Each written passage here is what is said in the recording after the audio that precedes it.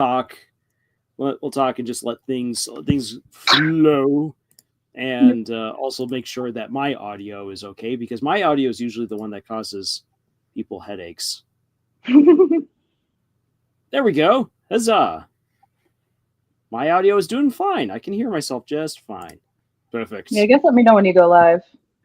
Yeah, we are indeed great, live. Lars. Okay. Well, good evening, everyone. So glad to see so glad to see people here, especially to have our fantastic panel tonight. It's not just me, but I am joined by Zaza Inc. Huzzah! At long last. And of course, we've got Nathan and Camille. Howdy. How's it going? Oh, Nate, This you is what sound I sound like. crisp. Yeah, I say We were just sound saying this crisp. earlier. He's got the microphone. Crispy. Quispy. And we got Fabio here. Fabio is the one who has definitely pushed the most for this particular live stream, so we've got this. And great to have Fabio here, and Hannah and TV account. Good to see you both here in the chat. I hope that you're doing well. So actually, I'm going to quickly pop on over to that. There we go. Okay, then. So tonight, and we're definitely going to reiterate exactly what it is that we're doing here in a little bit, because obviously more people are going to filter in here as we go on. But tonight we're talking about art. We're talking about character art, what we can learn by having art of our characters, engaging in that either ourselves or by working with other artists to bring our stories to life. And there's a lot to say, and we're very, very happy and privileged to have an artist here with us, Zaza from the channel Zaza Inc., who has done at least for me, like way back in the day, some really great artwork. One of the ways I actually got to know you, Zaza, was through your Ruby live stream where you were doing Ruby art. That was so fun. Ago. Oh my god, that was a throwback. I forgot about that. Yep. Oh my god.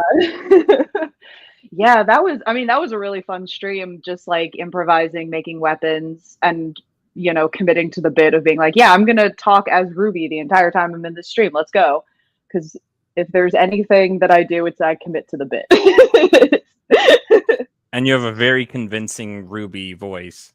Yes, you do. That could easily be used as in case the voice actress ever dies. You could totally take over. That'd be such a shame if she was to go all of a sudden. It would be, but you can be the proper understudy. Yeah, it would be pretty fun. Given the sad state of current Ruby, they might need to hire cheaper voice actors just to keep it going if they ever get the next season off the ground. Like, considering I make a minimum wage at my other job right now, my standards are very low. So yeah, hit me up, Rooster Teeth. Or they're dead now. Hit me up, Viz Studio. Come on, Viz. But yeah,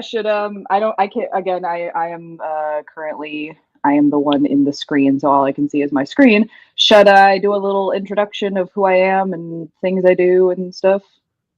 Yeah, yes, please. Or should I wait till more people are in? I don't know. Say, if you want to, you can already introduce yourself, and if we suddenly see a massive surge of people coming in to watch, then we will reintroduce ourselves, and especially you once again. Also, I do want to give a quick shout out to Sen and to Scoot, who have joined us. Hope you guys are doing well. Hello. And yeah, take it away, Zaza. All right. So, hello. My name is Zaza. I go by they, them. I'm a non-binary storyboard artist, illustrator, and character designer. I have a bachelor's degree in computer animation.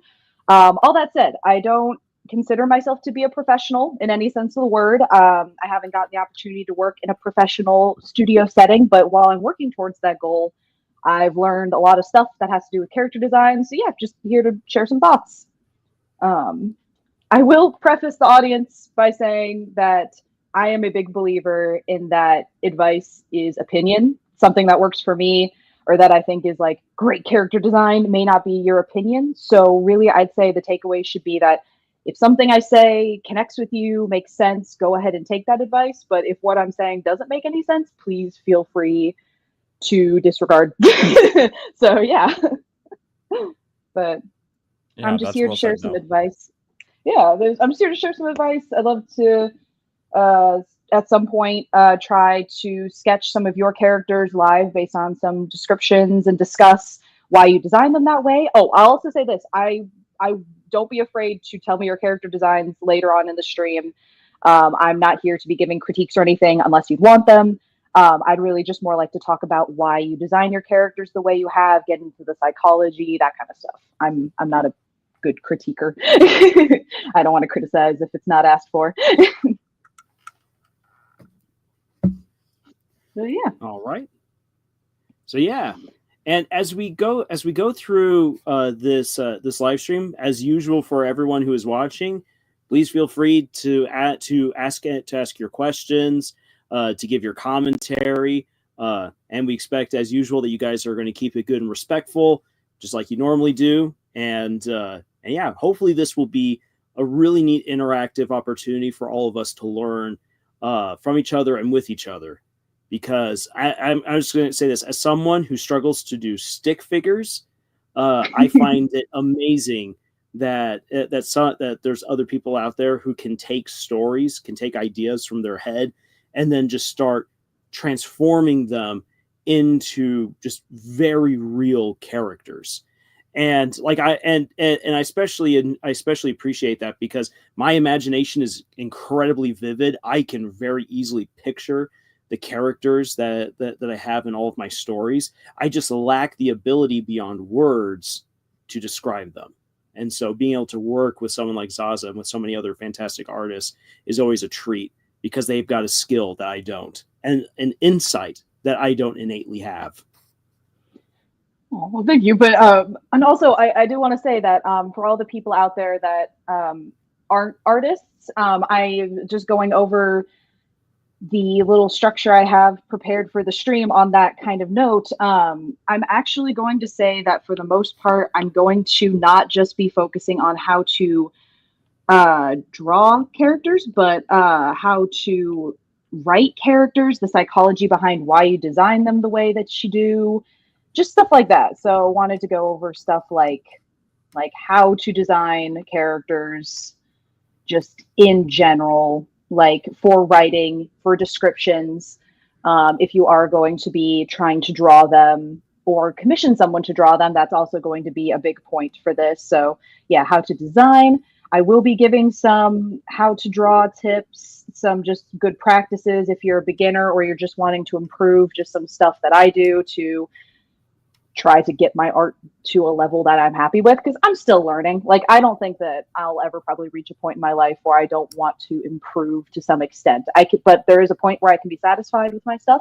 But yeah, also a big thing is for all the non-artists out there that are going to be commissioning people to draw for them, I am also going to be giving some tips and tricks on how to be a good commissioner, because there is a bad way to do it. And I have worked with several very good commissioners, and I've worked with a couple stinkers. So yeah, yeah, that's just going to be kind of the stream structure for the most part. We'll probably be diverting at some point, and near the end is when we'll probably do the character sketch and stuff. But yeah, for the most part, should I sort of get into some stuff, I suppose? Yes, please do. I will say, because my screen is the thing being shared, would you guys like me to sketch anything while I'm sort of going through my points, or would you like me to have something up on screen while we're going? Say sketch. I enjoy a good sketch. Doodle You guys to your have any heart's content. suggestions? Yeah. All right. Doodling time. All right. So for our first topic here, and again, guys, don't let me just be the yapper this whole time. You guys can jump in whenever you're wanting. I'll try yeah. and jump in if I have anything. So I guess as background for for people who don't know. I went to art school. I originally wanted to be an animator as well, and then shortly after figuring out it just wasn't quite fitting what I wanted, wasn't quite what I wanted to do. I then pivoted to graphic design, and then after graphic design, I actually pivoted to UI and front end programming. And so, although I still have some artistic training, not nearly as much as Zaza. So I'll Sounds try like you and have a help lot. where I can. But yeah, I definitely, as far as like character design, I definitely don't have as much practice. But I might have some insights. So hopefully I'll be able to add something good to the conversation. Drawing these emojis is so cursed. How to draw your characters. Looking at you specifically. Get some of those in there. Oh, All right. I now definitely see that finger pointing at me in judgment. That's good foreshortening right there. That so was my much. weakness. That was my downfall. Was so foreshortening. difficult though. I learned this one little tangent. I learned this one technique that was like called the coil method or whatever, and I don't use it to this day. But when I first started, that was the only thing that was getting me through some of my art classes. But I was just like, coil method, save me, coil method. I'll just draw this, and it'll kind of look like a leg, and it'll be foreshortened. Look at that. But anyway, all right. But that's not what we're talking about. Or is it? All right. Or is it? Well, later, when we get into the how to draw part. But this is going to be how to design. This is going to be just the very beginnings, the cornerstones of what makes your characters to you and what makes you want to write them and all this stuff. So yeah, this is going to be the not drawing portion of the thing, but I'm still going to obviously be doodling a bit and all that fun stuff. But yes, so yeah, our first topic is how to design your characters on a more psychological, fundamental level that will lead to how your characters actually look. So yeah, I wanted to talk about the biggest thing for me in terms of writing, drawing, and just designing my characters in general is a rule that my younger brother, who's also an artist, and I discuss at length one time ever, and I think it was like outside an In-N-Out burger like drive-through or something like that, but I live by this now, is the the attractiveness factor. Ooh. I do like me some attractive characters. This is something that I've generally called the attractiveness factors. It is this very important thing that I have found that when designing a character, your character needs to be attractive to you. And I do not mean this in a physically attractive sense. Personally, for me, I identify as an asexual individual. I do not very often experience like physical attraction to people just by looking at them. Yet I design all my characters to be attractive to me. In what way? They can have physical attributions that I think are pretty, sure, but by attractive, I mean that they are intriguing or interesting to you in some way, shape, or form, and their relatability to you. To some extent, you must relate to your character in some way that keeps you wanting to explore this character and develop them into a real person in the story that has a life and goals and aspirations just like you do. Because like it or not, your character comes from your brain. And there's this, I don't know if you guys have seen this at all. Maybe this is just like me in the art world or whatever that has only seen this advice a lot. But I've seen this advice thrown around a lot that's very much like, if you put yourself in the story and make yourself into a character, then your character is going to end up being flat because you want to make yourself the perfect character, whatever. But there is a big difference. Mary Sue. Yeah, but there is a big difference between a Mary Sue and relating to your character. Like my personal experience, relatability. Damn, I'm trying to like write and talk at the same time, and I was like, that's actually difficult. But anyway, That's it. I would have thought that that would have been hard to do. Yeah, I'm just going to kind of make a collage of random stuff I'm saying. Apologies in advance.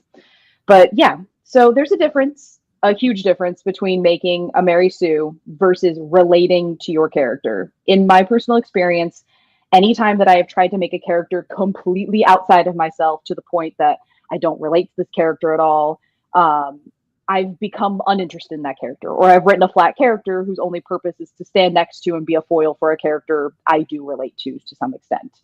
It's not to say when I'm designing a character that that I'm just making replicas of me, or when I'm designing a character, I'm thinking, how do I want to make another character that's just me?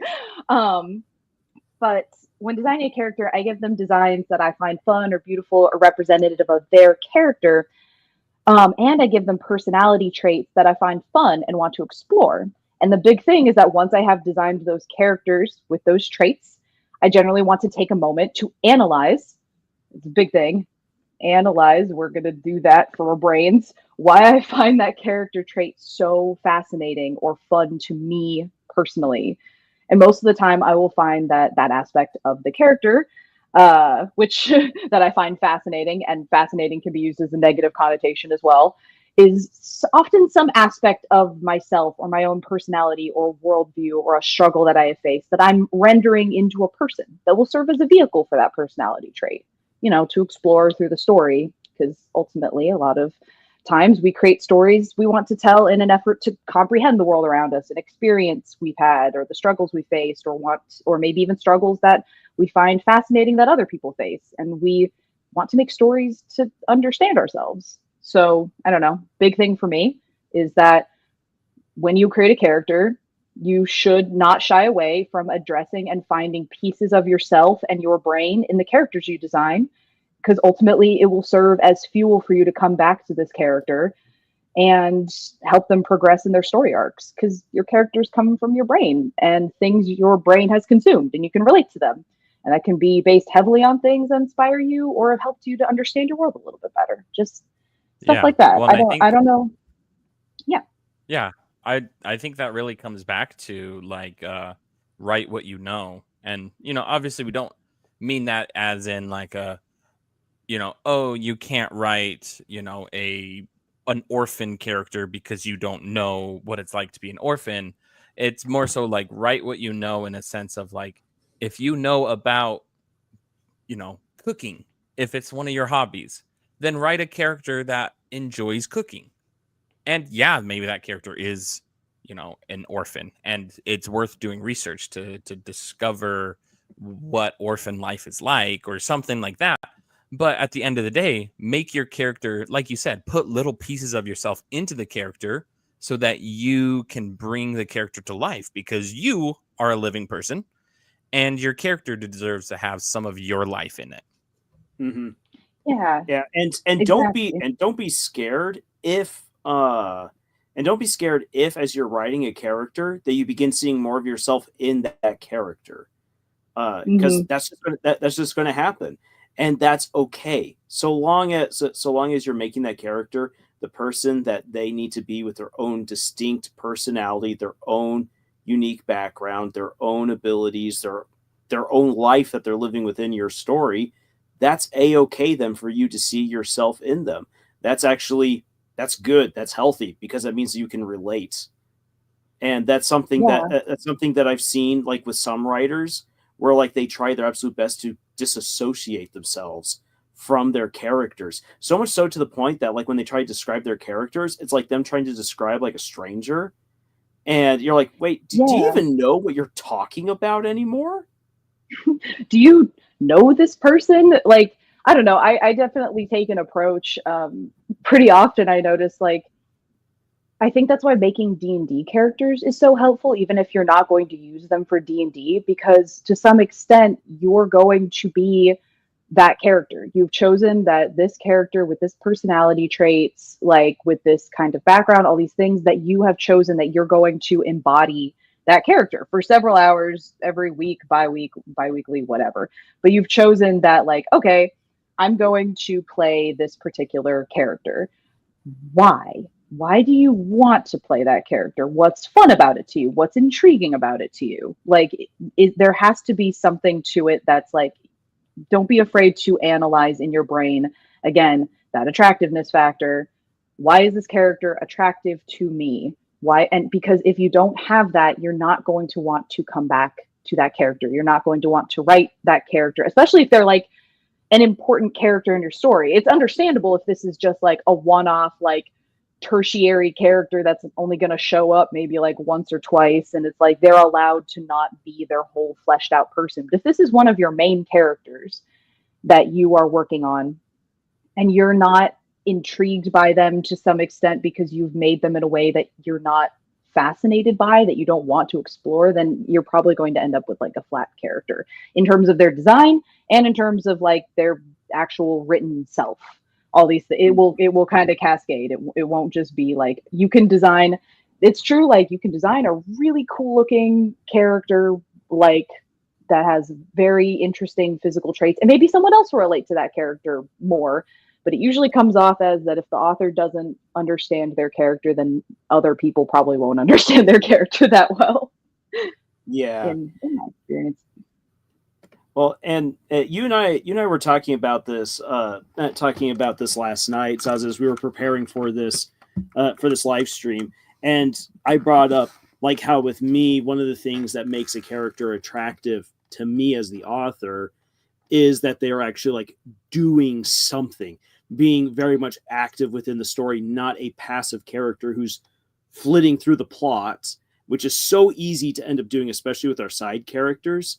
And for the book that I'm right now working on, A Study in Blood, it has 3 main characters, but there's really only 2 of them that I usually really care about, because the third one, even though he's very critical to everything that's happening, he's not as physically active. He's not always about going and doing.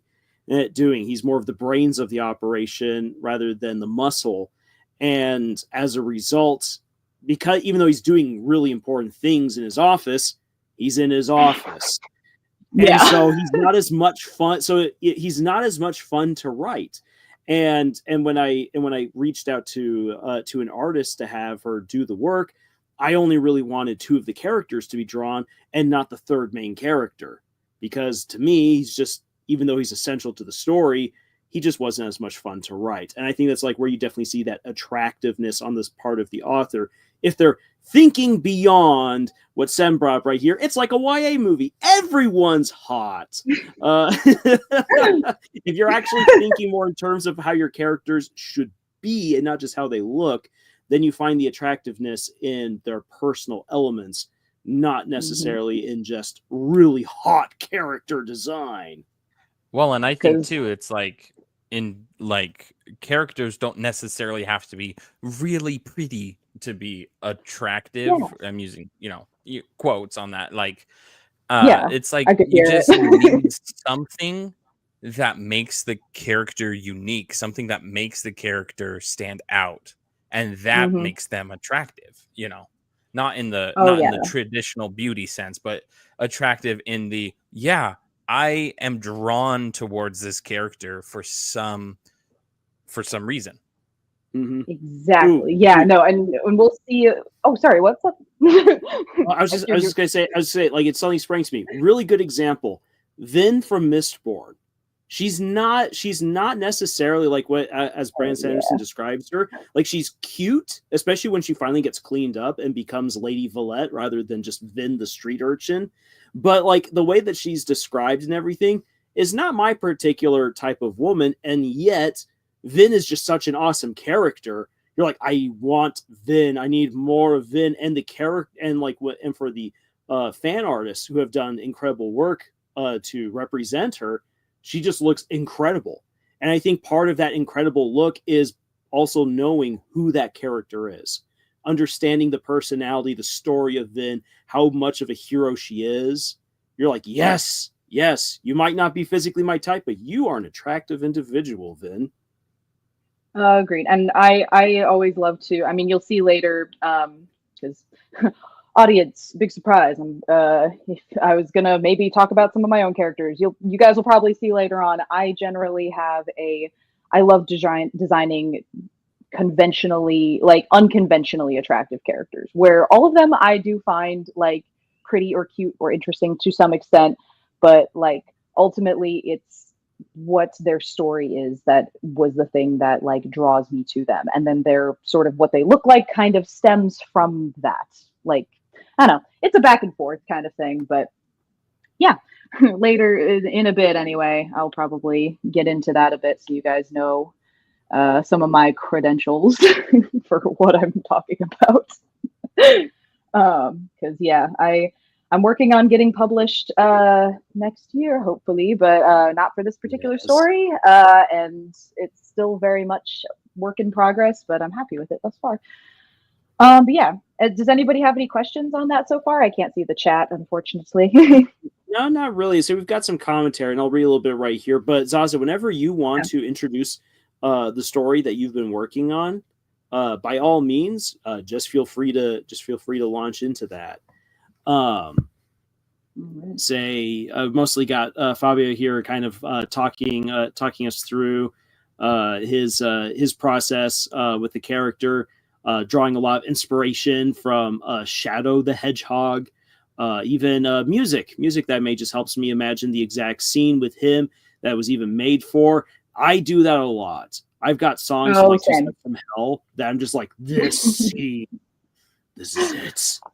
I feel like I can go down my playlist for my own story and remember exactly when certain songs inspired, like, or certain lyrics even like inspired certain aspects of characters. There's like a couple in particular where I was like, just had something on shuffle and I was working on the drawing, my brain just unlocked like, oh my god, it all makes sense now.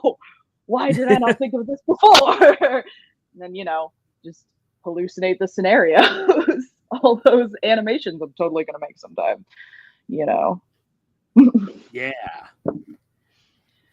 Yeah, so being an animator is knowing that I have the ability to animate things and not any of the time to animate things. That's a crushing revelation.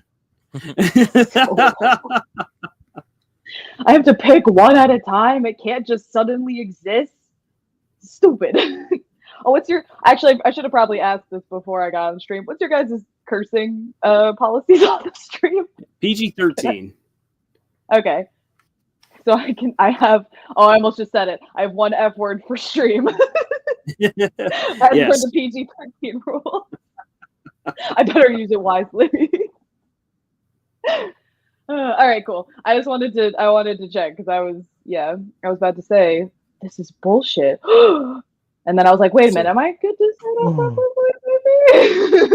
properly? Probably. Anywho. We also have from here TV Count saying most of my fight scenes come from music. Yes. As Satan said in Supernatural, a good fight is all about the ambiance. Snaps his fingers, and then the worst freaking song plays, and I'm like, yeah! I feel like it wasn't about the ambiance. This would have been a better fight without the ambiance. Exactly. Now, there are fight scenes that I would love to put Enya music to because of the contrast, like the beautiful contrast. You can ask anyone that's read any of my concept chapter work or seen any of my animation stuff. Well, I guess not too much that I've actually posted on YouTube. But yeah. Oh yeah. Started the stream with introducing myself, but I do a lot of storyboards for specifically Critical Role on YouTube. But yeah, fight scenes are my favorite thing ever. I love writing fight scenes. Yeah, we can get into that. I will talk about fight scenes all day long, but that's not what this is about. We're talking about characters. But I'll just say this. I know I've said this actually before on a couple of videos and live streams, but I'll reiterate this again. Zaza is the one who helped me like really save Bleed, Steam, and Steel in the action department, thanks to their insights and advice. And so definitely Zaza's got some good insights into how to craft a good fight scene. It's very fun. But yeah, I don't know. That'll be for a different stream. But for now, I will jump into my own story, give you guys some context for some of my own work, and then I will be giving some examples of a character that I basically had to completely redo with the attractiveness factor in mind, because this particular character is very important to the plot now, but started off as basically nothing. And it's crazy that that was the reality for a while. But yeah, let me go That's ahead what we and call switch organic my... storytelling. Yeah, there you go. Let me have that load in there. All right, so in order to get my into my own journeys with my characters, I'd love to introduce you guys to my own story that is currently in pre-production to give you guys some backgrounds on the characters I'm working with, all that fun stuff. So yes, Little Dark Age is a steampunk cosmic horror murder mystery series that I plan on developing over the next few years. The characters for which seem to have spontaneously sprung to life, but also took a lot of reworking. And I know there's still a lot of room to grow with these characters, but also as their own individuals. So here is a little plot synopsis for you for Little Dark Age. 10 years ago, the ghost arrived. In an event known as the Flood, an untold number of undead spirits came rushing back into the world, confirming the existence of ghosts, but also giving rise to the automaton program in the city of New London. Then 5 years ago, the halflings appeared in the Ark event, and without any warning, people at random suddenly and violently took on animalistic traits from their bodies, and those that survived the process are now studied or ostracized for their strange traits. Detective Dima Fielder is a murdered automaton ghost from the 14th century. Unable to uncover who their own killer was, Dima becomes a homicide detective with the New London Police Department in hopes that solving other people's murders will satisfy their own unfinished business. But when a string of murders begins to pop up around New London in a suspiciously similar fashion to how Dima himself was killed, the detective must now contend with a dangerous copycat, or perhaps the ghost of their killer is back with unfinished business of its own. Yeah, that's my little synopsis there. So yeah, I have a lot of art to deal with this here, but yeah, Detective Dima is usually a loner on the force, Spooky. but very spookies.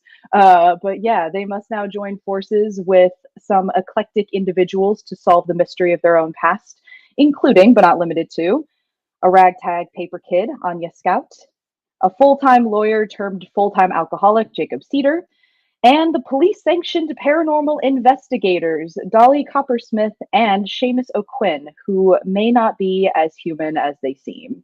And one of them may know more about Dima's untimely death than he's letting on. But yeah, so this is the story that I've been working on for quite some time now. Actually, weirdly enough, not as long as I think it has been. It's actually only been since last year that the story finally came together, but it was a lot of background work in the process until my dumb brain actually cobbled something together that made sense. Got a sip of the tea there.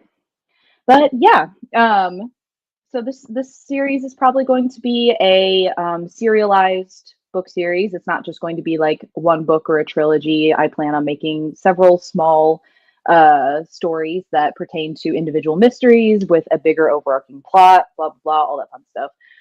What I'll be showing you here today is a lot of the concept art I have done for Little Dark Age. If you'd like to see more of it, actually a lot of it is going to be shown here. I've never actually posted anywhere, but I am on Instagram at Zaza_Inc. on Instagram, and then YouTube at Zaza Inc., where I post a lot of my art and work for this project. But today I'd love to introduce you guys to the character that caused me the most grief in terms of redesign, but without a doubt is my favorite little ADHD coded paranormal investigator, Dolly Coppersmith. We love them. They're the best. Yeah, so unsurprisingly... I really love... Sorry, not to interrupt. I really Oh, love... no, you're good. Interrupt me whenever, because I'll that- just yap forever.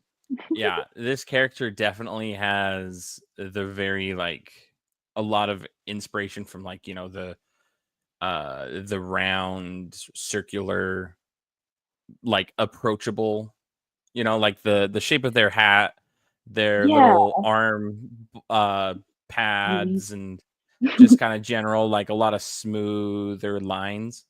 And I love that. I don't know if you plan on touching point on like the whole concept of like, you know, round versus square versus triangular, like design concepts. But I think that this Honestly, is a I really didn't good have that example. too much in there. Oh, I was Oh, just gonna say, okay. honestly, I don't Well, have that too. When it comes to actual art advice, that's one of those things where it's like it just takes a lot of actual just practicing it. So yeah, feel free yeah. to actually jump in with like art advice that you or like art literacy terms that you Mhm. find really helpful in your working. But yeah, absolutely for Dolly. They are supposed to be also Dolly takes any pronouns, gender fluid character. But yeah, Dolly has a lot of very round little like items to their character. They're supposed to be a little bit ragtag looking, the little unshaved bits on the face and such. The feathers are always a little bit frayed on the hat, like they're supposed to have been replacing them, but haven't. Obviously, the chipped tooth and the scars, they make no effort to hide those at all. Those are pretty important to their character design. And also, the blind lazy eye. Is actually a very important part of their character design and is actually the only thing that carried over basically from their original design, which was very different when I first started this. Yeah, when I first started working on this, the first characters I ever drew for Little Dark Age were Dima and Anya. Their designs were completely spontaneous and stemmed from something that fascinated me immediately. Like I was saying, basically it just happened that my younger brother sent me a couple of drawings from Pinterest that he thought I'd like and some fun poses for a drawing challenge we were doing at the time. And the stars kind of aligned with the story concept I had already kind of had sat in my brain, and Dima and Anya were born. Um, and yeah, sorry, just going through all of this. Once I started actually considering this to be a story I actually wanted to dedicate my time to, I started incorporating other character personalities that I found relatable or fascinating or attractive. And along came my beloved, depressed 40-year-old Birdman, Jacob Cedar. He is a character that, for some reason, every story I've ever tried to write, at some point, a character like him comes up, and I'm like, you can stay. For some reason, I find you fascinating. You can be here. And then after that, along came my very self-indulgent, demon-possessed paranormal investigator, Seamus O'Quinn, that took the stage and stole the show for me in a lot of ways in terms of storytelling and writing and time spent. I think I've probably drawn this character more than anyone else. But yeah, the last character to join the show was Dolly. And I was dissatisfied with their character for a long time because I tried to make them someone I didn't relate to. I basically saw a need for Seamus to have a paranormal investigative partner, and I created Dolly, whose name wasn't even Dolly at the time, to basically singularly fulfill that role of character that follows Seamus around. That was basically it. Just a foil for another character. Um, So you and should yeah, looking. Oh yeah, definitely sorry. show off. You should definitely show off the earlier picture if you got it, where I Dolly, like got I it. said, it said looks more like the boring member of the Three Musketeers. Yep. So this was, and the only drawing I have of the original character design of Dolly is this particular drawing. This is the only time I ever drew them, ever. And that was actually the thing that ticked me off, that I just wasn't happy with this character's personality, design, any of these things. Basically, as I said, the blind eye was almost the blind eye, and then the evil eye bolo tie, I think, are the only things that really stuck around in from the original character design. But yeah, I had designed this character to simply serve as a foil to Seamus's character. This character was calm and cool and collected and had their life together and basically just served as a support character. But they were meant to be one of my five main characters. I had my 5-man band, and it basically felt like they just weren't their own person with their own story And I had to go about examining my other characters as to why I found them more interesting for me to work with and why I wanted to tell their stories, which kind of brought me to that particular factor of the attractiveness factor. Because I had designed this character to be, very physically attractive to me, someone who embodied like somewhat gender ambiguous, very strong, very calm, had a lot of information that they could always share, that was always trying to like de-escalate things, like all these personality traits that I found very admirable and good and all these other things, but things that I couldn't particularly relate to. And going back to my little character sheet here, all of my unfinished, undrawn things we got going on here. But what I examined for my characters was that, to some extent, they embodied some aspects of my personality traits or struggles, and that's what Dolly had been missing. In Dolly's first design, sure, I had designed them, again, to be very interesting for me to look at, but Dima, on the other hand, I noticed had embodied a lot of my OCD traits. They were a ghost out of time, constantly checking their pocket watch to make sure they hadn't lost track of it, which is something I deal with a lot with time blindness. I pretty often am looking at the time and trying to calculate it in my mind, even if it sometimes doesn't make sense. Seamus embodied a lot of my experiences as an autistic person, being a demon-possessed corpse that had to physically mimic a living person and be constantly aware of facial expressions and social norms in order not to raise suspicion. Anya has that childlike innocence. Cedar is that jaded hopelessness. Thank you.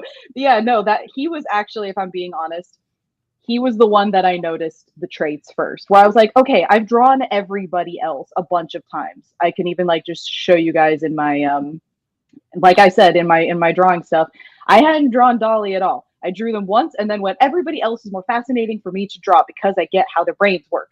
I understand their experiences. I do all these other things with them. I just never came back to Dolly. But yeah, then Anya had that childlike innocence and hope, and Cedar had this jaded hopelessness personified. But Dolly was no one to me until I decided to give them, you guessed it, ADHD traits. Yes, I am a mess. Just breaking down all of the mental illnesses into characters, but hey, fuck it, we ball. That was my one F word for the stream. There we go. There we go. Well, and that's very relatable and kind of exactly, what I was alluding to earlier. It's like you understand each of these struggles that these characters are going through, and so you should write what you know. Sure, you don't know, what you've never lived as a corpseless or as a reanimated corpse, but what it feels like to feel like that, and so that's what you write. And that's a great example of and again it was in that same In-N-Out drive-through, because that's where apparently great minds go to contemplate existence at 2 a.m. or whatever. Whenever we were there, we need to check out this In-N-Out drive-through and experience the flow of energy and creative thoughts. The euphoria, the understand. It's probably just like, if I'm going by Little Dark Age standards, it's probably on a ley line or something like that. There's just a lot of spiritual energy coming from this In-N-Out burger, some shit like that. You drive up and you're like, I understand the meaning of everything. I'll have a double cheeseburger, animal style, and a strawberry milkshake. The existential In-N-Out. Yeah. Oh my gosh.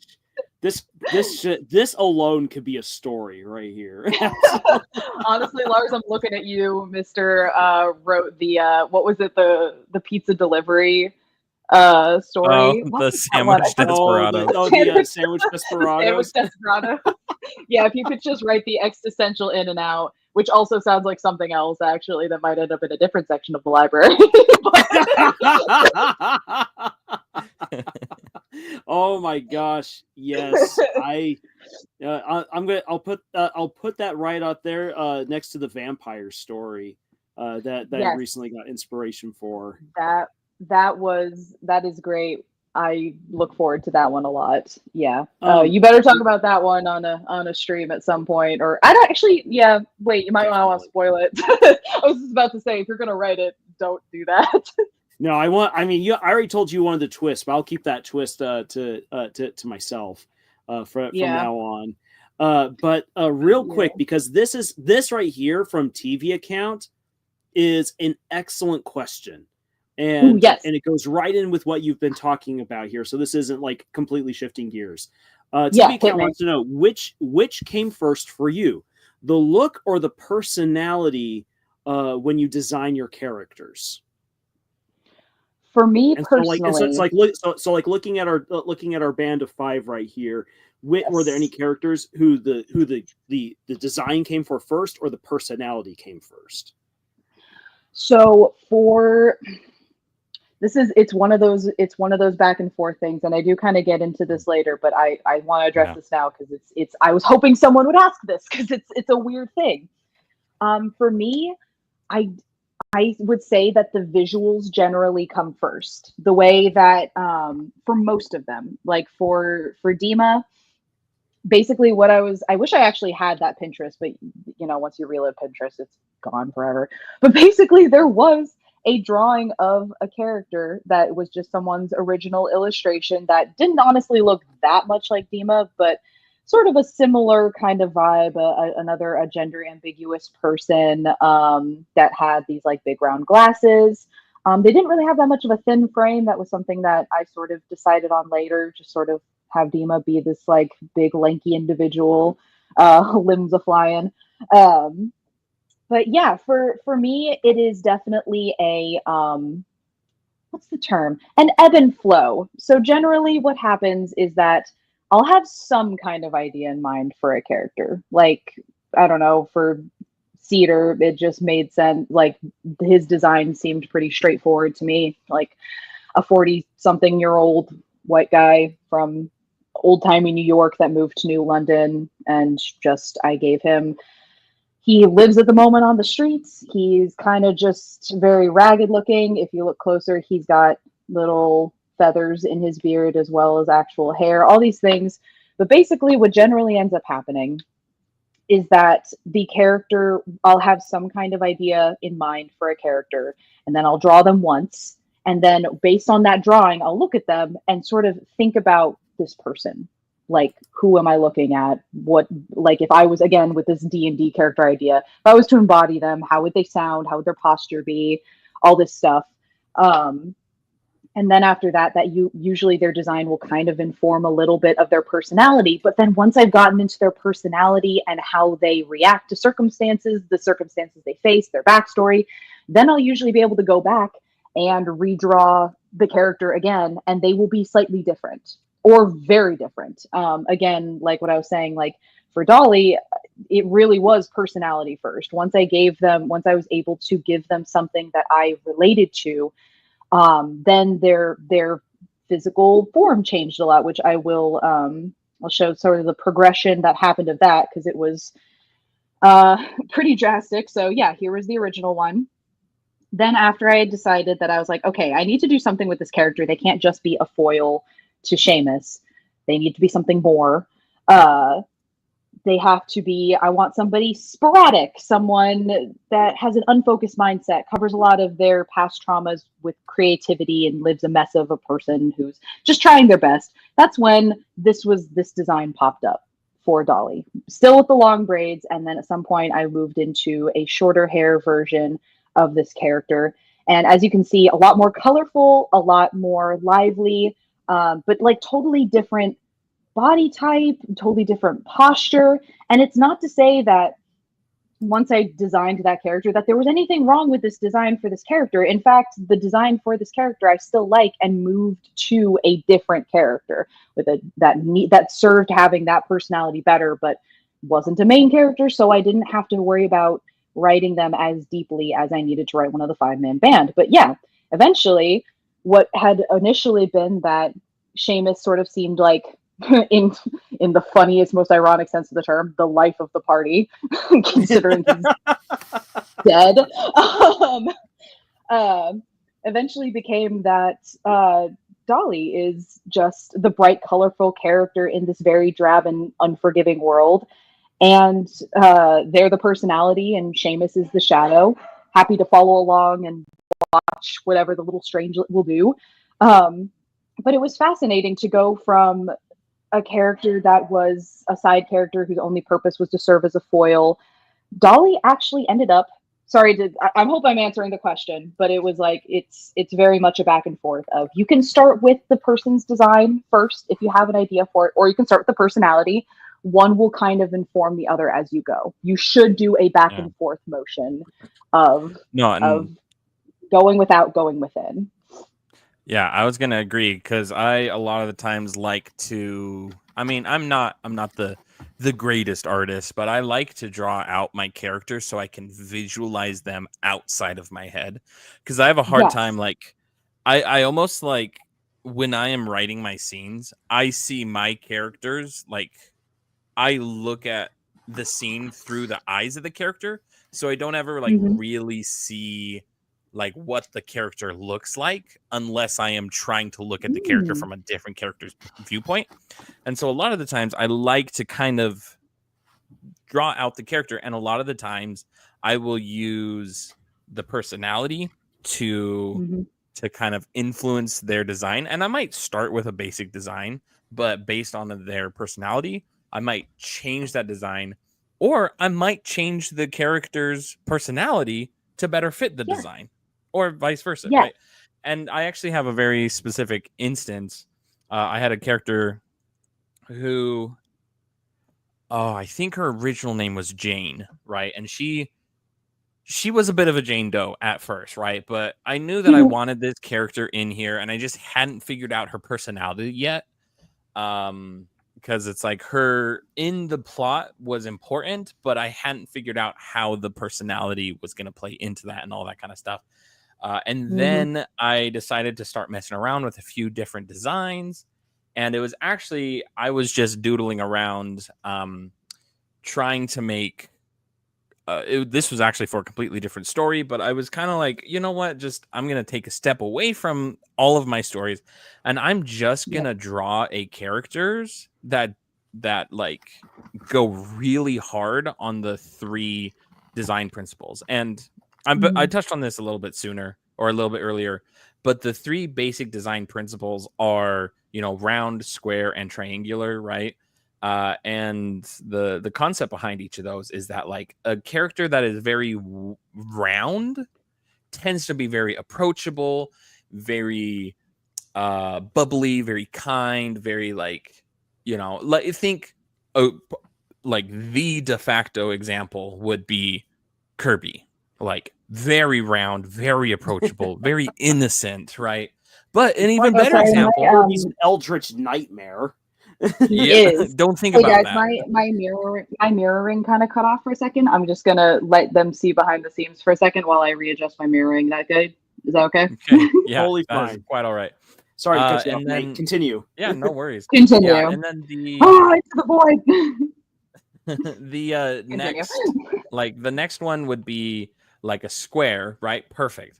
And the square is kind of more sturdy, oftentimes more masculine. Doesn't necessarily have to be, but definitely more sturdy, more reliable. And the third one is the triangle, which is very dynamic, very mischievous, maybe even a little bit uncertain. And so I was like playing with these 3 basic concepts. I was like, okay, let's build characters just based out of these 3 concepts and try and like really throw as many like of these concepts in, right? And so a good example of all 3 of these characters, like 3 examples that you might actually see in like, because obviously, Kirby, super round, Super Meat Boy, right, is literally a square. And then I don't know, actually this is a great example, Bill Cipher, right? Yes. Literally a triangle. Oh, He yeah. is I was gonna mischievous. say- He is, yeah. And if we want to keep going on the Gravity Falls train, like Dipper and Mabel, very round character designs, very appealing, very open, very Friendly. like approachable, friendly. Yeah. And then you have the more stable character, right? Which would be, Grunkle Stan. Which is definitely ironic. a little bit. Yeah, Yeah, right. which But is it's like very he funny. definitely has a more squared off shoulders, that square fez hat that he has, like all His that kind of jaw. stuff kind of shows that, he is more, dependable, even though, and actually that is a great example of how you can use design to create a character that seems this way, but in reality is the opposite, right? Yeah. Mhm. Well, you can always And- he does have his reliability in terms of you can count on him to be unreliable. You're Like right. you Yeah. know who he's going to be, like what he's going to do. If there's a Mhm. choice to do crime, he's going to take that choice to do the crime. Like Right. Yeah. like that is very much his character in general. Yeah. So I still think that does still apply. Like that is Mhm. very much his character. Mhm. He Yeah. is And reliably also- consistent. And also actually to thinking of like taking this and applying it to characters who also have been like given maybe just slightly more animated depth to them in the within the series Don to Don, as I like having to edit footage for reviews and everything for hours, you get you get used to how these characters look. Momo and Okarun, the two main characters, are very round, bubbly figures. Yeah. With how they're presented and how they're animated is very soft. It's all curves. You almost never get anything jagged. So they become very pleasing. They feel very relatable, and you can then compare that to like the grandma Seiko, who has a triangular look to her, especially with how she puts up her hair in a cone.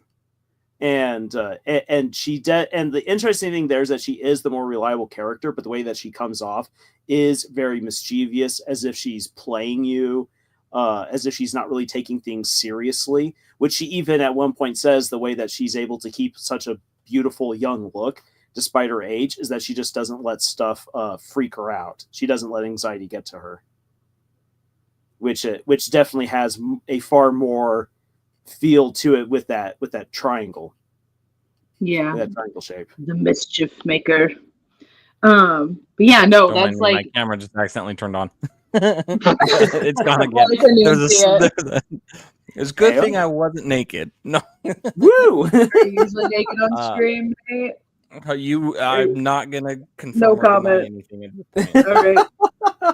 No, but like I think another great example, going with the triangle, right? Because a lot of the times, villains tend to have more triangular shapes, but so too can, more mischievous characters like Spider-Man. Always, if you look at like, box art for Spider-Man, he's almost always in like that crouched position where his legs are like in like these sharp angles, and it makes him look very dynamic, very mischievous, very like and it's just a very interesting design. But it's like you don't have to have your characters like you can use a mixture of all three of these elements to create a unique blend of characters, right? Agreed. 100%. Yeah, Spider-Man. that's perfect. Spider-Man. Spider-Man. That's exactly what I was talking about. Spider-Man. I got you, Yeah. boo. Ooh, I know what you're. And I know so what another you're great on about. example. Yeah, it's another great example of like triangles. Dragons tend to have a lot of horns. Very jagged, dynamic designs, which of course leads to more dangerous looking creatures. And so Which is always interesting to me that like a lot of dragons have in sort of I guess in the in a lot of storytelling in the past I don't know, decade or so, maybe longer, that they have come into being more like, oh, they're just like the misunderstood creatures hunted to extinction. They're the thing. But a lot of the times when they do that, they do actually make the dragons look a bit more round and friendly, like in How to Train Your Dragon with Toothless and stuff. Like, they didn't attempt to make a very scary looking dragon. Like, they made it so that Toothless could look scary, but they didn't have it that Toothless was scary all the time. It was more like when they were being attacked or something, that it was like, okay, now you're spooky. Now you got the scary slit eyes going. Yeah. But take away the teeth and the sharp edges, and he's so cute. And then you give him back the sharp edges, and he's scary again. Yeah, because they would just sort of have him be very cat-like, which cats are very famous for having the best of both worlds in terms of design factors of they can be very sharp or very not sharp. Like, they can either be the softest, fluffiest thing you've ever touched, and then bam, knife hands. So it's like, speaking of soft and fluffy things, hi Peaches. She's meowing at me. Aww. She literally, right as you were talking about that, she's like, they're talking about cats. They better be talking about me. Yeah, I was about to say, I looked over to see if my cat Ripley is doing anything, but he's eeping. He's just sleepy eeping. So that was probably a good idea of me to feed him before the stream, because if not, he also would have been yelling at me like, feed me, please. God damn it. I'm hungry. All right, I think I have to do a Peaches cameo. Give me a second. Peaches. Man, I won't be able to do that. I'll just have to imagine it in my mind's eye. She's angry. All right, here comes my cam again. Let's see. There she is. Oh, say hi. Should I turn off my screen sharing so people can see, or can people see? I'll quickly bring it down and then add it back up. You can All still right. see her in your. No, Peaches, come back. Oh, okay. Bring back the Oh, Peaches. shoot. Okay. Peaches, come back. Okay, sorry. Ain't no way. Not Savenya, it's a kitty. I'm trying to exploit your reviews, Peaches. Get out of here. Okay. Distraction over. All right. Putting the drawing back up. Drawing. Yeah, it's a lovely drawing that I have here that's very coherent. Yeah. But yeah, going into like design purposes of like way earlier, sorry, there was a question about, do I design characters first based on personality or based on design ideas for like, sorry that was so, I forgot the name of the person that asked that. Sorry, that was so long ago. That was TV account. TV account asked if you draw and create your characters first based off of like a particular design you have in your head, or if it's the personality. Yeah. That's right. Sorry, I actually ended up getting distracted myself. I mean, it's this beautiful art here, so yes, it's gorgeous art.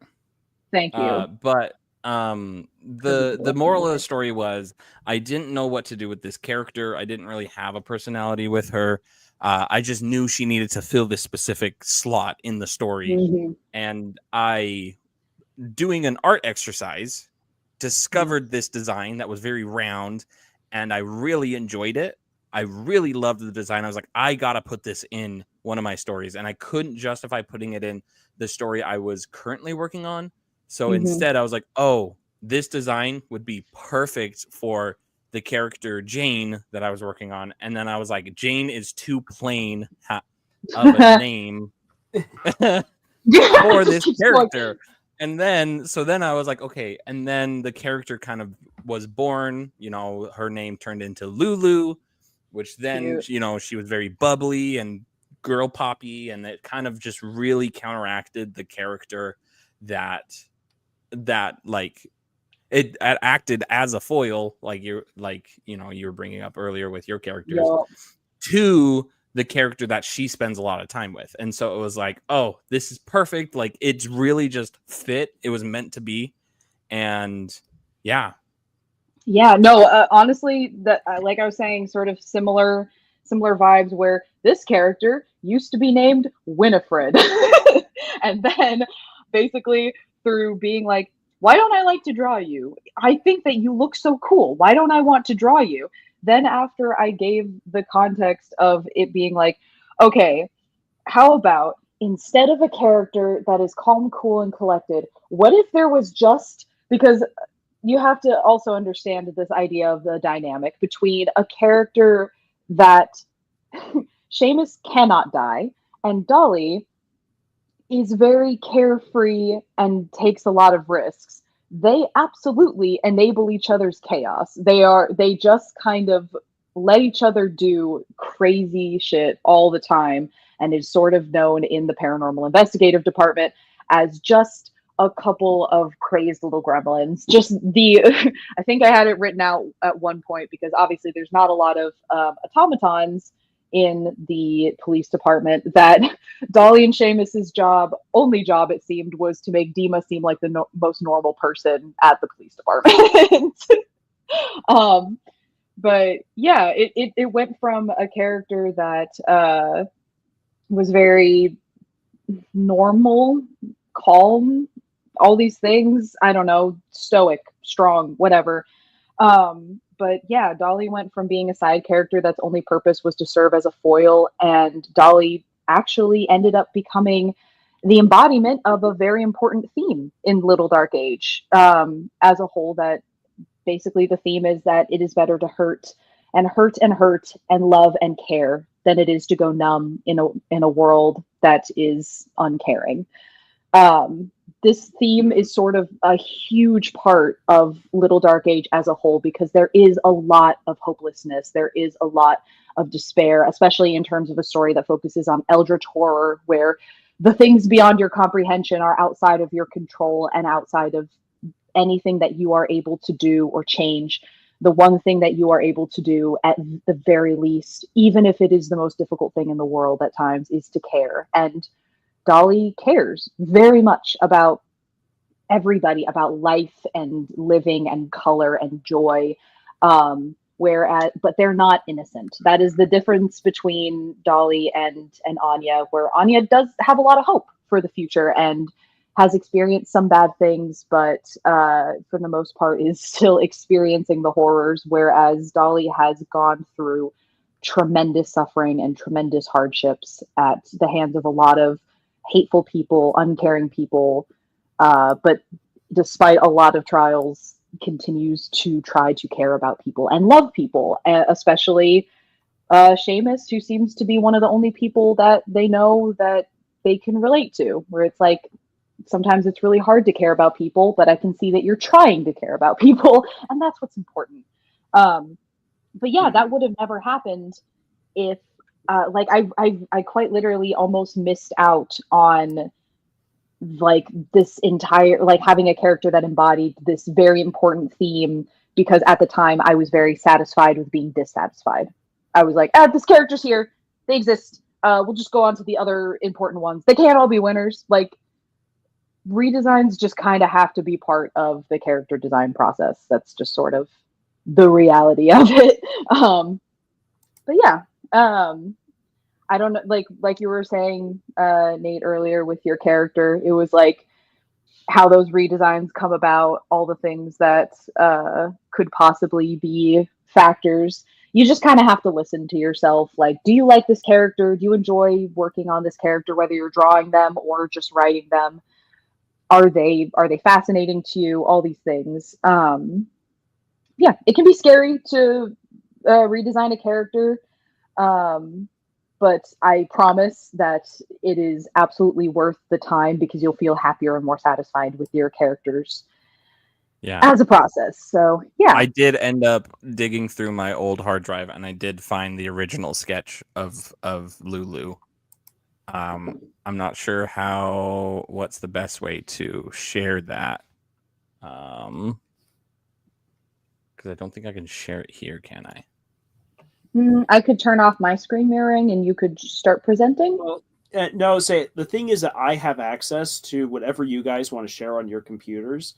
So if you, Nate, because you did have the chance the last time they were talking about character design, you were actually able to, for like a brief amount of time, show it was on your computer. If you're able to do that again, I can just immediately pull that on up and then present it. Be great if I could just drop the picture. Yeah, let me know Yeah, if I see- need to stop screen mirroring or anything. No, so Ooh. you shouldn't have to. You shouldn't have to do that. I mean, if we need you to do that, I'll let you know. But I have control. I can change He whatever is the anyone says. Almighty. Yeah. Okay, let so- me just show this then. Share screen is easiest. Yeah, I know that. Okay, All right. there's the I've design. I've got it. I'm pulling it up. So if you want to stop doing your mirror there, Zaza, then you should be able to see what Nate's got. You can, yeah. But there she is. And I just, was trying to Aw. think of, okay, where can we incorporate more circles into her? And then obviously you can see my notes. So this was originally drawn in pen, and then I transposed it into like a digital format, like Krita. So you can kind of see the construction lines underneath. But yeah, definitely tried to really lean hard on the whole round aesthetic. I like her design. And yeah, she was a lot of fun. Cute. Cutie patootie for real. So, anyway, that's it. That's all I wanted to share. How do I get out of here? No, but I love that. Like, thank you for having that as an example. Just because it's like, I don't know, redesigning characters is really scary because it's like, Yeah. I You're just spent all this also- time imagining all these things with this particular person, but now I have to go back and super transpose this character over top of another. Like, Yeah. oh, sorry, I'll start mirroring again. Here, Mirror. real Mirror. fast.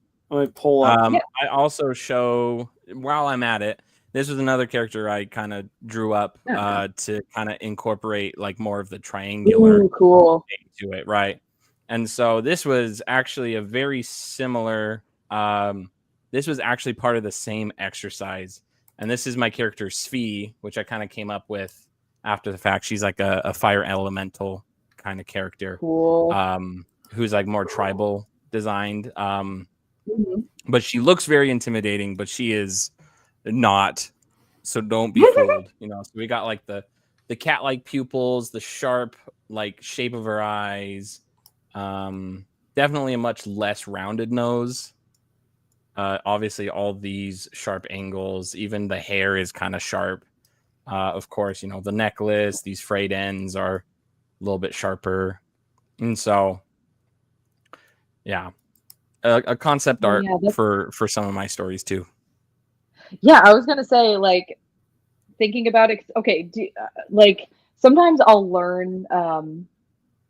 Oh, should I start mirroring? Yeah, I was about to say, should I start Yeah, mirroring sure. You can again? mirror again. and I'll bring up Sometimes when you learn like certain design aspects for characters, they become just sort of like a basis for your understanding, and so it's almost kind of like you don't need to think about them anymore when you design them. But like when you're talking about that with the triangular stuff, I was like, yeah, Seamus is my, like, I guess as much as Dolly is actually considered like a trickster character, as they are just sort of very sporadic, Seamus is the one tricking everybody. He is the trickster character, and he is very triangular, a lot of pointy spaces to his design, everything sort of going towards a point in the center kind of thing. Yeah, like, and that's actually what sparked in my mind, the whole concept of the round and the triangular, because this is a great example of a more triangular character. Mm-hmm.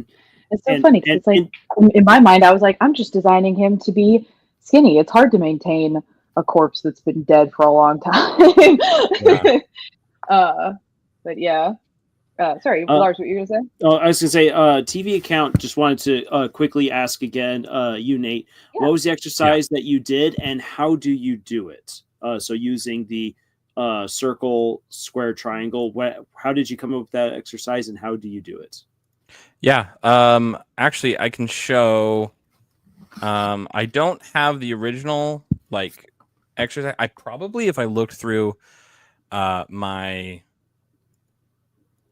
drawings. I was gonna say I could. I was gonna say the thing that, while you're finding that, the thing that I was just doing just now on stream here, where it's like I drew a circle, a square, a triangle, and then tried to draw sort of a character over that. It could be a good start, but I can, like, if you would like, I can transpose like you can describe the process and I could try to transpose it, or you can show your sketches. Yeah. So I already showed you 2 of them. The third one I just pulled up on screen. So this was my I'll show the third sketch. I'll show the process. sketch, and then Zaza can then transpose that as you then describe it. Yeah.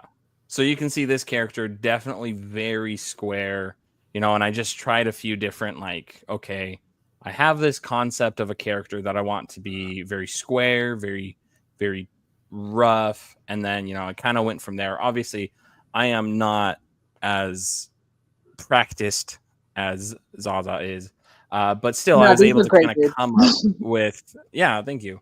I was able to kind of come up with just kind of like a basic idea of what the character looked like. And this character is an earth elemental. So we had a fire, we have an earth. Obviously, we have the other 2 elements. But this character specifically, like, is an earth elemental. So I knew I wanted him to be much more solid, like even maybe a little bit like pig-like. And so you can see I kind of experimented with like a pig-like nose, maybe some ears, some tusks, all that kind of stuff. And I kind of came down to this one here that just kind of ended up being a little bit more of what I was looking for.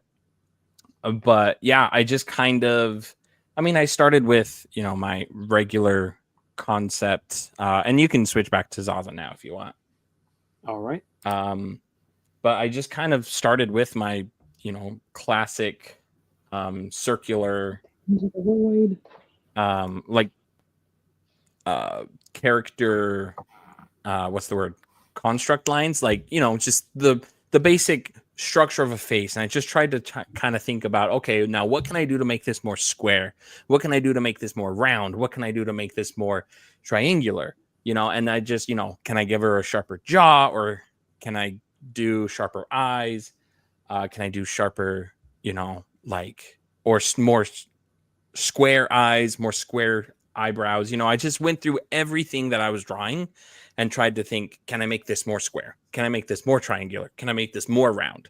And so with all 3 of the characters, I kind of drew all 3 of them.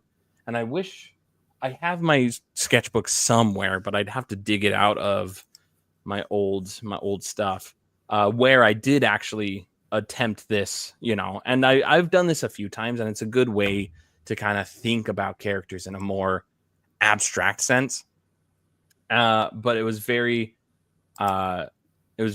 beneficial to kind of come up with how these very extreme examples can influence, the end character. And so, so you can see, Zaza is doing more of like kind of round eyebrows. And, Zaza could even, go harder with the round eyes if she really wanted to make it look cartoony. Go even more like, whoop. Yeah, like real big and doughy eyed. Like look at that. And then, curly hair, obviously, is going to be more round than straight. Or you could even go with, an afro or something like that. Like I really just dove into it. Like, okay, more round, and I eventually ended up with that character, and I kind of refined it, a little bit more, but I was able to like really find like an interesting character. Yeah. Glasses, great example. Round, make it round. More round. More. Cue the Kylo Ren gif. More. Exactly. More. Yeah. And so you can, obviously there's so many different ways that you can interpret more round and more square. And so I kind of had an idea with these, not so much with Lulu, but with the other 2 characters that I showed.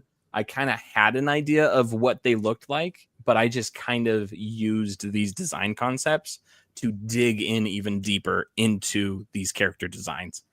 And so that's definitely something I'd recommend if you're trying to find, if you're trying to figure out like, what you want your character to look like.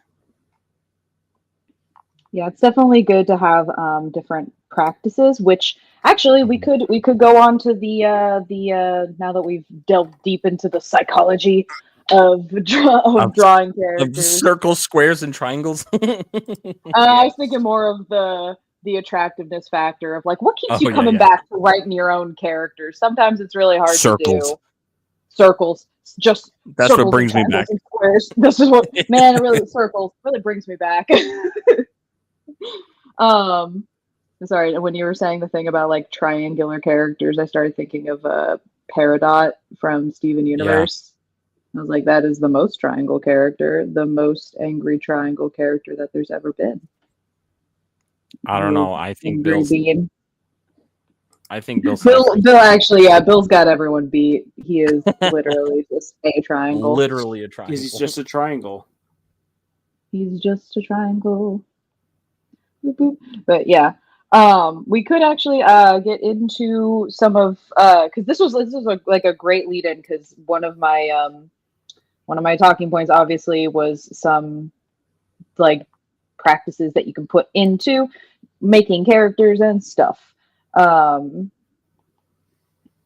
think I just started drawing. Oh, what's the guy's name from the Magnus Archives? Oh, Martin. This is Martin. That's Martin. Absolutely. I don't know how that happened, but yeah, soft, round, good bean. What a good bean. got Peridot. We got Peridot being all evil. Oh, You Peridot. gods. Yeah. Okay. A quick hot take from me. Mhm. Peridot was an underutilized character in Steven Universe. Oh, I know. I really wanted to see more of her in it because we had her whole arc where she was very involved with like the drill and stuff, but then she kind of fizzled out a bit there, Yeah. which I guess if her story had been told, but dang, I really liked her a lot. The thing is that she had such a fantastic personality, and there's so much more that they could have done with her. Or that it was basically like when people say that you left cash on the table, like you left with Peridot, you left cash on the table with her, because and that was a big problem, like looking back at Steven Universe as a whole, that there were some really great characters who were introduced and had some phenomenal moments, had some phenomenal episodes and some phenomenal character arcs, and when it was done they just dropped it and moved on to the next thing. Yeah, I was like, okay, bye. And in many cases, like the overarching story that they wanted to tell was either told too slowly or not well enough that you really needed the strong dynamic characters to pull it through, and there were just moments where the show just dropped the ball hard, and Peridot is part of that. I do miss it. I obviously would love to rewatch Steven Universe because I haven't watched it again in a while. That show did inform a lot of stuff for me in terms of like self-expression and understanding of oneself and all these other things. But I obviously cannot say that it was like, oh, I wish that there had been certain things that had been delved into more. But ultimately, I feel like I learned the things I needed to learn from it. So, but yeah, I missed Peridot once she stopped sort of coming up. She was one of my favorites. But yeah, anyway, sorry, started the let's see here. Couple things right here. Hannah says, I really like her. She's strangely adorable. To Peridot, yes, absolutely. TV Count says, I think the way Liam Vickers, the guy who did Murder Drones, design philosophy involves dynamic circles and triangles. Now I think about that. Oh, yes, absolutely. Like when you see him just do his line art, do his storyboards, it's all just triangles and circles. Absolutely. That's all it is. No, I didn't even think about that, but yeah, I like that is the combination of those two particular shapes, because there isn't, and then when you go into any scenes where there's like more realistic looking people, they all look very square. Like, I don't know, just like that clip you had playing yesterday when we were talking, Lars, that like there's a lot of people in like the hazmat suits, which had a lot of like sort of square theming to them, but then everybody else who wasn't that was like triangles and circles. Mm-hmm. Just like, yeah. Interesting. It was a good way to show that it was like, okay, this is a different place. This is a different land, a different part of, or like a different what's the word I'm looking for? A different setting. Something unusual is happening because it's going outside of the general design principles that all the other characters follow. Yeah, that's a really good example. I really like that. Here's an interesting question that just came up from I'm Omega. So I'm thinking of making a group of characters who are like the 13 Primes from Transformers, the Gold Saints from Saint Seiya, or the Royal Knights from Digimon. How important is cohesion?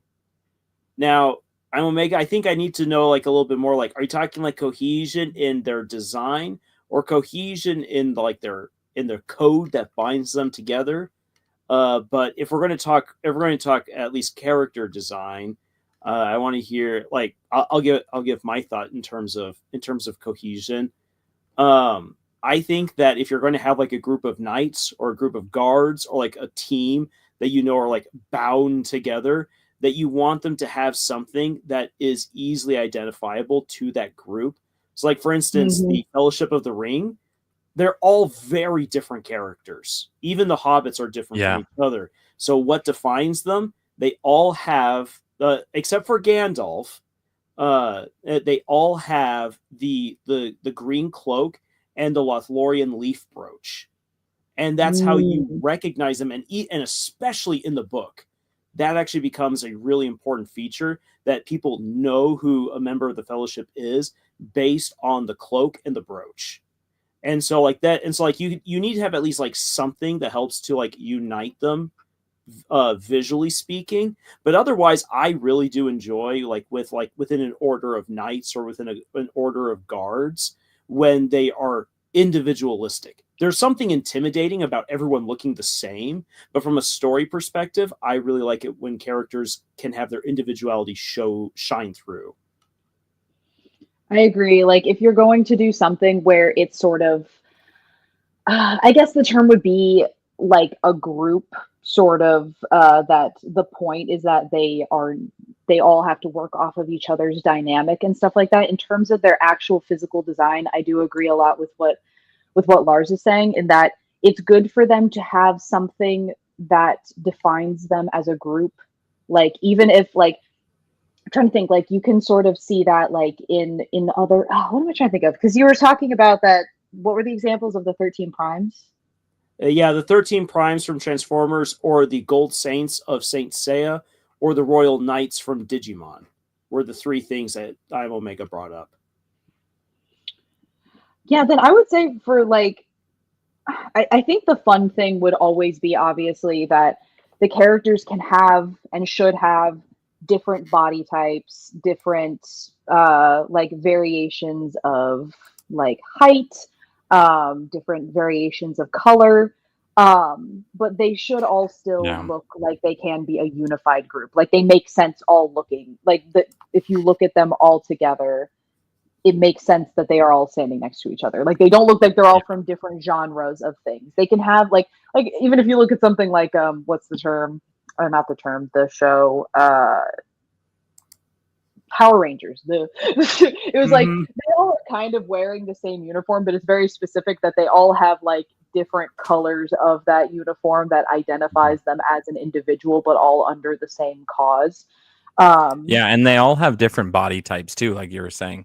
And I think that that's what's also important is you can have cohesion in like their outfits or in something like that, but you don't want them, unless you're trying to make carbon copy characters, right? But you don't want them to just be the same character with a different hairstyle, right? Like you want to have a variety of, eye shape, a variety of face shape, a variety of body shape, a variety in all these things that set them apart, that if, you put the hairstyle on one character or the other, like if you mix and match them, they wouldn't look like the same character, and that's something that a lot of, that you sometimes see in some like cartoons or some anime, it's literally just copy and paste, same character, different hairstyle or different hair color even sometimes, but it's like, if you take that away, are they still like, can you still recognize them? Like there's the whole concept of like a character's like profile. If you were shown a shadow of a character, could you still identify them? Yeah, those silhouettes, Yeah, silhouette, that's the word, not shadow. Oh yeah, no, you're good. Absolutely agree on that. Yeah. So I think that in terms of that, like, you have to kind of define for yourself what you want to be cohesive, I guess. And I guess if I'm trying to look at that for my own characters and stuff, I did very much design them like, oh, is it good? Okay, we're good. I did very much design them that all of them look like very different people. They're all from different sort of cultures. They're all, for the most part, like different, what's the term, like body types, different ages, different heights, all these things. The thing that I kept cohesive with my characters is mostly the theming of it is supposed to be sort of Victorian era steampunk-esque clothing. So even though they all kind of have very different looks, they're all different shapes, sizes, ages, all these things. I did want to at least keep that cohesion of they are wearing outfits that make sense for the time period. And for me, that was like the cohesion enough of it. That it makes sense that they all look like they could be standing next to each other. This tracks. Your cohesion will kind of be probably related to your theming of your story. If your cohesion to you means that, like I was saying before, like the Power Rangers or whatever, if the color schemes is metaphorical or important in some way, then that will be the cohesion.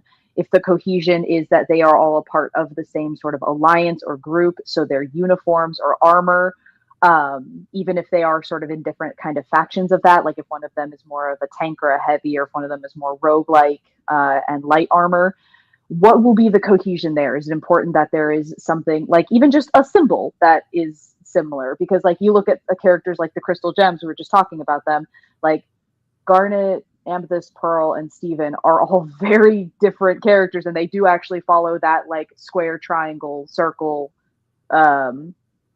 very much so, obviously with Garnet's hair. And their cohesion is that they all wear the star symbol somewhere on their outfits and stuff like that. So, and that was sort of part of the story that that Rebecca Sugar was trying to tell with her characters, in that these were all gems that came from wildly different backgrounds and had wildly different purposes that had been set for them for their future.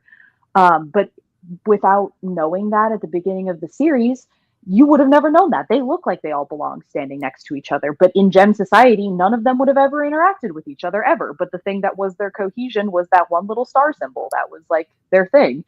So yeah, I guess definitely determining like what kind of, if you're trying to give some kind of purpose to the cohesion, some kind of metaphor to the cohesion, to work that into the design. But if it is more purely aesthetic, just so that they look nice standing next to each other, you can go the Power Rangers route, like of the like you just need to be able to identify which one is which based on the color scheme kind of thing. But yeah, it really depends on the story you're trying to tell. But you kind of have to decide what that cohesion will mean to you in terms of also the writing, with that metaphor, with that good old media literacy. We ain't letting the media literacy die. People must examine and think. But yeah, sorry, I'm not sure if that is completely helpful, but you know. I think that we touched on it just right.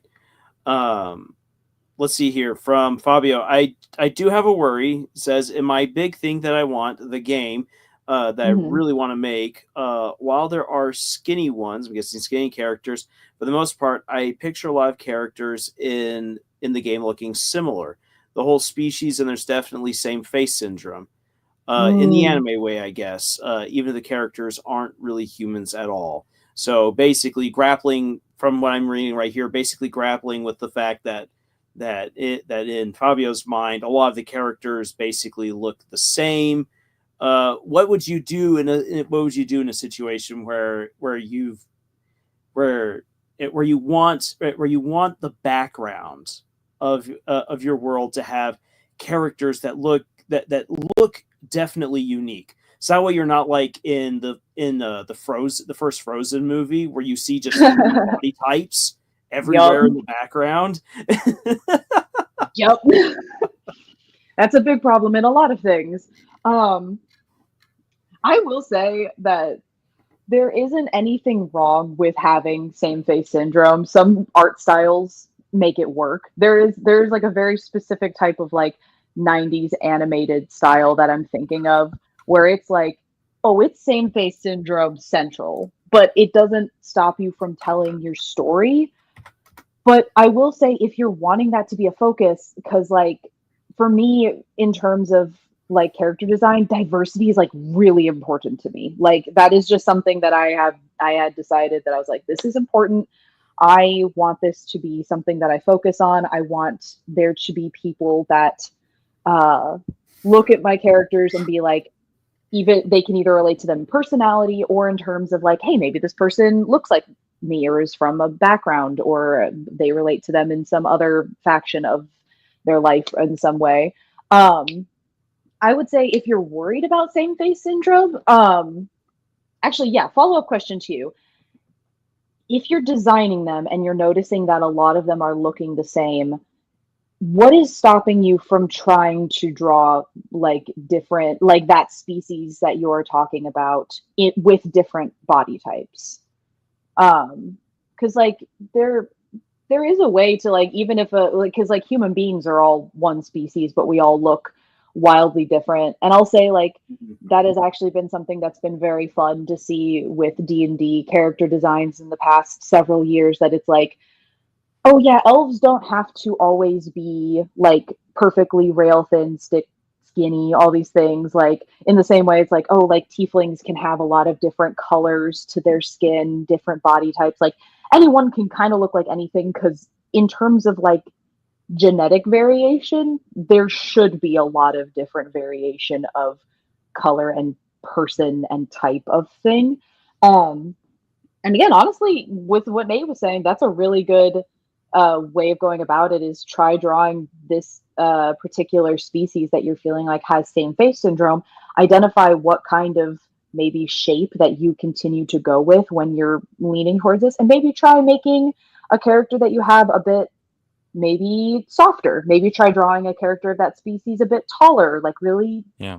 like look at, I guess, if you're also wanting this character's background. Is this character like very involved in war or any kind of physically demanding thing? Are they like a royal guard, like, or just a guard in general, a soldier valued for strength? Because that will probably like inform the design, because like the character's lifestyle will inform their body type a little bit to some extent. And again, there's always going to be exceptions to things, so it's kind of fun to just honestly look at different body types. My favorite thing, and I will go into this, is to go on to Pinterest and look up like base pose models, different body types, and see the different like things that come up for that, and then try drawing your own characters in different like heights, forms, shapes that could either inform their background, or maybe the way that they look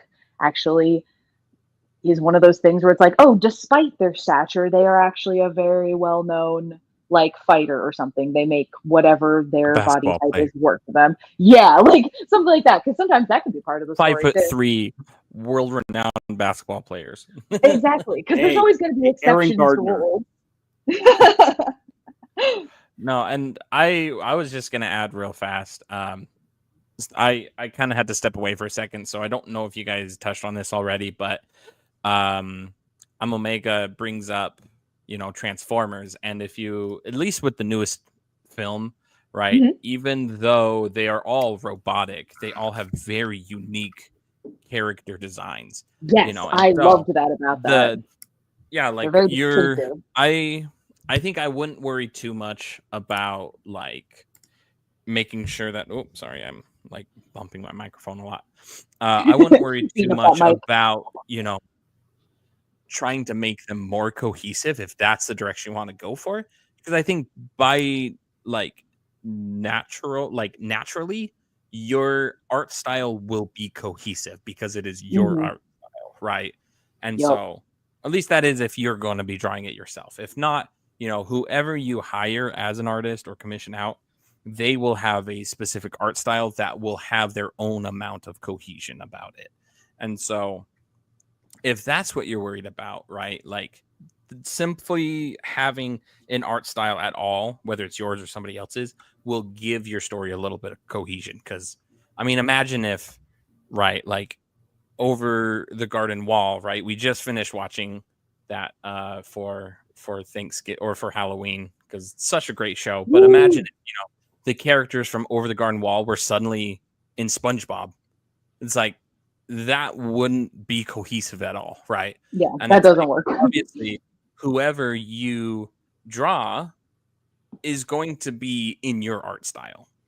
And that is, that's going to make it cohesive. And on that note, I would actually, this is a great segue. Thank you for, sorry, I keep forgetting who's asking. It's a problem because I can't see the chat, so I keep forgetting who has asked what. I should probably pull up the chat on my phone, but that's where my notes are. So yeah, no, this I'm is using all my this is devices. Fabio asking. Fabio, Yeah, that's a and- great question, and I actually have a point to go across for this. So yeah, in terms Alright. of trying art styles. So obviously I have here, these are the base character drawings that I did for all of them before I went and drew the clothing and stuff over them. I went and just like got a good base down for it. But if you are looking to improve your art style, or maybe there's an art style that you're wanting, that you really like, that you are wanting to incorporate more into your own art, there's a lot of exercises that you can do that can get you sort of to where you want to be in your own art style. So yeah, actually, let's get into how to draw your characters. We're doing the actual styles and exercises. Woohoo! I mean, we kind of been in that, but officially transferred over onto it. So yeah, I think some good things to examine first off if you're doing. Can I draw on this? Yay! How to draw? Oh, it's stuck. It's stuck. It's stuck. Into the point with ye. Ah! Okay, we're good. We know what to do. Aha. How to draw your lovelies. I was gonna say characters, but these are your lovelies. So yeah, I'm going to keep this like super simple because we were going into the circle, triangle, square methods and stuff like that. But I wanted to go into some stuff that I personally do a lot. The most times that I ever improve my art style or do anything else different with it is when I am experiencing extreme burnout and drawing anything feels impossible. So I want to keep it nice and simple for you guys because a lot of the time, very relatable. Yeah, no, basically earlier I was talking about the potent cocktail of strange mental disabilities that I have, where I have the autism, ADHD, OCD, fun combo. Basically everything in my life I have to make either convenient for myself or easy for myself or casual for myself. So, or else it probably won't happen. I have to set things up. So I like to set up, especially if I'm trying to learn something new in art, I like to try to keep it simple and keep it achievable for me to learn and do things. So yeah, some good rule of thumb stuff, obviously, sort of what we were talking about, where you were, sorry that I keep forgetting who brought up what. Whoever it was that brought up the thing about 13 primes for their character designs and like That was I'm Omega. Cohesion. I'm Omega, there we go. Those are characters that inspire you. That is the perfect start. And the first point that I was going to say, look for your inspirations in terms of, again, things that you find attractive, things that you find interesting, things that you find inspirations. There we go. So yeah, biggest thing, go on Pinterest, go on Instagram, go on ArtStation, go on Kara, anywhere you can find copious amounts of art that interest you. Examine the fandoms you're a part of. Why are they your favorites? Who are your favorites? What's interesting about them to you? Have a list, write it down or don't, whatever. Can I quickly intercede right here with a little anecdote? So there was so when the show The Acolyte, Disney Star Wars The Acolyte was coming to an end. Yes. it was revealed by the showrunners that Smilo Ren, because no one can actually remember the name of the actual villain. They're all villains. They're all actually, by the end of the show, you realize that everyone's horrible and that no one's good. That Smilo Ren was based on the "Let Me Solo Her" guy from Elden Ring, the guy who wears a pot on his head and like goes and fights Melania for other people. That's amazing.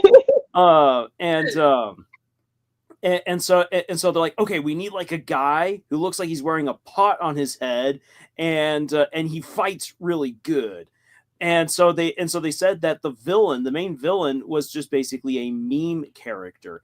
And a lot of people who were anti the Acolyte were like that's so stupid. Why would you rely on a meme? And that was actually, when I was doing my reviews of the show, that was one thing I was like, actually, no, I'm not going to criticize them for that, because you can take a meme and turn them into a really interesting character. I mean, for Notice Me, Send Pie, that's a book all based on a joke, based on an inside joke between me, my oldest sister, and one of our cousins, where I said, "Notice me, Send Pie," and my sister's like, "Why would you want me to send you pie?" And so a story came out of that. And much to the harem's chagrin, with one of my characters, Silandria, she's based off of a very suggestive comic with a busty dragon, and it's like, yeah, I took inspiration from that. That's the character. Don't get us started on that. And the thing is that as far as like the creation of your character, it is totally okay to take a meme, and so long as you can actually put a character into that meme and make them interesting, engaging, make them something new, that then you can have a really awesome joke character, or a really awesome main character on your hands. It doesn't matter if they were inspired by a meme. So inspiration comes from everywhere. Go digging. Exactly. Well, and my current NaNoWriMo story is literally just what if Sword Art Online didn't suck and the opposite happened? Yes. We can only dream. What if Sword Art Online didn't suck? And if you enjoy Sword Art Online, you're entitled to your opinion, even though it's wrong. I was gonna make that joke. I'm so sorry. It was about to be like, oh, you're entitled to that opinion. Here's something. Real quick. Mimic says, "Notice me, Absolute Solver." I don't. Well, let's see here. It all depends. Are we talking like Sinessa Absolute Solver or Sin Absolute Solver? Because I'll let Sin Absolute Solver notice me. No. Oh crud! Because I distracted myself with Absolute Solver. No, as far as SAO goes, we don't need to question if what would it be like if SAO was good. That's what Gun Gale Online is. Gun Gale Online is real. SAO without Kirito and without the stupid death game stuff. It's just people in a video game competing against each other. Boom! There you go. Okay, continue on. Oh no, I was gonna say that was like the perfect segue into like the biggest thing that I was gonna talk about for like how to draw your lovelies. This is that having references is not stealing art. It's not. There was this dumbass thing on the internet for a while, and if anyone else is an artist on the internet during like the 2010s onward, there was this thing that was happening for a while that confounds me to this day, that were people saying, if you used references for your art, you didn't do real art. You can't use references or else you're not an artist. Do you know what you do in art school? Michelangelo isn't an artist. Yeah. I was going to say that. You know what you do in art school? You go and sit in a room and there's a bowl of fruit in front of you or a naked person, and they go draw what you see. And then you draw that, and because you are you, and you are not anybody else, what you draw will look different from the other people around you. And it's not stealing the image. You have now created your own thumbprint. And obviously, I don't need to say this, obviously, tracing over someone's art and then saying it's your art, that is stealing. Like, Yeah. There's generating nothing art, wrong with tracing, but trying yeah, to pass it for off as your practice. own is stealing for sure. Exactly. And I actually will go into that because that is one of my practices. In the same way that like generating art from AI is just a computer tracing a bunch of other people's art and then regurgitating it for you. That's stealing. But your person drawing something for the purposes of bettering yourself as an artist and using references can only be good things. Please, for the love of God, use references. Like, as an animation student, that was also a big thing that you are taught. Literally, that's part of your class is that you have to film yourself acting out to the best of your ability what you are going to animate. And you turn that in for a teacher to see. Like, you are supposed to use references. So, inspirations can come from anything as long as it inspires you. Fandoms, whatever, great, awesome, because you can find things in there that you sort of find is your like character type. This is something that you find intriguing, awesome. References is not stealing. Please use references. It will only make things better. But yeah, there is this very specific practice that I have that was I think we were sort of getting into this, but yeah, we went over this method of drawing practice. A huge practice that I have incorporated into my own work is basically what I have deemed as my Studio Ghibli practice. When I am so burnt out and just trying to draw anything feels difficult, painful, like feels like my brain is on fire or whatever. The dopamine ain't doping. The serotonins ain't serotonining. Basically what I do is, because Studio Ghibli is a very inspiring story to me, is I do a tracing practice. And yeah, I'm saying that as a professional artist, I do a tracing practice where basically for the past couple of books I have read, let's get to the album here.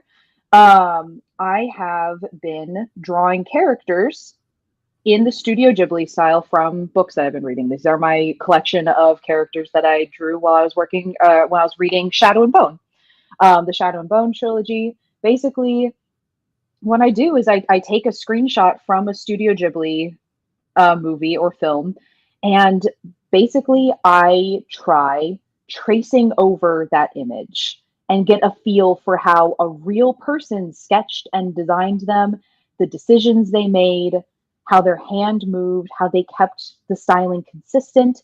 And then I changed it. I drew my own designs based on the same techniques I had just felt that they had taught me silently, just going over their hand.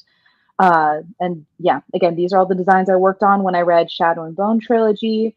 It was a very interesting practice for me because it gave me an insight into somebody else's mind that I would not have been able to glean from just trying to continue to brute force my way through my own brick wall. I instead just kind of walked around it and found a much better artist than I sitting on the ground behind the wall drawing something, and I just kind of went, "What you doing over here?" But yeah, a lot of this, obviously, it's hard to tell at some points where these screenshots came from because they were just techniques used at some point over top of it.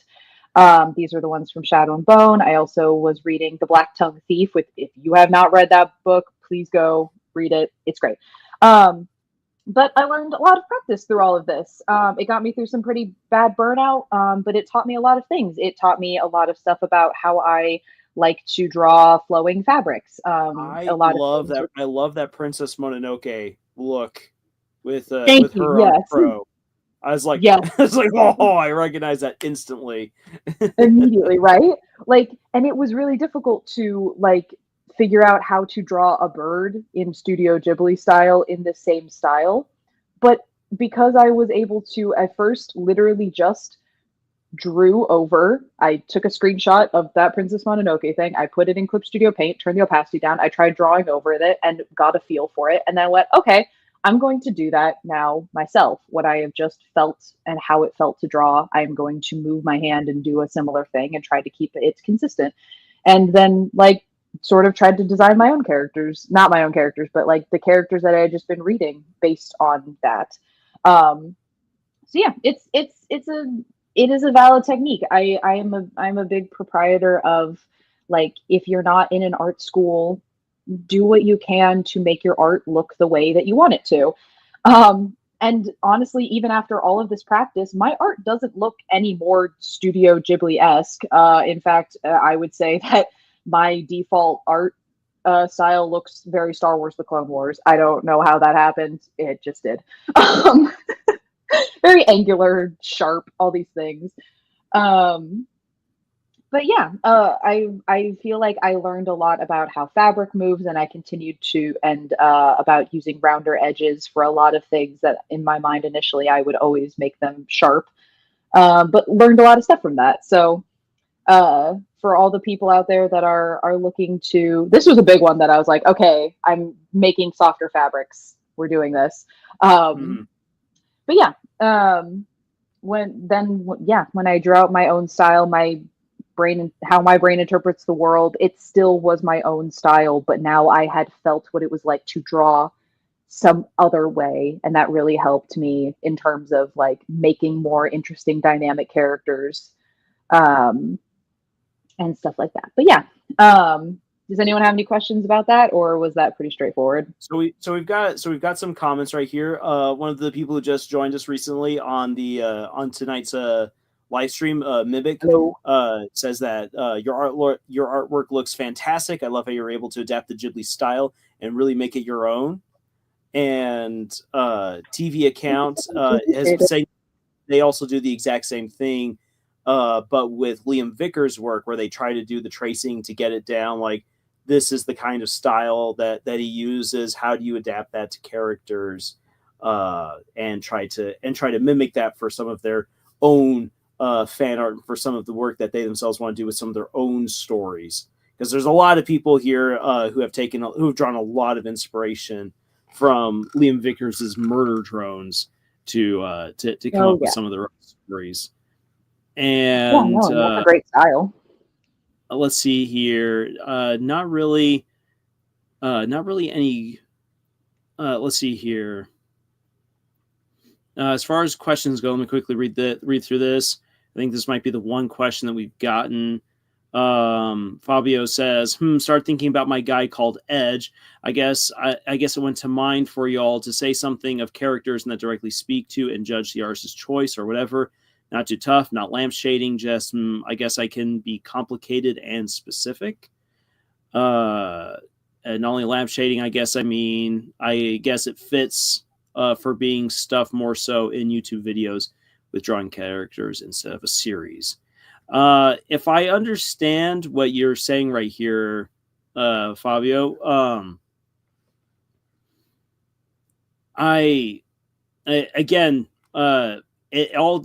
whatever a character looks like does come down to the artist, or in my case, the author, really interacting with those characters and figuring out what works well for them. And so, like, yeah, you can be absolutely complicated and specific, or you can be more generic. I've actually found myself tending more sometimes to being generic, even for some of my main characters. And other times I'm like, no, I specifically want you to picture this in your head to the best of my ability, and go on from there. It does depend, I think, at least for me, a lot on the story that I wish to tell, and because I'm not like Zaza and illustrating so much of my characters and my world to go along with my story, I can choose. I can choose what I want. But if you are going to have a lot of illustrations to help represent your story, or in your case, you were talking about making a game, then yes, you have that freedom to do what you want with those characters, and probably the more specific, the better. Complicated is cool, but complicated takes time. Like for instance, already, like looking right here from the Little Dark Age, Jacob and Anya, at least to me, spring out as the far more complicated characters, because look at all those feathers, and not just on their backs. Yeah, but they got a lot more going on. Body. Yeah, there's a lot going on there. Yeah, and then in terms of like that was the sort of funny thing, like in terms of like complicatedness and having variety to your characters. That was sort of the thing Fabio was saying near the beginning. This is all my advice is absolutely opinion. Like this is the stuff that works for me. This is what I incorporate in my own work. Like obviously my style generally leans towards trying to be I guess simpler in terms of clothing and fashion design. I find drawing wings to be because I've practiced drawing them a lot, should be easier for me to do because I've practiced it a lot. But in terms of like my commissioned work, I can go ahead and show you guys some of that. Yeah. So yeah, in terms of some of my commissioned work, I've definitely dealt with different styles. This is for giving credit, Mr. Entity on Instagram _Mr. _Entity_ on Instagram. These are all of his characters and the designs. And let me tell you, one of my favorite commissioners I've ever worked with. I'll go into some of the things that he has done really well. This is his handle on Instagram. If you guys are interested in some of his stuff, my art that I've done for him is posted there. But yeah, when it comes to his designs are going to be a bit more complicated and a totally different style because the story says it needs to be so in terms of characters and different choices for them. Like this one's hella complicated, but yeah, his is more of a sci-fi action like superhero story. I wouldn't say a classic superhero story. It has a lot of different twisting factors and turns and stuff like that. But yeah, in terms of character design, if you want to go crazy with the character design, go crazy with the character design. Make it complicated, make it beautiful to you. Make your art as complicated as you are.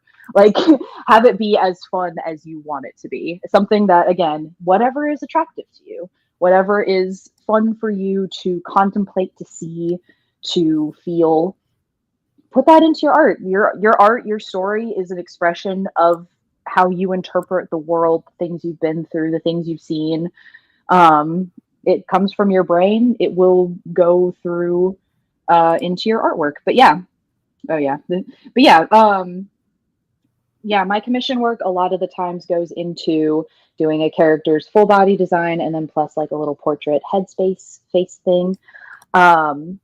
It for different designs, different purposes, different levels of complicatedness. Like, I don't know, if I'm trying to think of a style that is like, I couldn't say opposite of mine, but one that I look at and go like, oh my God, is anything that has to do with Genshin Impact or like Honkai Star Rail, where the character designs are so maximalist, where like everything on the character's person has something going on, has like something to look at every single moment. Those kind of characters are obviously designed for 3D animation, where they have the assets there all the time. You can, like, the model is there set with everything that needs to be animated. And then there's designs like for something that I would work on, or something that would be made for a 2D animated thing, or a graphic novel, where the design is going to be simpler on the basis that somebody has to draw this character over and over again consistently. Like SpongeBob. Like SpongeBob. Very simple. SpongeBob Patrick. Yeah, like Squidward. SpongeBob, Squidward, like Steven Universe, like where it's like this has to be. You can have the character assets, sure, you can have the references, but they have to be drawn over and over again. It is important for that. But yeah, so yeah, just sort of seeing the comparison. Also, my commission work generally has a lot more color. I like taupe. I like beige. Dolly is the most colorful character in this whole story, and even they don't have that much color going on. So yeah, super depends on you as a person, but yeah, depends on your story, the things you want to tell, the style you want to go with. But yeah, sorry, I don't know if that sort of goes into the question a lot or not. But yeah, on that note, we do have another question. yeah. So this is from Mimic right here. Let the panel discuss. why are men in animation so much more attractive? I Lots of question marks. disagree. I was gonna say that might just be your particular preferences showing there because I know Yeah, some I actually characters. I find this very interesting. I have a very hard time drawing male characters. I don't know why. A lot of them I think I try and draw myself too much. And I honestly Understand just that. I think that drawing women tends to be more interesting. Maybe my own sexual preferences are coming out here, but like yeah, I don't know. It's so interesting. I I'm think, personal I'm a preference is similar a large way. part of it.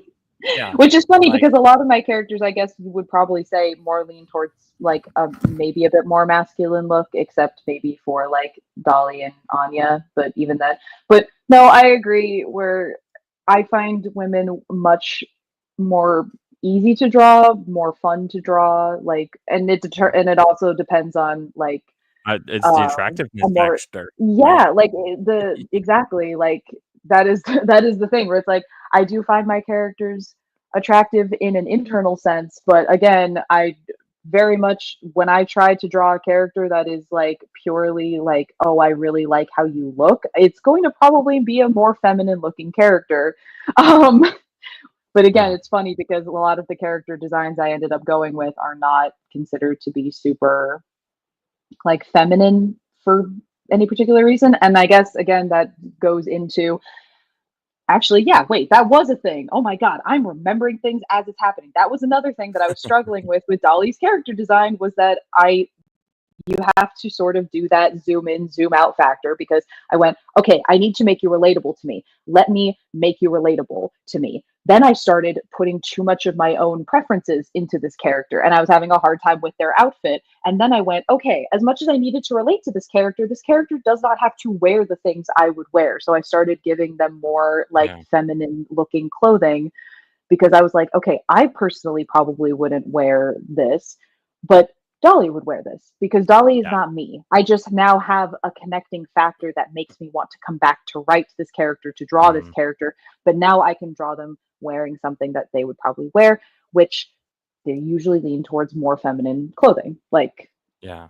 Well, sort and of a I similar think fashion. too, like talking on fashion, right? I Get into struggle to fashion. draw a lot of male fashion, and I think it's Hmm. partially because I myself often find myself frustrated with male fashion that it's like either you've got, Boring. yeah, it's very boring. It's like you got t-shirts, you got jeans or khakis, or you have a button-up, shirt. And there's not a lot of variety in kind of your, traditional male fashion. Like there's always ways you can branch out. But like when I'm looking for fashion, it's like I can never find something that is actually interesting to me.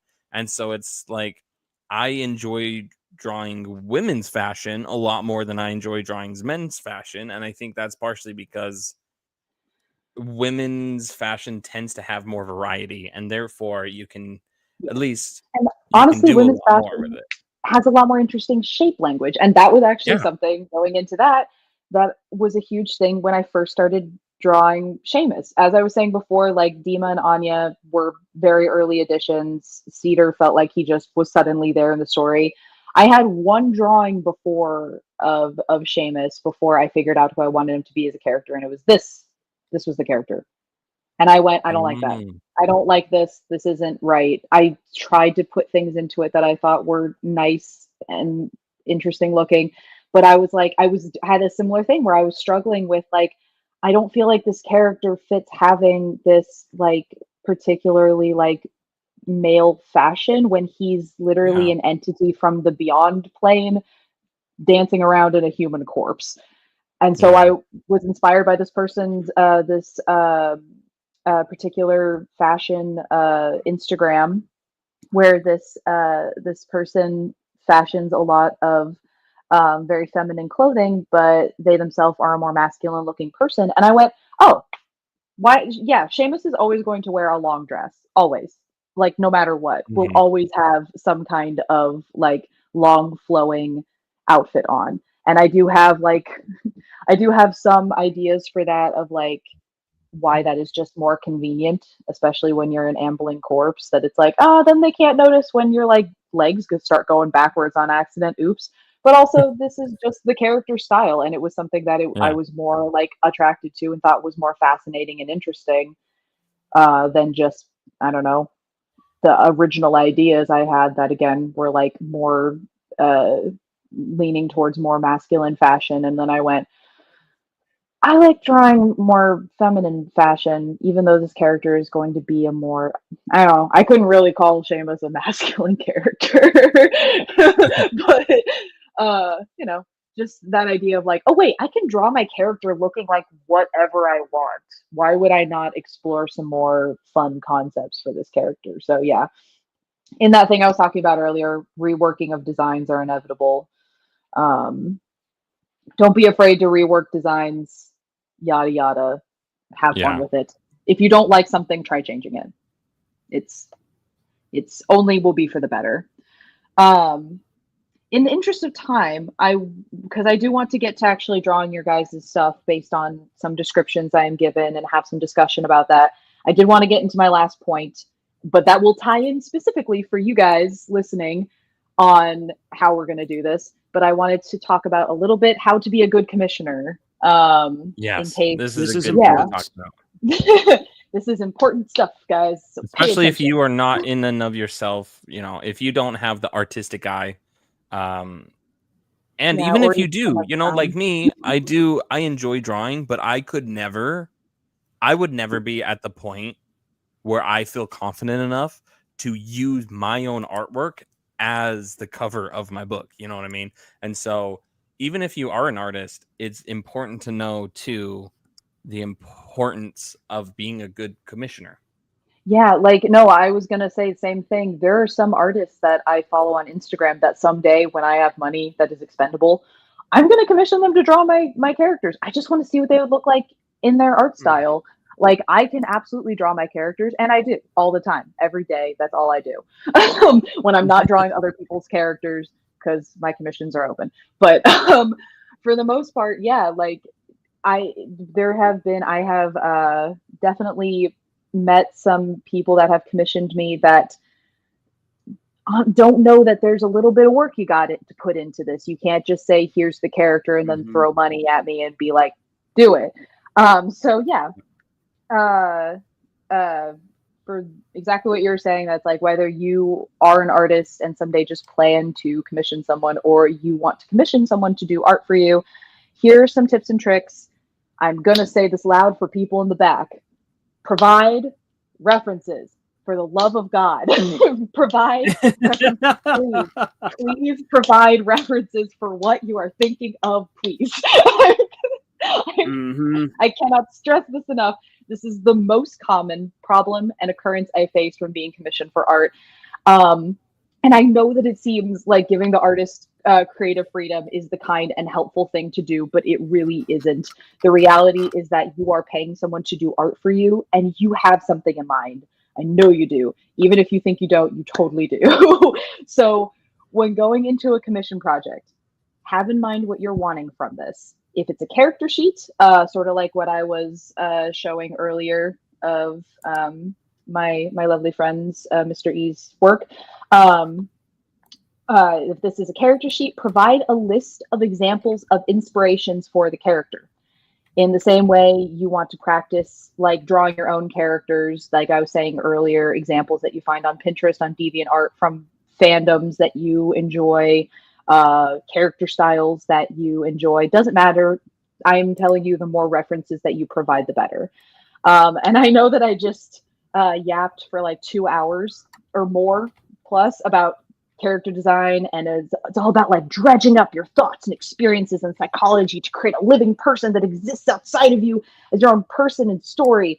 So imagine that you look at a stranger and just go, okay, read my mind. Just, you don't know who I am, but I'm just going to let you do whatever you want. And if you're wrong, you didn't read my mind correctly, bad psychic. So yeah, character design is very personal. It's one of my favorite things to do, but if you like if I don't know you very well, I'm going to need to play 20 questions with you if you don't provide references. And also, for example, like this other piece that I showed earlier, this particular one, um, this one is not a character sheet. This is an illustration. It's an action piece. It's an action pose, and there was a very specific reference pose provided for it. This final piece does not look anything like the original drawing, but the pose, the angle where the imaginary camera is at, all these things is very similar to the reference, but the finished piece is not. So if you know that you're like, oh, I just want my character to be in this specific pose, doing this specific thing, just tell the commissioner that. There's no shame in that, in just knowing what it is that you want. When you're a commissioner, you're the creative director in this project. So give your commissioned employee the tools, the context they need to succeed in making your art what they want it to be. And before we get into the drawing portion of this, I actually would like to share some advice from, again, what I've said, best commissioner I've worked with thus far in my career, Mr. Entity on Instagram, who's just done a phenomenal job while working with me as an artist. So people who are looking to commission artists, listen up, this is from him. A good commissioner is someone who knows when to step in to help the creative process and when to take a step back and let the artist do what they do best. Essentially, I would say the best commissioners are those who can act like a director, providing the necessary tools to be as successful as possible, and the one who helps guide the artist, especially if the one who's commissioning is the creator of their own characters. Which leads to the next point, that a good commissioner is someone who also, this is very important, can understand that they are as much of a creator as the artist, not someone who just puts themselves down because they don't have the ability to draw themselves. Which leads to the next point. As a commissioner, it is important to respect the partnership you have with this artist and maintain a good relationship with them.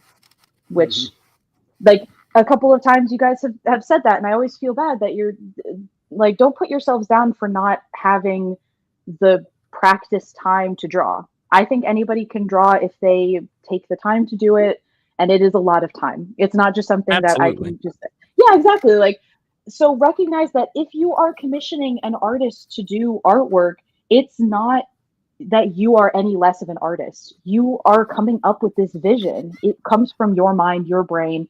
You are an artist too, and you are basically employing someone to help that vision come into existence. So yeah, give the artist the context, the references that they need, and that is honestly like the biggest thing. And it's pretty easy to do because obviously you've seen things that inspired you about this character that you're wanting to create, all this stuff. And yeah, that is how to be a good commissioner. Please provide references, have an idea in mind, and know that you are as much as an artist as the artist is. You're just not the one drawing it. But yeah. Anyway. So before it, as we get to the point where we're like, hey, so if any of you want to have Zaza draw your characters, first of all, if you want Zaza here on our live stream to try drawing one of your characters, please, and I should have said this way earlier. And it's in a community post, but I don't think many people saw it, so I'll say it here. Please put down in the comments of the latest community post on our channel, please put in the description of your character if you would like Zaza to draw that character. Don't try to stuff it here into the chat because you have limited space and it's just going to get broken up and it'll be harder to follow. So if you want your character drawn, then please put the details there.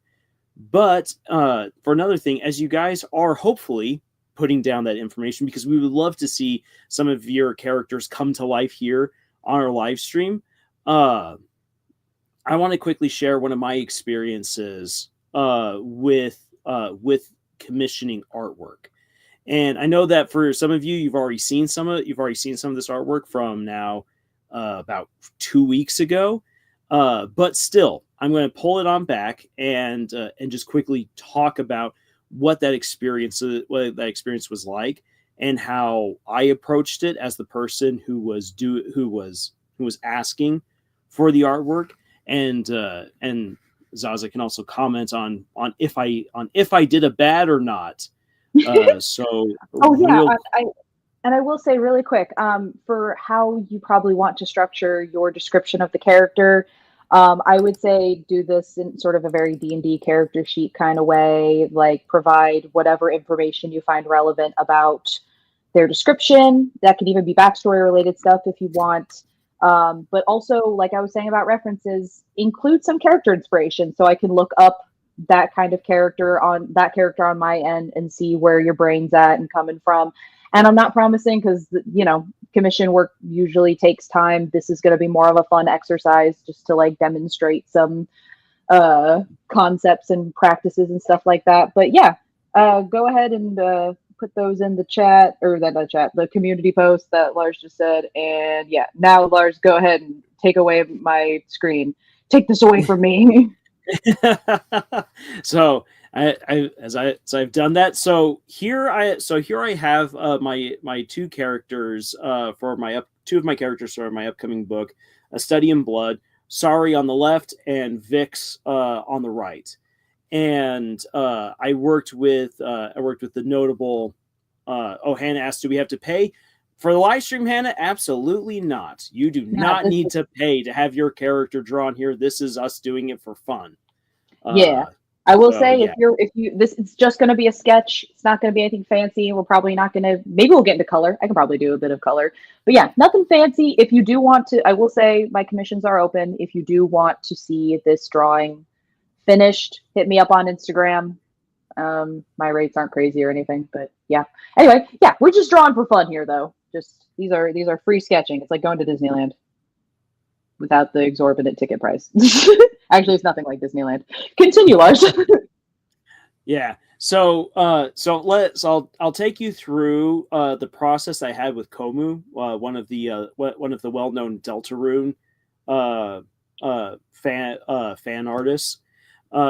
So while working with her for Sari and for Vix, starting off with Sari, I was like, okay then. As I talk things on over with her, what I like to do when especially talking character art with another artist is I like for the artist to get to know who that character is. Yes. So I don't just simply describe like what they look like. I say this is their personality. These are their goals. This is here's like some little blurbs from the story itself, just that like help to quickly capture who this individual is. And so with Sari, I was like, okay, then so I was like, her profession is she's an inquisitor. And every horrible thing that you can think of when you think inquisitor, that's basically what should already start coming to your mind. She is in many ways sadistic. She is a power player. She is a manipulator.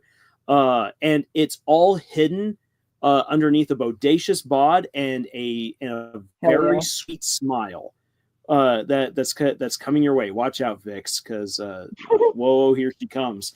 And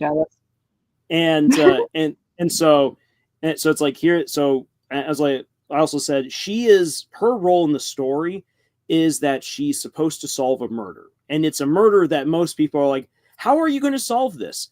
A man and his son were murdered in a locked apartment with guards around them. There's no way that anyone could have gotten in here. So how do you solve this? And most people already think it's this one magician, it's this one war mage because he uses wind magic. So like, oh yeah, so he used the magic to like flow his wind powers in there and smash everything up and smash the two people to death.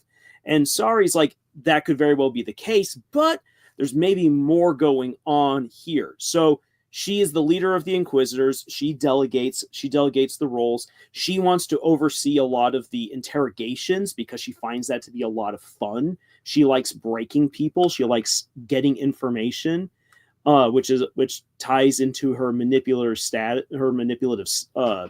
character, and she's all about getting those results.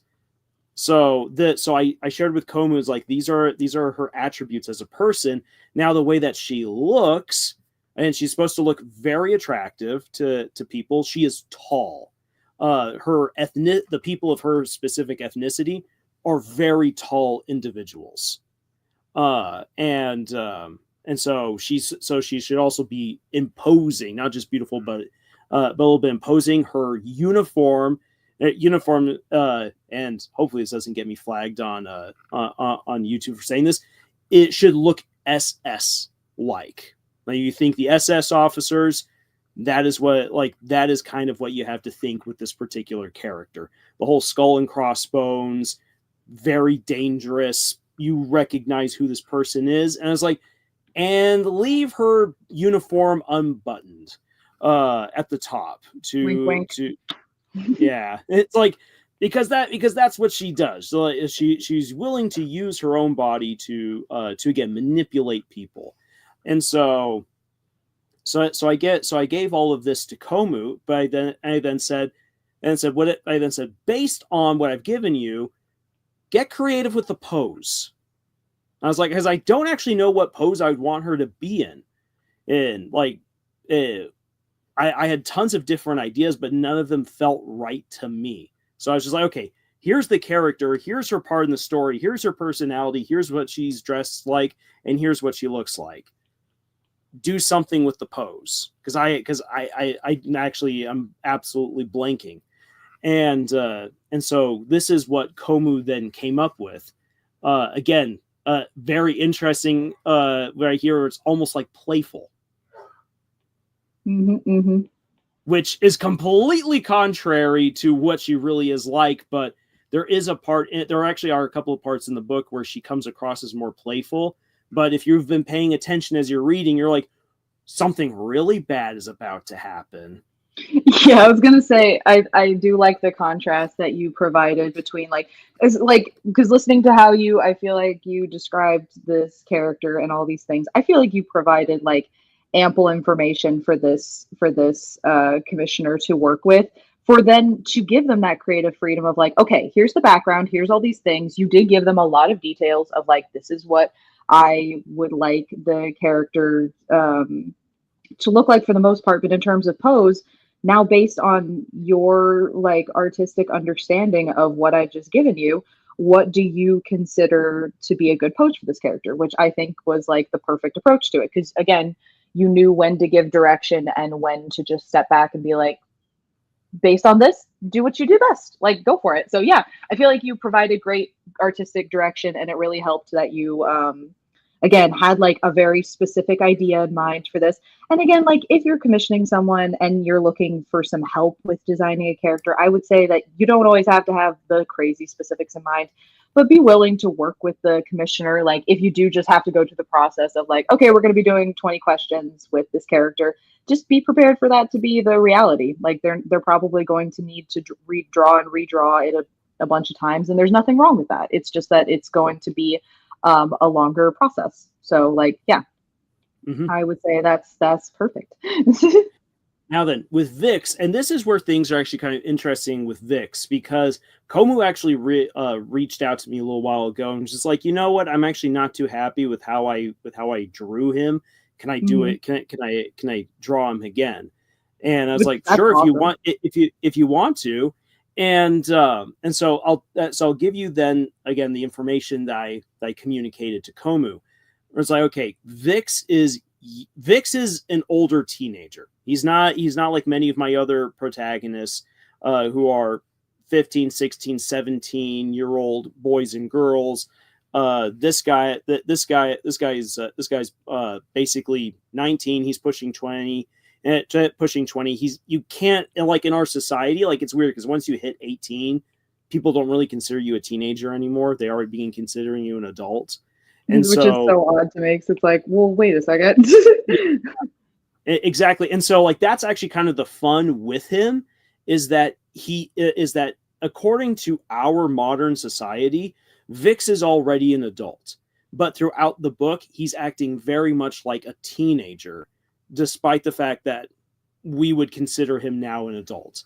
And so that was something that I wanted to have that communicates, like this guy's young. He's an older teen, but he still acts very still acts very boyish, lots of energy, lots of personality. He wants to be friends with as many people as possible. No. And part of his character arc, part of his story, is that he wants to convince people that war mages, or marked as they are often referred to, while they are dangerous, they are not to be feared. They're dangerous because they're walking time bombs. They have to use their magic, otherwise they die. And if they use their magic, they will eventually die. And when they die, all of the magic that they haven't used is just detonated in one go. And whatever their element is, that's all unleashed. So if someone is a water mage, they are unleashing a tsunami. If they're a wind mage, they've just released a Category 5 tornado. If it's someone like Vix, who is an explosion mage, you have a massive bomb that just went off. that won't be a nuke, but it will like obliterate multiple city blocks easy. So people are terrified of mages because they're walking bombs. And so mages are rigorously trained to control their power and know when to use it and when not to use it. But people are still just so scared of them that they are second-class citizens, even though they are very valuable in terms of their power output, what they can do for society. So they're basically treated like objects rather than as people. And so Vix wants people to recognize him as a person. That is very important to him. Equality for all the marked. And just as a little side note, one of the things I enjoyed about doing this is that in his squadron, you have people of all different kinds of ethnicities who are all marked. It doesn't matter what your ethnicity is. Once you're marked, you're a second-class citizen. So there are people in there who are like, sorry, they are Talayan, which is one of the more considered to be one of the greater ethnicities, the more attractive, the better ethnicity. And you have Talayans who are marked, and they are immediately knocked down to second class. Relegate to basically objects. So understanding that, then Vix is going to be very eager, very exuberant. He's passionate, but playful, boyish in many kinds of ways. Fun, just some interesting contradictions going there for this kid. He is dressed for combat, but in combat the way that mages fight. So especially for him, since he uses explosion magic, a lot like his clothes are going to get shredded. So his coat is supposed to be really heavy and hardy to take the brunt of punches, explosions, whatever's thrown at him. It's very grubby. His pants and his boots and his shirt are all beaten up, and his hat as well. And I had to provide okay, I'm talking like witch's hat right here. So I had to share the image of the wide brimmed crooked hat. I want it all beat up. His ethnicity is Ori, which means that he's really tall, he's super pale, and he's got reddish hair and either blue or green eyes. Basically a freakishly tall walking Irishman. And makes two of them for our stories. and for his mark, and this is again where I was like, okay, then I was like, okay, as far as creativity goes, because I describe in the book how the marks look, but when it came to the explosion mark, I was always like, how do you capture an explosion in like a unique small tattoo that will just blossom all over a person as they continue to use their power? And so I was like, I have it described this way, where it's like kind of like a star, but I'm not sure if I really like that. Have fun with it. If you can come up with a way that demonstrates an explosion, there it goes. And I said the marks are found everywhere on him, but not yet his face. He doesn't have a mark yet on his face. And so I said, so you can put marks wherever you want. And so she put the mark. You can see one on his neck, and then there's one very visibly clear on his hand.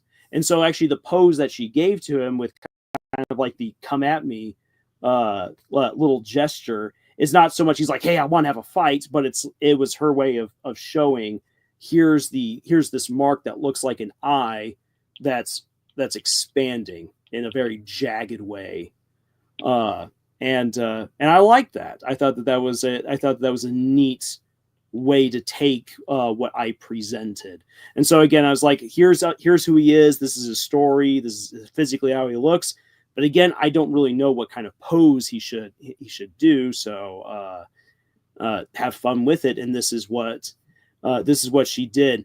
Komu then later said the reason why she didn't quite like this was because when she went back and she was like, oh, I realized that he's supposed to be older. I drew him more like a 15 and a 16-year-old rather than like an 18 to 19-year-old, potentially pushing 20, kind of a teenager. So adolescence hasn't yet fully transformed him to the way that Lars has imagined. But I personally was like, I said boyish, energetic. That yeah, honestly, from when I saw the drawing, it was one of those things where it's like sometimes people just don't look their age, but honestly, the character like felt like the correct, I don't know, energy for it, that it didn't even occur to me that it didn't look the right age. I don't know. That's just my personal thing. When I saw that drawing, I didn't question it at all, actually. Mm-hmm. I don't know. I'm, as somebody who is very baby faced, I'm 24 years old, and people often ask if I'm like how school's going. I'm like, oh, I haven't graduated for like 3 years. So it went good. So yeah, I don't know. As somebody who has a perpetual baby face, I get it. If I didn't have a beard, I would look 18. Although, then again, the last time I didn't have a beard, I was 18. Oh, there you go. Yeah, say Good the 30s are fine. The 30s are finally getting to me. I'm finally actually beginning to look a little bit more my age. But yeah, the European in me kept me looking youthful, way beyond what most other people thought I should look like. Like it's not happening. It's not going. So yeah. Now let me see if did anyone drop in. No one has yet dropped If no one has, I can kick you off with a character design while people I are was kind of gonna up theirs. Yeah, I was gonna say while Lars was talking, I started drawing his character based on how he was describing it. So I have her going in the other screen here. Just to get myself warmed up, get the juices going. Get the juices going. Oh, she looks good. There's sorry, dangerous gal. I'm right now going through. I'm doing my last read through of the book before getting it ready for publishing, and I've gotten just right up to the chapter where the predator of Sari's predator element gets fully unleashed. And as I told people 2 weeks ago, I'm like, this is the one. Like, this is one book where I'm all like, yes, I wrote a very toxic relationship. I am no way justifying what happens in this book. It's just what happens because that's the characters that I put. Yeah, I was gonna say, like, I think that is a better way of going about writing, because it's like, okay, you don't have to have it be that all of your main characters are good people all the time. If you disagree with a character, that's just media literacy that gets conversations going. Like, don't let media literacy die. You're allowed to disagree with characters and then talk about why you disagree with them. It's okay. It can only be good things. Mm-hmm. Scott says, remind the peeps how to submit their characters again. If you have a character in mind, you're right now writing up the details and everything, please make sure that you post the information about the character, any kind of references that you would like Zaza to look up in order to better understand your character. Please post them in the comments of the most recent community post. And if you're wondering how to get there, You just go to the Camille's Harem main page on another YouTube tab. You'll see the community option. You click on that, and you should see all of the posts. And you can then, on the very top one, put your character description there into the comments. And we'll read through them, and we'll pass that along to Zaza to do some fun sketches here to round out the night. And honestly, if people are like not feeling like they want, like, this won't be the only time that I come on here and do this, you know, like if y'all are just wanting to digest your the information that's been given, that is a-okay too. And then we could just draw our own stuff. But yeah, I would love to come back sometime and just do a full on just drawing stream, because that would be great. Like, well, and how are you feeling, Zaza? Are you still up for doing this? I'm up for it. Let's go. Okay. I got are you my okay if I kick you off with one of my characters? I'd like to Hit see me, dude. Okay, your interpretation. Okay, so this character, her name is Mitsu Porter. The spelling of it's not necessarily important here, but I was actually just about to say, do you want me to write out the character's name? no, you don't have to. Okay. And so she is 14, and she is rather skinny and lean. She's especially tall for her age. She has hazel eyes and black hair with silver streaks in it. Ooh. She's a female and rather feminine. She's a human, and she has high cheekbones. All right. Cheekbones. Let's see. I'm trying to think what other. She was, so personality-wise, she is the younger sister in an orphan pair. She goes by the nickname Mittens because she has what's the word, like chronic cold hands. Oh, that's cute. Yeah, so are they in a place that's cold? Always say, are they does she live in a place that's cold? Not known for being cold. The area that they grow up in is roughly based off of the Basque countryside. Gotcha. So think, like in between Spain and France. So not particularly cold. But yeah, her older sister would get cold. Boss can get cold. The boss get northern Spain. Like, weirdly enough, people think because Spain is so close to the Mediterranean and to Africa that it gets really warm, which it does. Northern Spain, for whatever reason, gets frigid. Like at least in the wintertime. They've got proper winters with snow and ice and people really having to warm their places up. Good to know.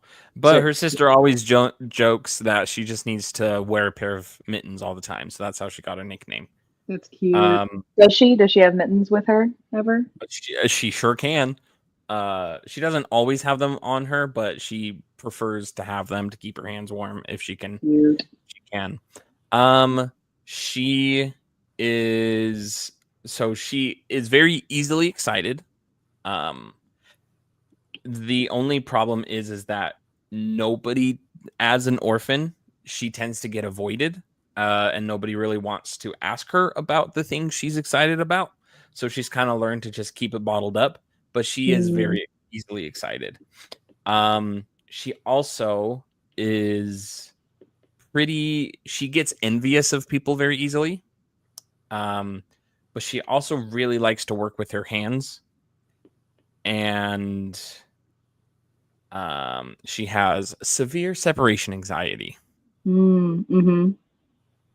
What kind of things does she make with her hands? Like, what kind of objects? She really likes to do like puzzle boxes. Cute. As far as objects she makes, I haven't really thought about it.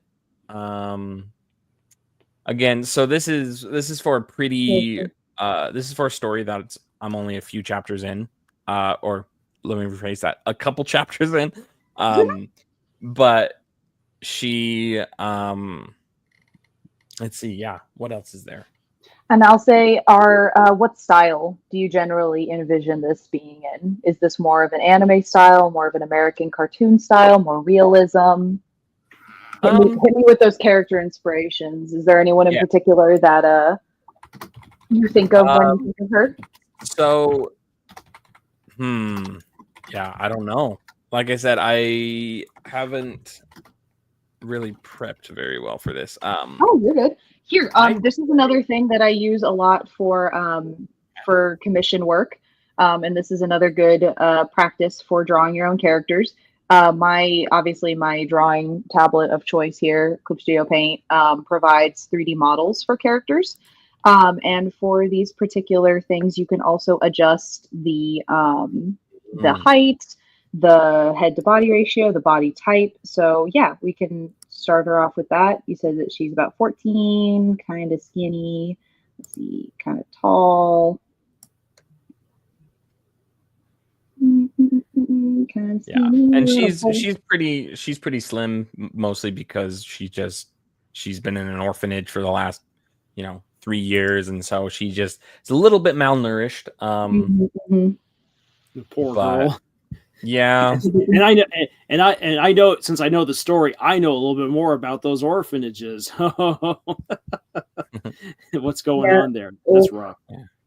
I was going to say, and then I can make her a bit more childlike by giving her, because she's 14, so give her a little bit of a bigger head, because kids just have those. But yeah, these posing models are really convenient, especially for when you're trying to come up with generally like some poses, or trying to keep a style consistent.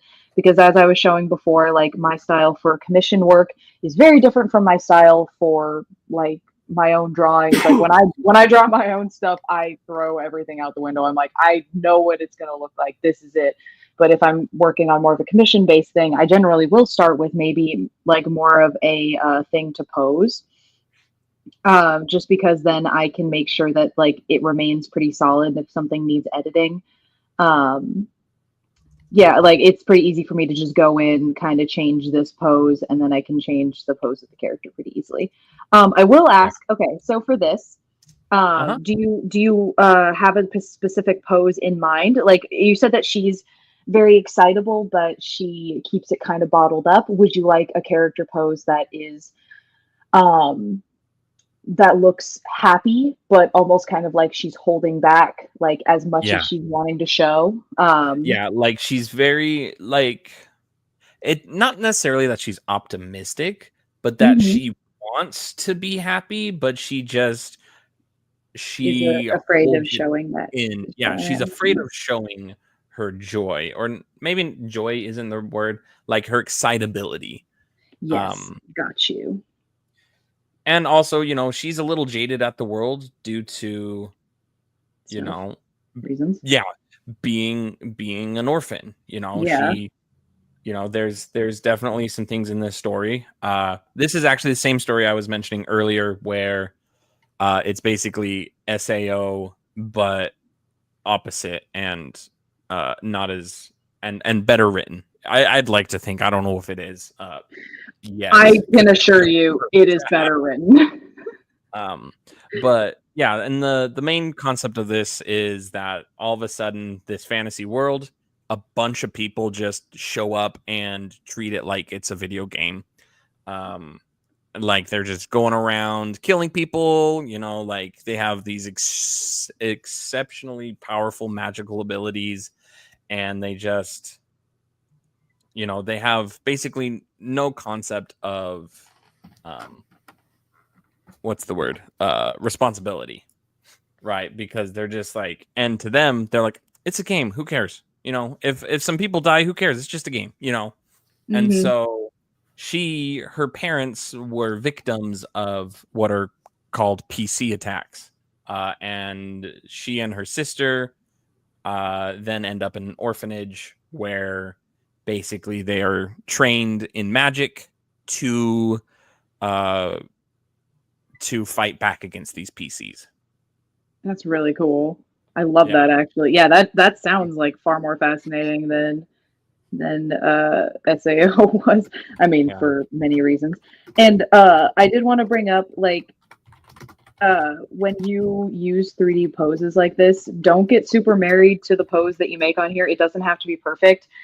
Generally, when I use these, I end up exaggerating the character a lot more, the pose a lot more after I've drawn it. But it's just to get an idea. Um, how's this looking so far? Kind of on the tippy toes, like lead of the hand on the face. I was thinking instead of the hand being open, it would be sort of closed around maybe maybe the skirt or shirt that she's wearing. Just sort of showing like a contained excitement, a contained idea, where you can see she very much wants like to anxiously excitable. Yeah, where you can see the line of action is dictating that you can tell in her posture she's wanting to express way more, but she is sort of holding it back in that, like, the pose itself actually seems pretty stiff, but the everything else about the posturing is more excited, which is just fun visual storytelling stuff. Yeah, we can get into drawing that for a bit. In my brain, I was like, put on some lo-fi music or something. Right. I'll do just some lo-fi beatboxing or something like.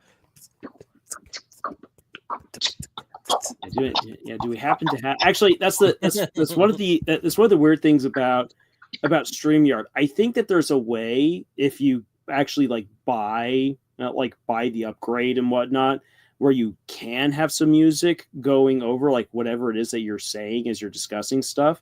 But like with our setup right here, you can't take music and overlay it to any sort of discussion. It's just not going to happen. It's just not going to happen. It's too much. It's too much. It's too much. Oh yeah. Okay. So we're doing some live cooking right now. Let's go. Well, and this is good for me too, because there's a lot of aspects, as this is a pretty, not that the story is necessarily new, like the story I've had cooking for a while, but me actually trying to explore these characters more is pretty new to me. And so there's a lot of details about the characters that I'm still trying to nail down, right? Yeah, like get worked out and stuff like that. Yeah. Totally understandable. Yeah, no, honestly, I feel like a lot of my advancements with my own story have very much come from that. I have been very lucky to have friends that are willing to listen to me just yap about. You think I was talking a lot about it during this stream? I will go forever. If I'm not talking about my special interest, which is my own story, don't even talk to me. I'm just kidding. There is a difference though, because it's like then once I like go to work and it's like, oh, you need to have like a normal human conversation. I'm like, the weather. I can't talk about the weather again. We already did that. And there is no weather. The weather's always changing. It's always a relevant topic. That is not a relevant topic in Arizona. The weather is always the same. Hot, bad, sunny. Well, especially in unless Phoenix. you're in northern Arizona. Yeah, but I'm not. Yeah, not everybody can be in northern Arizona where the weather is surprisingly beautiful all the time. Yeah. You gotta have money. You have money to live in northern Arizona. Boo. So Nathan, for you, Mimic put down as a comment. Honestly, I don't blame her for being jaded at all. I honestly feel the exact same way, especially with everything that's happening in today's world. Well, even with all the things that have been I'll just say this, Mimic, with all the things that have been happening in the world, and trust me, there's a lot that we can be rightfully very upset about. That's one of the beauties of doing these kinds of live streams, is to talk about something productive, something fun, meet some like-minded people, and just have a good time. Like, you need to have these kinds of breaks. Otherwise, it's just too crushing. And like, all we got is community, you know. When everything else fails, we got our communities, you know. The people we love and the people we share a lot in common with, all that fun stuff. Yeah. So coming back to, sorry, I don't want to like just abruptly change the subject. But coming back to it, I think the art style probably pretty simplistic for this one is fine. Okay. Yeah, it'd just be nice to kind of have like a visual to go along with what I'm, Absolutely. you know. This is a great character already. Sort of very similar. I feel like her and Anya would get along very well because I mean Anya's my sort of like very young and jaded character where she is an orphan. She was like abandoned by her parents. At well, what at the time like what the term poorhouse was also called an asylum. So she lives at an asylum. Um, and she has hope of things being better, but she sort of does it through that she doesn't trust anybody else with her own life and happiness. She kind of runs everything herself, even though she is 10 years old. She is like, I have a job and a career, and I'm going to do this with my life, and everything's going to be better, and all these things. And not, though she is generally a somewhat, I guess, of a positive realist. She's not very trusting of a lot of adults. Yeah. She serves very much as an informant for Dima a lot of times before she becomes more involved in the main plot after witnessing a pretty bad murder. So she ends up being like, you know what? These cops don't see what me and like my friends, like the other kids that live on the street see. We should help them out sometimes. Like let's go and give them some information. And Diva's like, you're 10. You cannot help me do this. And she's like, I don't really see how that's relevant. Like I already do everything myself all the time anyway. What does my age have to do with this? But yeah, vibes for character designs in terms of like the kid that has seen too much already. Yeah. Do you have any design ideas for clothing, outfitting, things like that? Let me look up some ideas.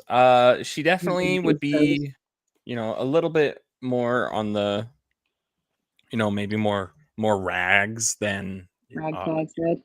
Oh yeah, and like what kind of like what kind of genre is this? So like what kind of clothing is this? Sort of more post-apocalyptic kind of this would ideas, this would or is be this like more like modern sci-fi dystopia?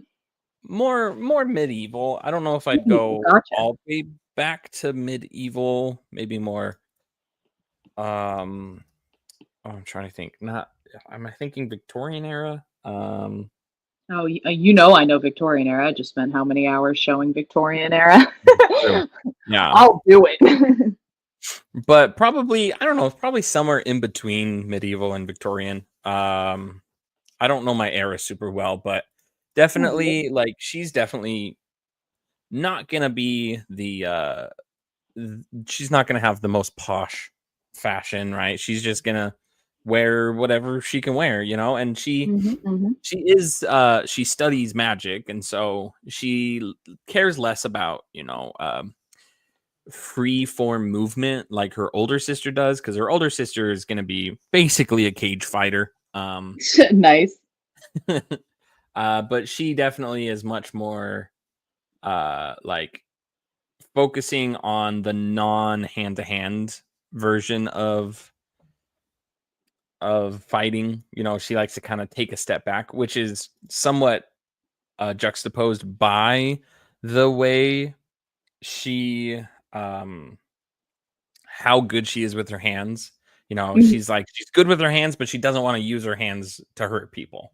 And so if she can kind of separate herself from that barrier, then she's more okay with hurting people.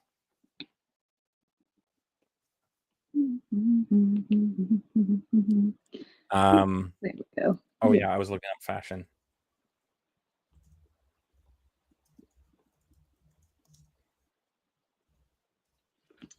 Yeah, hit me with some eras. Let's see. Oh yeah, and like long hair, short hair, braids. I imagine not like super short hair, but definitely a little bit shorter. Like I feel like she's probably the kind of character who, doesn't want to maintain like super long and flowing hair. And so she probably keeps it, She's just not long like enough that it looks uncut, not you know? Yeah. I just want to ride through the forest with my hair flowing through the wind. I'll Yeah. give it a look like she cuts it herself. That is perfect. I feel like that's very fitting to her character. I'd say maybe like shoulder length sounds about right. Where it's like Maybe she's slightly definitely been past. cutting.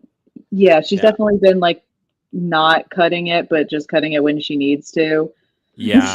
Just when it starts to get in her way. Yeah, exactly. Yeah. Mimic actually had the exact same idea there in the Yeah. in the chat. Shoulder length, perhaps. This is great. It's kind of like brainstorming.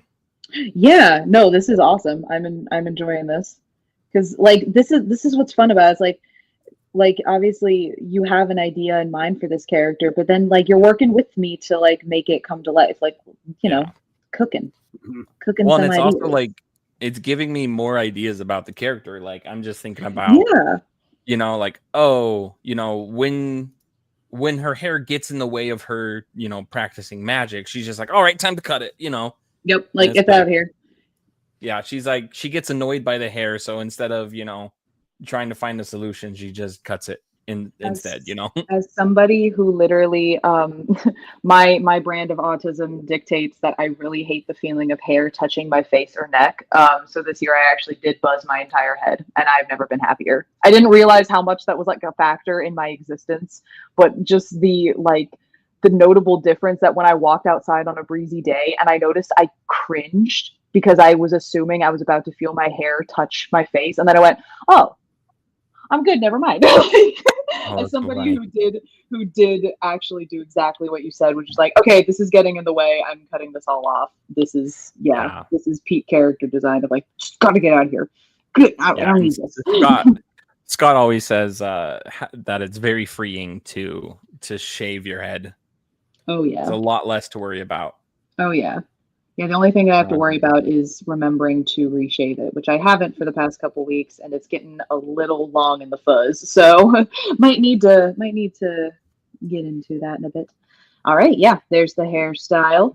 For some reason, for this character, I'm imagining like, because you're saying the thing that she has like perpetually cold hands. I like the idea of whatever we do, we have some mittens hanging around her neck on those little like strings. Yeah. So either a neck or like maybe your head or something. Yeah, just like slide them on whenever she needs them. I was also imagining maybe a scarf kind of thing going on. Yeah. She's giving kind of a little bit of wizard vibe, a little bit of some flowing clothing, like you were saying, that she doesn't really need to worry about it getting in the way of stuff. So maybe like a simple not sundress, but like a simple cloth dress or something. Yeah, not something crazy form fitting, and maybe sort of like a little bit of a raggedy coat to show that she's like an orphan of some kind. Like raggedy coats, like coats with patches on them, are going to immediately depict to the audience that this is an orphan. Yeah, take it from me. That is the number one thing of being like, oh yeah, no, that character is going through hard times. Yeah. Mimic, I gotta laugh at this because Mimic said in the chat, I also hate when you have longish hair and some of it sheds and falls down into your butt crack. Gross. Oh no. I don't know if this is better or worse, but there's times, and I think my wife is listening right now, but there is times when I'll wake up and I'll be like, that will happen to me, and I'm like, this is definitely not my hair. My hair is not this long, but it'll get stuck down there, and I'm very confused.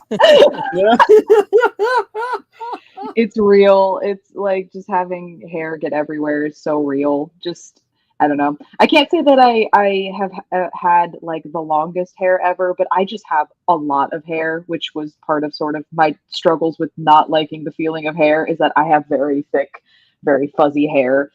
And oh my god, guys, like it honestly it looked like maple pines. Like it was it was long enough that, and then it would like poof at the very bottom. No matter how much I layered or cut it, it just was frizzy because, again, I live in Arizona. It's very dry here. So my hair would try to start being wavy and then it couldn't because it's dry outside. So hold on, I'm gonna do that for a second. And then it would just poof up and annoy me so bad. I'm gonna put you on your own layer. You can go over here, and then I'm going to hair, new layer, dress. Woohoo! Is this so is this like a fantasy world or is this a real world? Like, no, this is a fantasy world. okay. Yeah, and not to get too much into spoilers for the story, but Yeah. basically the concept is that there's people in our world who think that they are just playing a video game, but in reality is they are controlling a avatar inside of this fantasy world. Okay, gotcha. Yeah, that tracks. Yeah, and so they're just like, and obviously, this video game has garnered so much, praise and stuff for having such realistic AIs and their character, yada yada, and all this kind of stuff. And so like it's become insanely popular all of a sudden, and these characters are just wreaking havoc within this world. And what makes things even more interesting is that, and I'm okay spoiling this part because this happens in the first chapter. The main character's father actually ends up, what happens is the reason why these girls are orphaned is because their mother gets killed by a PC, and then her mother, being a descendant of one of the 7 powerful witches and wizards in this world, she has a lot of innate magical abilities, and when she dies, her magic kind of like condenses, and it ends up like hooking onto the link that these avatars are using to connect to the real world, and it ends up sending the father to the real world. Oh. And so now the father is in our world with no idea what to do because he's never seen a world like this. He's never seen modern technology and computers. And so then he has to navigate our world, and these girls have to navigate their world with all these people running amok and just Amok. Sorry, I just watched this focus for the first time. Oh no, that's okay. More. Yeah, and so it's a really fun concept, and there's a lot of really cool. And I was actually talking about, how, well, maybe I don't want to say this because it might be spoilers because I left it vague last time I was talking about this story. But yeah. So there's definitely some really, really interesting things that are gonna come about because of this setup. So you said sort of Victorian era, sort of medieval. What kind of thing are we gonna go with here? You said kind of feminine, but she's poor. What kind of jacket are we gonna go with? She needs a jacket. She's vibing with a jacket. She is. Or is she vibing with like a wizard's robe kind of idea? Are we going more maybe. Harry Potter? We perhaps? could. Maybe that might be good because then it's like, she's not wearing something super, fancy if it's just a robe. Yeah, like the way that she practices magic, is it like through a school, or is it just through her own means? Is she sort of like a home user? She kind of uses it through her own means and her specific type of magic. So in this world, the magic it's actually considered a spectrum of colors. And so it's very akin to light. So on one end of the spectrum, you have like very aggressive, like fighting magic, and that like manifests as red. And then you go through each of the colors, you have red, and then you have orange, which is more defensive. You have yellow that is, I'd have to, okay, now I can't exactly remember. Let me look it up. Hold on. Give me a second. I have it right in front of me. Oh, good. Maybe. I like that concept a lot already. It's somewhere in this. Oh, why is my scroll bar not working? What in the world? Probably a curse. I love that. The curse be upon ye. Yeah. There we go. Nope, it's not in that document. I think it's in this document.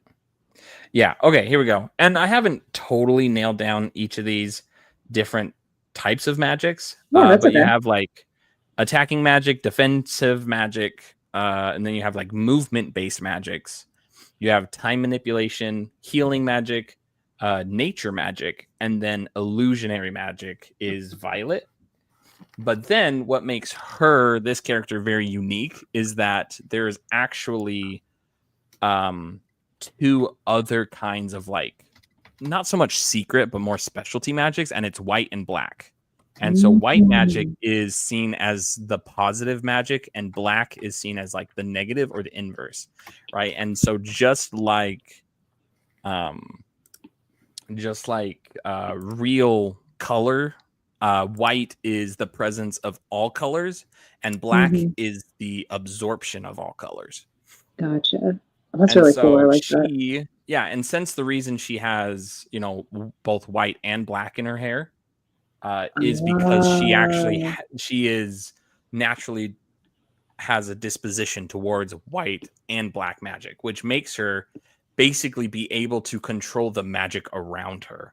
So think like she can do buffs and debuffs and like basically absorb magic and expel that magic. Oh, and that would put such a target on her back for the player characters. Exactly. And so the player characters are actually looking for descendants of this magician because they know they're super powerful. And that's what brings them to the home of these girls. And that is how the mother gets killed. That's really cool. And then they run away, they escape, and that brings them to the main story line. The present day, yeah. And they don't know what happened with their dad, so. No, and that's kind of the thing is that it's like, well, we know that there was a transportation spell involved, but like the sheer magnitude of like the magical fallout means that he collapsed in the magical, like in the like collapse of the magic. He either got killed or was transported somewhere far enough away that there's no way he's going to get back, or if he does, what's going to happen? He probably is dead, and so they're like, if he is alive, we're not going to hold on to hope at this point, Yeah, I was going to say, does this character have does the two sisters kind of, do they what's the word, sort of have adjacent viewpoints? Does one of them try to hold out hope that he's alive while the other one's like, you got to stop doing that, like he's definitely dead kind of thing? Or are they both kind of just like, oh no, he's probably dead? Yeah, no, I think the younger sister is more hopeful and the older sister is so much more just like like if you think the little sister is jaded, the older sister is even more so. She's just like, I have beef with everything. I want to see the world burn. I am going to hunt down every last PC and make them pay. Hell yeah. Yeah, and so she becomes a very accomplished fighter because she has that drive. Whereas the little sister is like, I want to keep my sister safe, because my older sister is like, not self-imploding. That's not the right word. A little self-destructive a bit. Yeah, self-destructive. Like puts herself in harm's way kind of thing. Yeah. I don't know what those are, but they can be a thing. If you wanted to close I like that. Cute. It's kind of wizard. It's kind of giving wizard robe, but also kind of giving a little bit street urchin-y, where it's like, this robe could be nice, but yeah, you can add some like texture to it that shows that it's worn. Yeah, something like that. I feel like she could have a hat. Could she have a witch's hat? Sure. Or is she a hat wearer?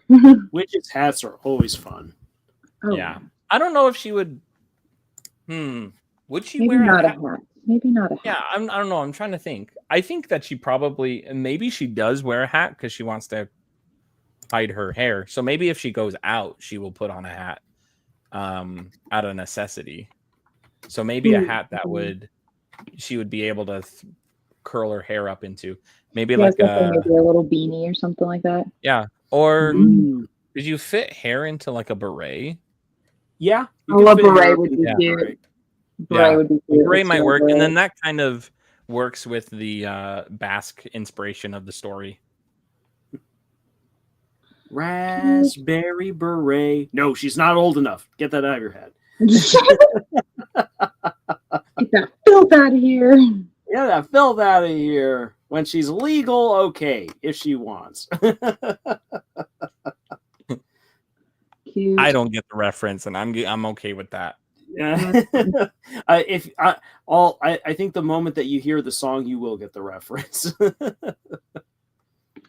Yeah. All right, wait, let me do a password. Her hair is a little bit in the hat. Hair in the hat. Head in the hat. Oh, she looks so cute. She's She's got so like pretty. she's like a dirty wizard version of Madeline or Madeline. Oh yeah, Dirty Wizard Madeline. This is great inspiration. Write this down. I love it. Give her some shoes. Basically, every time that I go about starting to draw character stuff, I put their all their different clothing layers get put on a like different layer, so that it's like if I want to go back, I can You didn't change it. redraw it. Yeah. Yeah. I'll try a little this kind of thing. Little bit of this. Maybe her shoes are untied because she is this way. Yeah. Little distractible. Oh yeah, Love they get it. distracted in the moment, and shoes start untying themselves. It's just nature. Yeah, it's true. You don't have to always be paying attention to your feet. Hey, Ooh, there's my yeah. wife. We got She Jazz here in the comments. Woo! Woo! Hey. Hi, sweetheart.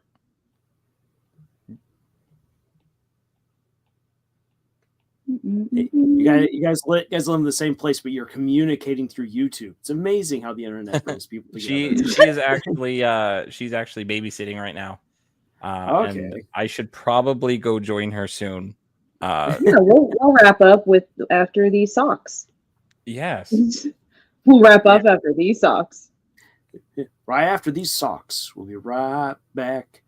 In terms, are we thinking ahead in terms of time? So Fabio and Hannah shared descriptions for their characters, and I don't think like even if we do one, I don't think we'll be able to do two tonight, just because we have already gone over 3 hours, and I mean that's pretty long for us. And so here's the thing, like for once we finished up here with Mitsu, Zaza, we can see how you're feeling. But like for everyone who has posted stuff She's about great. their characters, like we're not going to forget you at all. Like don't worry about it. But we're going to figure out how to best get sketches of your characters done so you guys can see your characters come to life, and we'll make that possible for you guys to see that. Well, and we also have another character building live stream coming up, and so if Zaza is available for that one, this is going to be more of like a, from a writing perspective, where I'm going to go through how I actually created the character of Mitsu and show it as an example. I call it creating a quantum depth character or a 4-dimensional character. And so it'll be more about like the writing side of things. But if you're willing to, Zaza, maybe you could join us for that. And at the end of that live stream, we could have you do some more character creations. I would be so down for that. I've had a great time yapping with you guys, sharing stuff.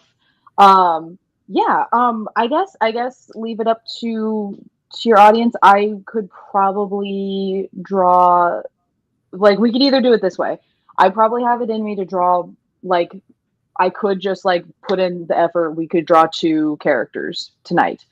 If you guys would like to have me back, I could draw these 2 characters like first thing start of the next stream, or like just draw one tonight, one next time? Like, how are people in the comments feeling? Would they be sad if we didn't do it this time?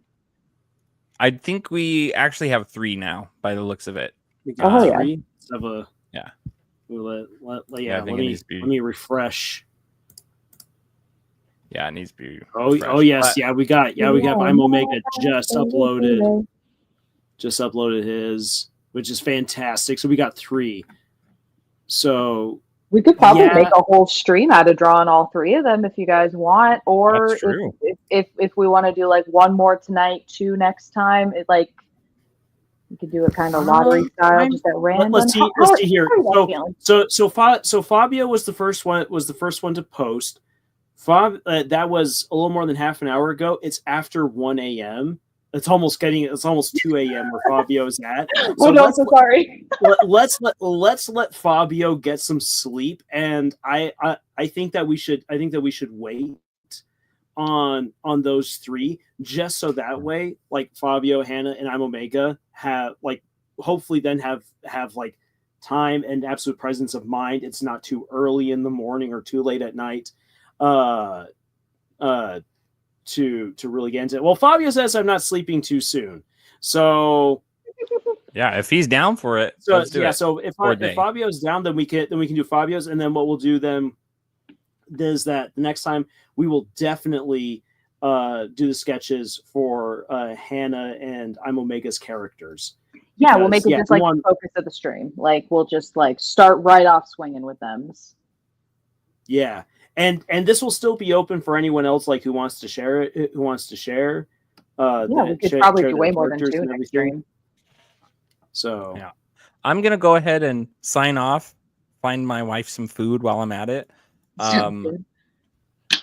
This has been great, guys. I always enjoy having you on, Zaza. I say that as if this is my live stream. But yeah, thanks for having me, and thanks for being here. It's always a treat. So thank you so much for inviting me, guys. Like I'm excited to do this some more with you guys. This will be really fun. Yeah, I'm excited to screenshot this and use this as my inspiration for writing her character. Yeah, and if you want to see it finished, wink, wink. My DMs are open. Nudge, nudge. I'm just kidding. But yeah, I'll do it. Screenshot it. Use this. I'm tempting a little, but like, yeah, screenshot this. Use it. Like, I really like your character. Very cutie. Oh my god, just a little bean. All right. Well, we'll see you guys later. All right. Night. All right. Now that he's gone, let's buckle up. Let's go. Let's go. How the real stream starts. No, I'm just kidding. All right. So, are you ready for Fabio's details? Let me actually go into the community tab for your peeps, and then it will be way easier for me to then also reference it back. Here we are. There we go. All right. Cool. All right. If you could. And Fabio, since you're still here, then we're going to expect you to give us in the chat like little brief commentary here and there, just like as Nathan was doing, so that way we can get that critical feedback in case there needs to be any sort of changes or we got to take something back as we go along. Otherwise, I mean, Zaza will be more than happy to create as you have written right here, and we'll just see what happens. Yeah, just kind of go for it. But yeah, actually, go ahead and read it off so that people watching can listen. Yeah, sure. If you want to read it off, or I can read it off. But if you're ready to read it off, then let's go. You read it off. I'll write down the details that that are notable. Okay. All right. So burnt flame, and I'm going to go with flame rather than with what my German brain is telling me to say, which would be Flamme. Burnt flame. Pretty non-specific anime art style, so we're going to look a little more anime-esque. This is the quote-unquote hot-headed, fire-like shaped hair. So we're going to go with fiery hair. So like with the way like his hair is, and everything like that. Ooh, very relevant to anyone who's thinking like flaming kind of hair. Look up the way that Okarun looks in Dandadan when he transforms. Because when he transforms, his head looks like it's not that he looks like he's on fire, but his hair has all of the curves and spikes that you see. Okay, got you. Okay, so he's young. His eyes are visible in this image. He's skinnier, with a sleeper built with I'm going to say slight build of muscle, because we were talking about this. Muscle. I think track body. Got you. Uses no weapons, fights only using physical strength, and changing what's in the air to the point of making fire, or getting the air to simply not be around someone anymore. So that's cool. Oh, cool. That's interesting. I like that. Yeah. So this guy's basically a pyromancer, specifically focusing on like manipulation of air, which works. He may use a cape that covers himself from the shoulder down. Without it, he looks pretty unfittingly bright in silver armor. He's clean, hygienic, has no scars. Interesting. He may come off more like a kind of shonen protagonist at times, but on the inside, he's serious. Wants to be seen more than as he is. He is in an adventurer's guild. If he walked through the crowd without a care just to get there, do the mission, and get the money already. So very much a no nonsense adventurer guy. He is strategic in how he thinks about his missions. He wants just to deal with the big threat and get it done and over with. May just send everyone around him to deal with the rest, meaning I'm guessing like the rest of the baddies or the rest of the situation. I'm just going to go take care of the big stuff. He said when he says strategies out loud, it comes off more emotionally driven than how logical it all is to himself. Bored in the inside, not intentionally hiding how he feels. Wants to do something more than just keeping at the. So he wants to do something more than just staying at the Adventurers Guild. Got it. Aspirational. Yes. Aspirational, but I and you can correct me if I'm wrong here in assuming this, Fabio, but based off of the description that you've given us here, I feel like Burnt doesn't know exactly what he wants to do. He's like, I want to do something, but I don't know what. And like what immediately comes to mind is Guts from Berserk, where when he's having in two separate conversations with Casca, he talks about how like he's seeking for a greater purpose, but he just doesn't know where it is. And with him being around the band of the Hawk, being around Griffith, being around her, he sees people who are motivated by these fantastic dreams, and yet he doesn't feel like he belongs. He doesn't have those same dreams. He just survives. He just does. He just fights, and he's like, "That's no way to live. I need a dream. I don't know what that dream is." Yeah.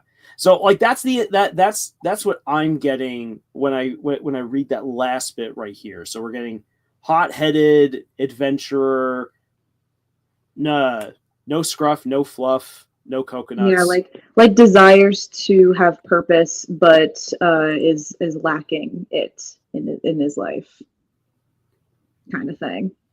Mm-hmm. Like aspires to things, but not quite sure what that inspiration is. Wants to go and be somewhere other than where he is, but where that is could be anything, anywhere, which isn't specific enough for him to go somewhere. And Fabio, correct me if you want. I was going to put him in a bit of a fighting stance according to what you had, the description you had given. Just because you said that he's a hand-to-hand fighter. Sounds like he uses a lot of fire-like based magics, which is really cool. So I was going to probably play around with that a little bit. Yep. This is just commentary from Lars right here, but I like the idea of a pyromancer who isn't completely ruled by emotion, because that is It's what a very lot common. of people just stereotypically go to, because we Mhm. think fire rages, fire is usually what people use to help describe very strong emotions. But like, if you imagine someone who is calm, collected, thinking clearly, thinking ahead, like that's a fire that is dangerous. Yeah, that is purposeful. That's a controlled burn. Controlled, but controlled burns are scary. Yeah, controlled burn flame.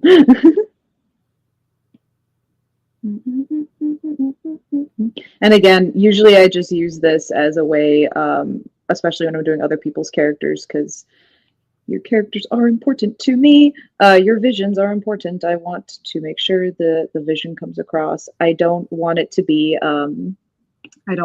as haphazard as I as sad as it sounds. I definitely put a lot more precision care into drawing other people's characters, because I can see what's going on in my mind. I know what's going on in there. Mm-hmm. But again, I can't see what's going on in your mind specifically. So generally I will use the 3D model tool for drawing other people's characters, or at least getting them started, because I'm like, I don't want to draw a character that I don't know, gets too loose for my standards, kind of thing. I don't know.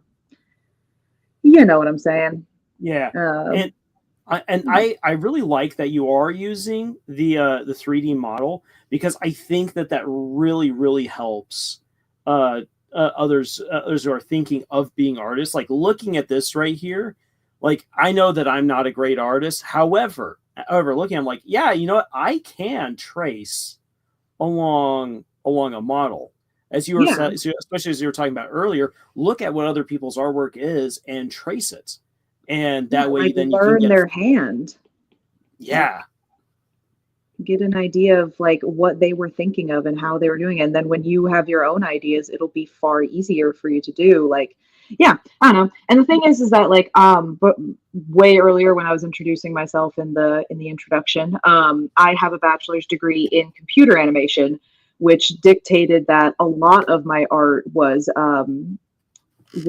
to be done through 3D models like this. Like, it was basically like anything I did, I had to try to basically puppet the idea onto a character. So, you know, it's a valid form of art expression. It takes a lot of work. It takes a lot of thinking and consideration and stuff. And yeah, I don't know. It's definitely makes it more achievable, especially again if I'm trying to get someone else's poses and ideas in mind, and I'm like, I gotta make sure that this is clear and accurate for how we want this to look. We cannot have this be just my mess going across the screen. This is somebody else's child. I have to treat them with respect. Yeah. I like this character design idea already, because again, like you were saying, like generally when there's a character that uses like fire, magic, or abilities, they generally are considered to be like hot-headed or like not rational thinkers or whatever. And I get tired of that kind of thing. Yeah. I get a little whelmed with it. Yeah. Well, like, one of the things that actually kind of one of the things that kind of turned me off to watching not Fairy Tale. There were other things that turned me off to watching Fairy Tale. Yeah, honestly. I could not crud. do the first season. It's the one about the firefighters fighting demons. Which anime is that one? Oh crud! No, I don't know the name. It's escaping me, but like the premise is super cool.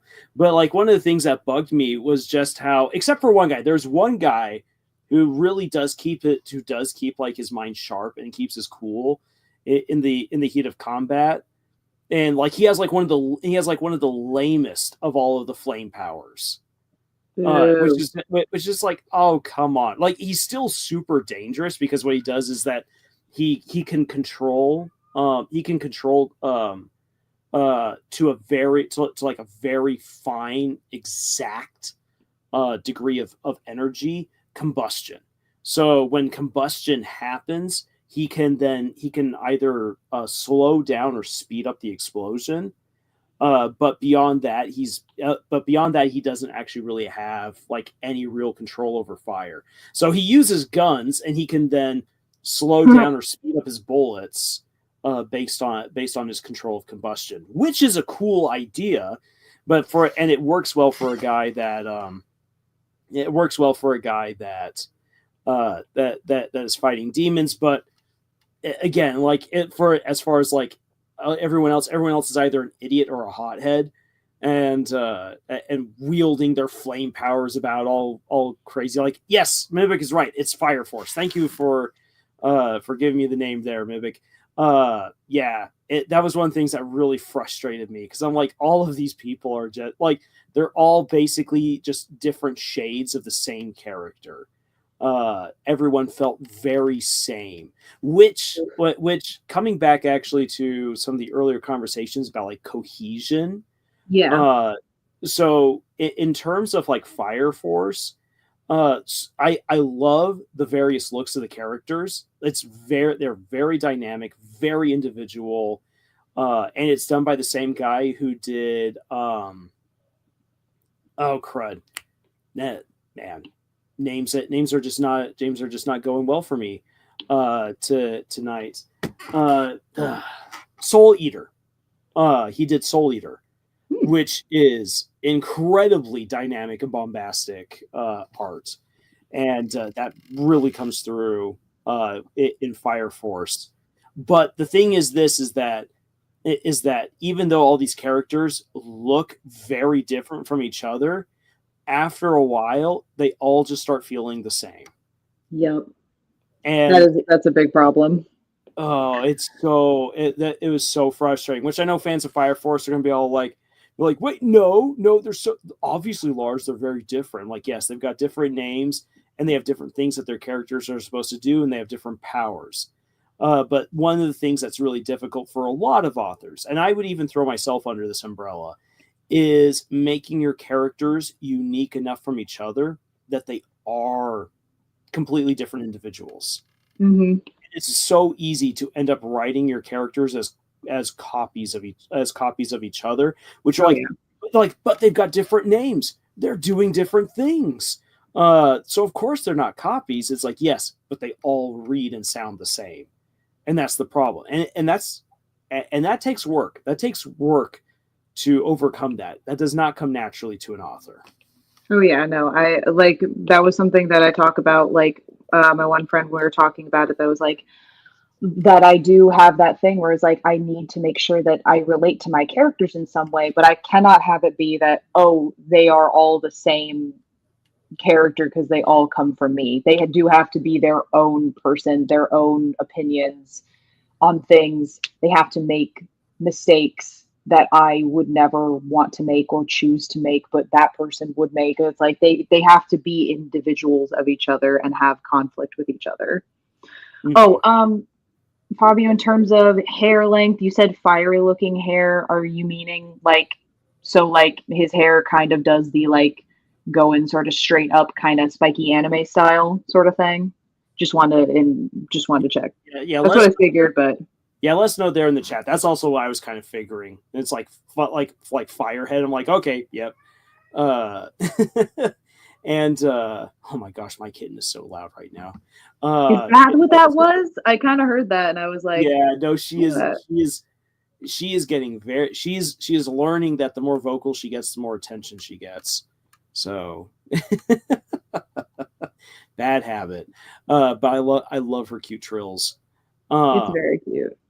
So Fabio wanted me to make sure I communicate a little bit more elaboration on Burnt's abilities.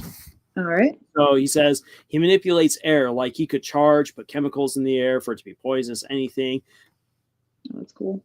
And he said that he imagines him posing with more of a straightened back. So sorry, I missed that though. Oh, good. How's this or nah? I mean, that's a straight back. I think if he's thinking any more straighter, that would be like no bent knees. All right, so not because I was going off the only of way that it gets any straighter than that. Yeah, I was going off the idea that he was a hand-to-hand fighter because he doesn't use a weapon, so sort of more of a crouched pose, like ready to fight kind of dealy.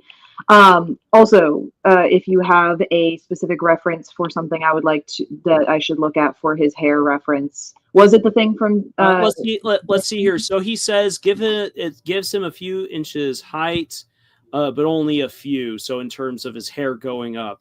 So almost so Mimic says spiky, like Bakugo spiky. I'm not thinking Bakugo level, and Fabio says the exact same way. I'm thinking like do you remember Spike the Vampire from Buffy the Vampire Slayer? Oh yeah. So I got you. Yeah, so think Spike, longer spikes. Okay. That based off of his description, that's what's coming to my mind. Though with what you're doing right there, I mean, this is me. This isn't Fabio speaking, but I like the way that his hair looks right there because that definitely has the fire aspect to it. And when you look at how long his hair is going into his eyes, that is a few inches down. So if all of that were to be spiked back, yeah, that would give him just a few extra inches, but not Bakugo lengths of ridiculous just like hair. whoa. Oh, he just have his hair fly around. Oh no! There goes his hair. Back here. I love messing around with the drawing program in general once it starts going.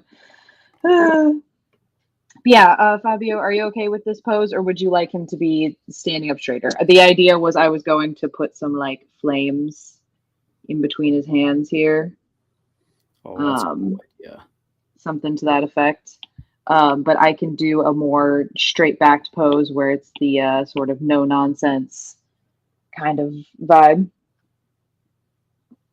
Ooh, Mimic Sky, yeah, or like Draco Malfoy style too. Got it. Yeah. Now, if Draco was willing to put a little bit more effort into his hair, actually, yeah, like later movies, Draco, absolutely.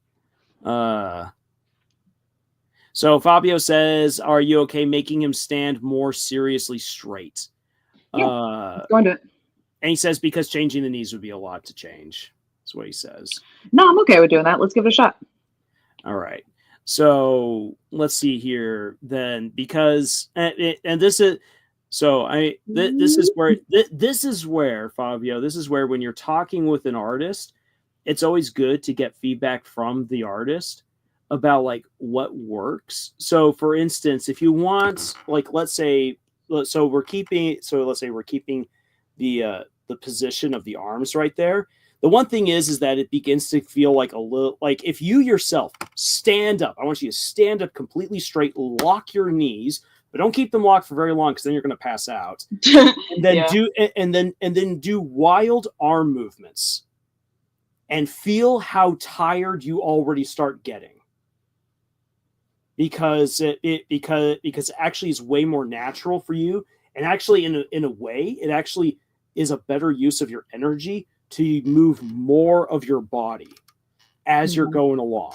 So if someone's standing up rigid, how they then use their upper body will end up being more limited because the body's rigidness prevents them from using full range of motion and will tire them out faster. Yeah, if this it also depends on like the vibes we're going for this pose. Because if the pose that is giving right now, this is an intimidation. He actually has no intention of actually throwing hands, or he believes that the opponent in front of him does not even require he get into a specific stance. The other stance is, okay, this is a threat. I'm going to actually need to fight kind of pose. So yeah, in terms of like storytelling purposes, this is a character who is very confident right now that they don't actually have to do very much work coming up. Like the what is the word? The threat is not very imminent. So he's just kind of standing here being like, all right, come at me. I like, you really think that we're going to fight right now? Like that's sort of the energy that is coming from this now. The threat isn't very threatening. Based off of his reference right here, I guess growing up with Dragon Ball made me think of the more serious looking ways to attack is moving way less with the arms, focus more on what he's thinking as he does.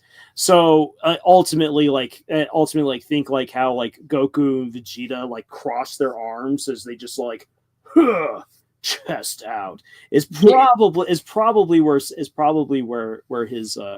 thinking what was going to, and not necessarily to JoJo's Bizarre Adventure, where it's just all like the way the body moves. You're all like, that's peak human condition. Oh yeah. They keep it fruity over there. We love to see it. JoJo's Bizarre Adventure. Oh my god. JoJo. Yeah. Here's the thing. I wasn't all that keen on JoJo's Bizarre Adventure until a friend of mine was like, okay, Lars, no, you're gonna sit down and you're gonna watch this with me. And I'm like, wait, before I go on, okay, fine. And she's like, because I love Cars so much, and like with her hands on her face as she girly giggled. And I'm like, wait, what? And she's like, yeah, but the only way you can understand Cars is that you have to watch the first season. So let's watch this and let's get through Dio. And I'm like, I only know about Dio. I don't know anything about Cars. And she's like, oh, and all of the villains are named after awesome like rock bands. And I'm like, that's amazing. Wait, what? Why? Fabio, how is this pose? He says no need to change Burns' pose right now. So okay. he likes what he sees. Okay, cool. Dope. Yeah. I always these base models have a really bad habit of not giving the characters of either of the particular gender neutral poses any hip, which is very annoying. So I'm like, why are you trying to make everyone a box? Stop it. Mm-hmm.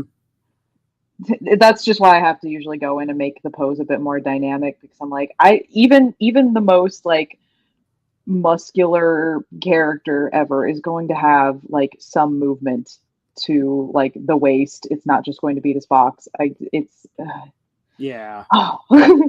This is why artists practice on live models. Yep. Yeah. Oh yeah. Little tip for anybody wanting to just improve their anatomy drawing skills, life drawing skills. Remember how I was saying earlier that sometimes in art school they sit you down in front of a naked person and you draw them? I got my degree online. So what they had me do was go to lineofaction.com, which is a life drawing site that gives you the option to have a nude model option. And then basically you can set the timer for how long you're allowed to, like if you're trying to do it as a quick drawing session. But yeah, you can do all these, you can set a timer, or you can do like class mode where it just gives you unlimited amount of time to just draw one person or several people. But yeah, it's really fun. Cool. Right? It's a really fun site. I just pulled it up, and yeah, I know there are gonna be those degenerates who are like figure drawing, but like hands and feet drawing. Yes. Yeah. There's also stuff on there for animal drawing, where it will randomly generate like pictures that you can practice drawing like animals and creatures and stuff like that. But yeah, it's a great resource. They used it specifically so that we could practice drawing anatomy again, like so because we weren't in a specific classroom setting. But yeah, it's awesome. I use it a lot for a lot of if I need some inspiration for posing references, for finding some just dynamicism, and sometimes I actually do just for like calming purposes because I find it very relaxing. Sometimes I'll just pull it up and just draw people for a while, because practicing just drawing what's right there in front of me, not really having to think about it too hard, it's very relaxing. And it's and there's all and for anyone who wants to try this out, like there's all different kinds of things that you can. So like I pulled up the animal tools, so it asks you what kind of animal you want to draw, and it gives you like feline, canine, equine, so horses, birds, insects, rodents, reptiles, aquatic primates.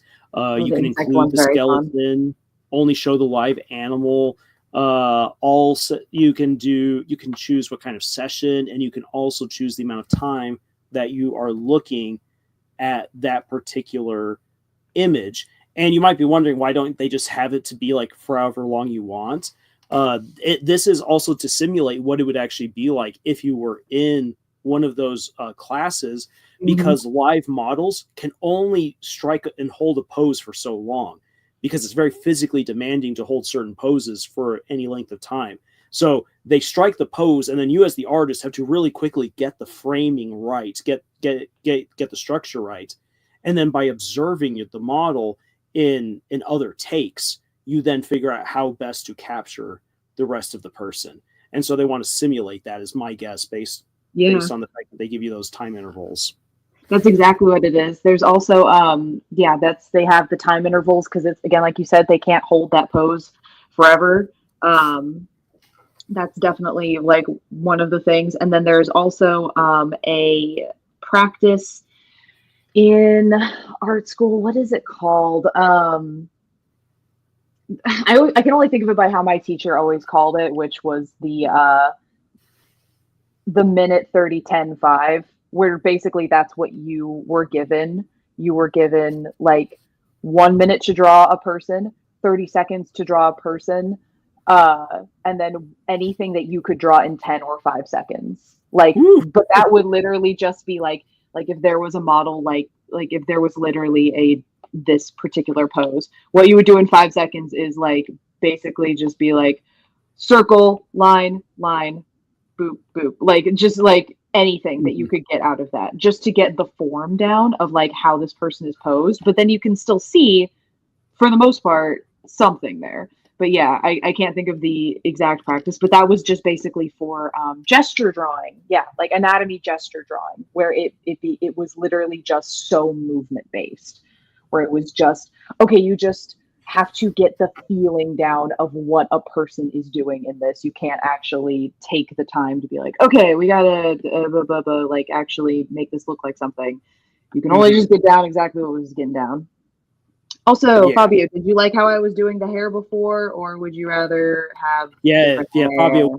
We need your comment about the hair.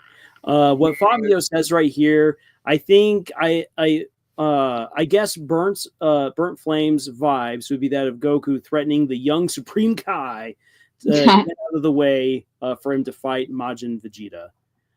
So that's the coolness factor, the vibes, the threatening look that he wishes this character will have. Cool. Hasn't yet commented on the hair.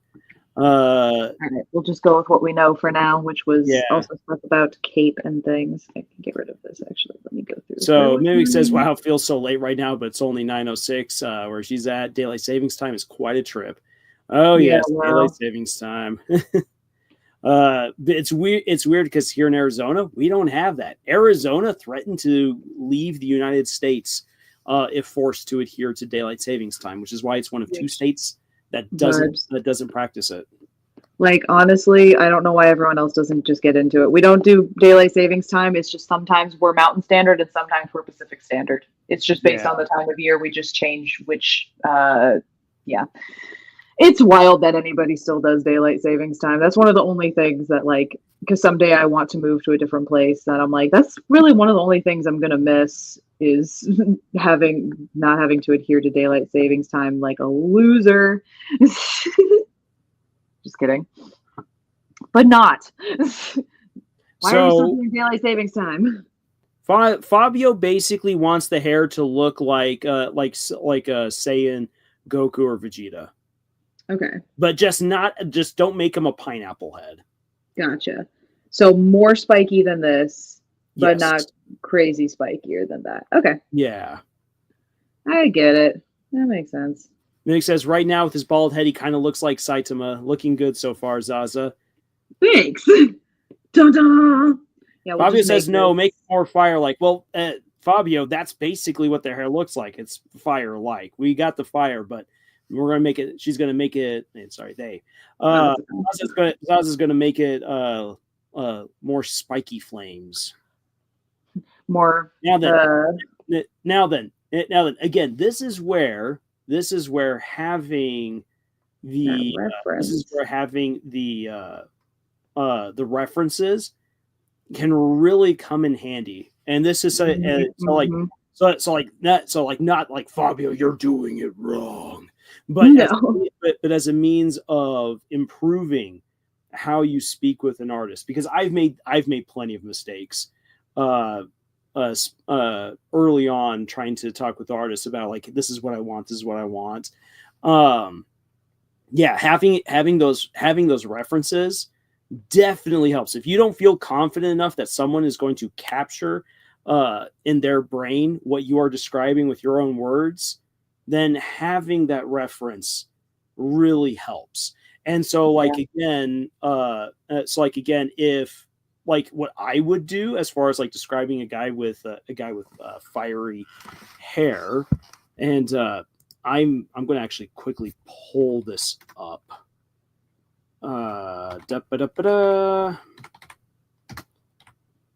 Okaroon transformation. I'm going to get an image of that, and then pull this up. Okay, so I'm just very quickly hopping on away from this, and then we'll come back to what Zaza is currently working on. So I'm going to be sharing my screen. Share the screen. Share the screen. So we're sharing the screen right here. So boom, you should be seeing the transformation of Okaroon. This is what, like when you say like flaming hair, Okaroon's transformation in Dandadan, this is flaming hair. Where it's like it's got the spikes, but also has the curls and the waves to it. And especially when you watch it in motion, his head looks like it's on fire. So this right. So what I'm clicking on here, like when you say like fiery hair, this is what people will start thinking more about. If you say spiked hair, then you got to kind of help to explain the spiked. If you want to say somewhere between spiked and fiery, what I would do, like you're like, okay, I want like fiery spiked hair. I might choose again Okaroon, and then have like a picture of that I send to the artist, and then be like, okay, then, and then here we have Bakugo, and then Bakugo's hair. So here's Bakugo's hair. So it's like, try it. So it's like, can you take Bakugo's hair and take the flamey hair from Okaroon, blend it together? Let's see what we get. And then the artist that's when the artist then takes over and says, okay, you've given me the references, you give me the character, boom, I'm now going to bring it together and give you this wonderful hairdo. Yeah. And like, that, like you're saying, like having that very specific reference, you do have something in mind, and that's okay to have something specific in mind. Because in the description, you're saying a pretty non-specific anime hairstyle. It is specific. You want it like Dragon Ball, like in that vibe anyway, of that spikiness, which is good to have. Like the more details I have, the better. Like because this is sort of almost like you're doing a like test run of what it's like to commission an artist. Like this is very much like a what's the word? Like this is an unofficial, a trial run of what it's like to commission artwork. So yeah, that exact thing of like the next question I'll give, he has silver armor. Can you describe an armor style that is similar to what you're envisioning? Like either something from real life or something from a show. That I won't draw the exact same thing, but I'll be able to sort of get a better sense of your mind's eye. Yeah. So so Fabio, if you happen to unless you already have that very well in your head that you can write that on out, you can say, like, you can put into the chat like, hey Lars, can you look up like this kind of armor? and then we can then go looking for images and then seeing if that helps us out. Maybe ask, does the rest of the world do daylight savings time, or is it just us? Everyone does daylight savings time. It's weird. It's weird. Wait, even in not America?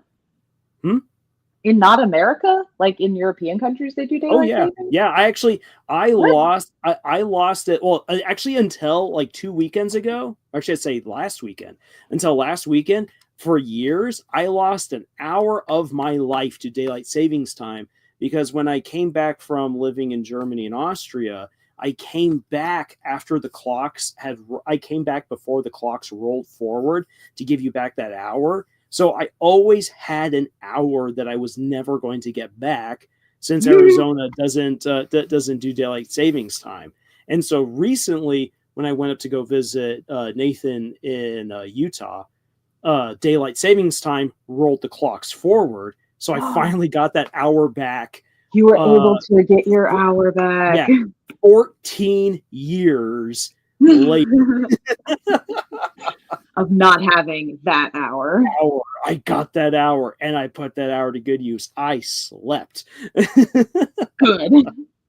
As you should. As I should. Has Fabio given direction? Yes. Okay, so the chest of the armor. I always picture it going into a bit of a sharp point in front of the chest. Spike.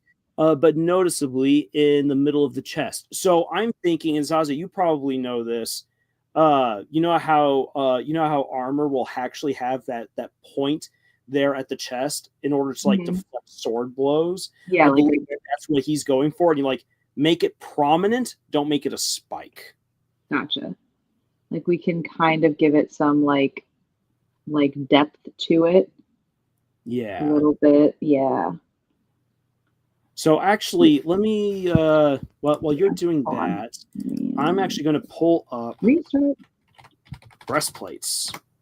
Mm-hmm. So I'm going to quickly again share my screen.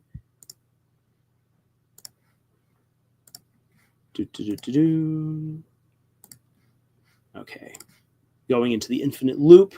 And then popping on over here to breastplates. So here we have, like, this is a simple replica, but like this right here is surprisingly what a breastplate would often actually look like. It bulges out. It has that ribbing down the middle in order then to make sure that when a sword blow or an axe blow comes, if it were to hit straight on, it actually could indent your armor. So having that ribbing there blunts the strike. It's still going to hurt when it hits, but it's not going to cave in the armor and puncture the chest or break your ribs. Instead, it will deflect the blow, and it's going to feel like someone just punched you, but you can still keep on going.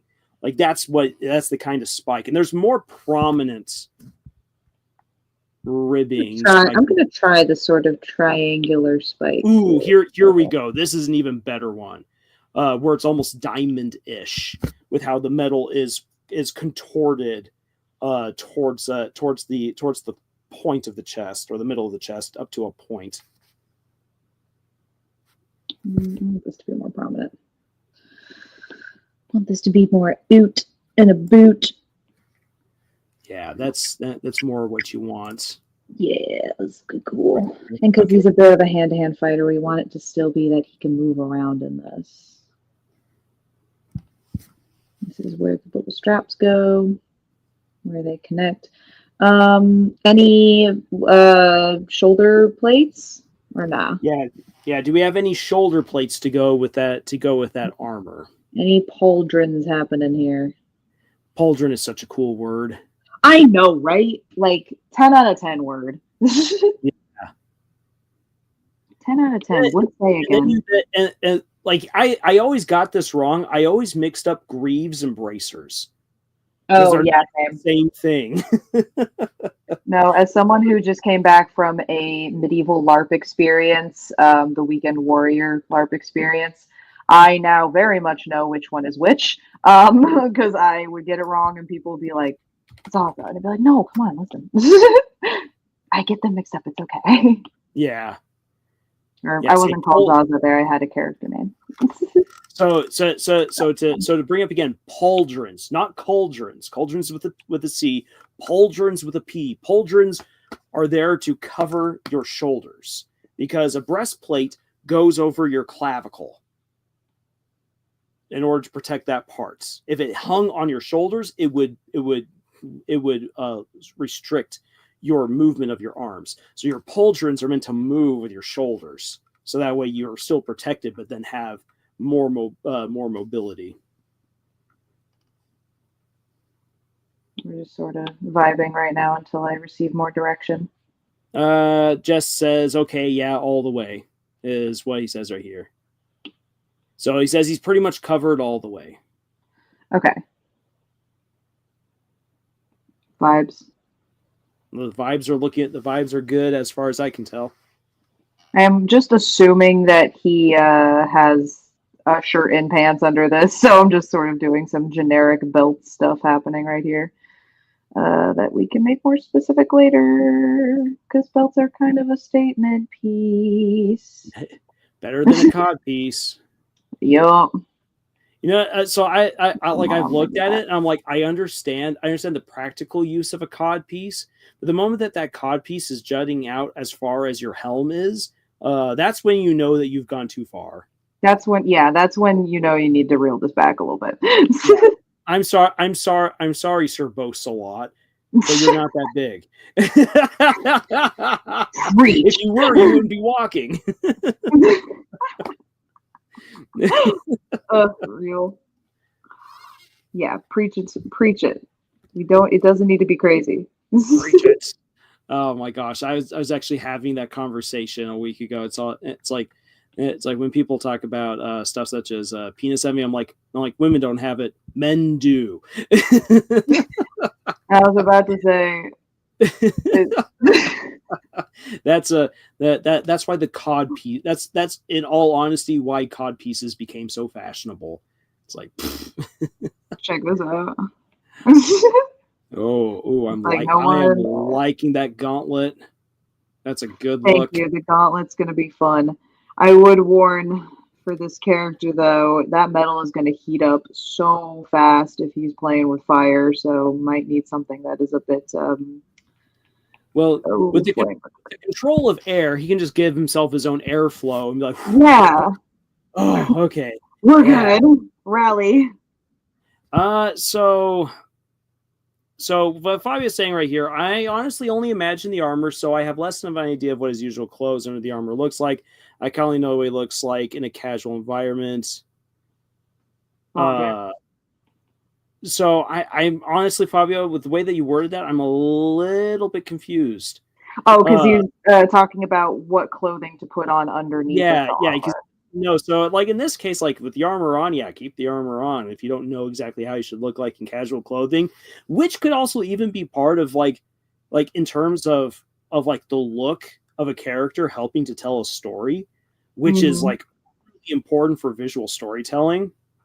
And like that could even don't know what he looks like outside of the armor. That can actually be something that the character learns to discover about themselves, of like being able to accept what they look like without the armor, and then finding a way to look without the armor on. So there's a fantastic manga called Handyman in Another World, and one of the main characters is this woman who's a berserker, and she's gorgeous. Like, she's gorgeous despite all of her scars, because she's like riddled with scars, but she's gorgeous, and she's always wearing armor because she feels like she doesn't look pretty, but also because her work is really, really hard. She's a frontline I was fighter. about to say, what does she care if she looks pretty in that particular situation? But I guess people say, I mean, as was brought up at the last time we were talking character design, I think it was Scott was all like, I think we found Lars's kink. Yeah. I mean, to be fair, if you look at any time how I draw someone who identifies as a female person, it's going to be like, I love a woman that could just kill me. Like, just kill me. Yep. So Okay, so Fire says, I know the casual clothing, but I don't imagine the casual clothing being underneath the armor. Okay. In which case, then he would just wear your normal light clothing to give himself some padding. And I mean, also depending on the time period, you would wear certain kinds of cotton blends or wool blends underneath your armor, which just sounds like really, really hot. It is. Oh, it was. but it would provide that extra bit of security for, like, in case anyone manages to get through the armor plating or get underneath the chainmail and stabs on in there, you'd have that thick coating that would help to absorb the blow and and prevent a sword or a knife from easily going through. Yeah, I'm also drawing these greaves here. These are hard to walk in. As somebody whose friend wore these one year for the LARP event I went to, they actually have these exact things. You have to invent a new walk to walk in these things. They're very clunky. So I'm making it that they don't go all the way around the body, as you were saying that he doesn't fight with weapons. So I'm making this so that it is as mobile as possible for him to fight in. And yeah, just trying to keep it so that, like, I don't know, I am all for rule of cool when it comes to most of my designs for things. I do try to keep it semi-realistic. I try to, like, if something's just a cool idea, then whatever, I don't really care. Like, we can just make it look awesome. I do try to think of some practical stuff for character fighting styles, just so that, like, it doesn't break any kind of illusions in the reader's mind of, like, well, wait, how did they move around in this? Like, it would be weird for generally like a monk character, like a hand-to-hand fighter or whatever, to wear a bunch of heavy armor, because then it's like, well, how are they going to do cool backflips if they're wearing all that armor? So it's like, sometimes the character design informs the character's career and path and stuff. Ooh, yeah. I'm starting to get tired. Unless you're reading something like the Stormlight Archive, where the shard bearers are just like with the shard plate on and everything, even do whatever they want. Whole bits of metal, like the metal is meant to conform perfectly to how a person's natural body moves. Yep. And so like they can do ridiculous things in that armor, because that armor is just an outward extension of their own epidermis, of their own skin and muscle, just incarnate as metal. And so oh my gosh, they can do whatever they want. Yeah, no, that's real though, because that's more rule of cool stuff, because then that's like incorporated into the storytelling aspects of, like, okay, this isn't normal armor, this is like fancy armor, this is like cool armor that does cool thing. Which is yet another reason why I know it's not going to happen, but I want the Stormlight Archive to be an animated series. Oh, same. I'm like, please, for the love of God, do not live action that. Please. It can't be. Like, imagine how cool the Stormlight Archives would look in, like, an animation style, like the Arcane. Oh my gosh.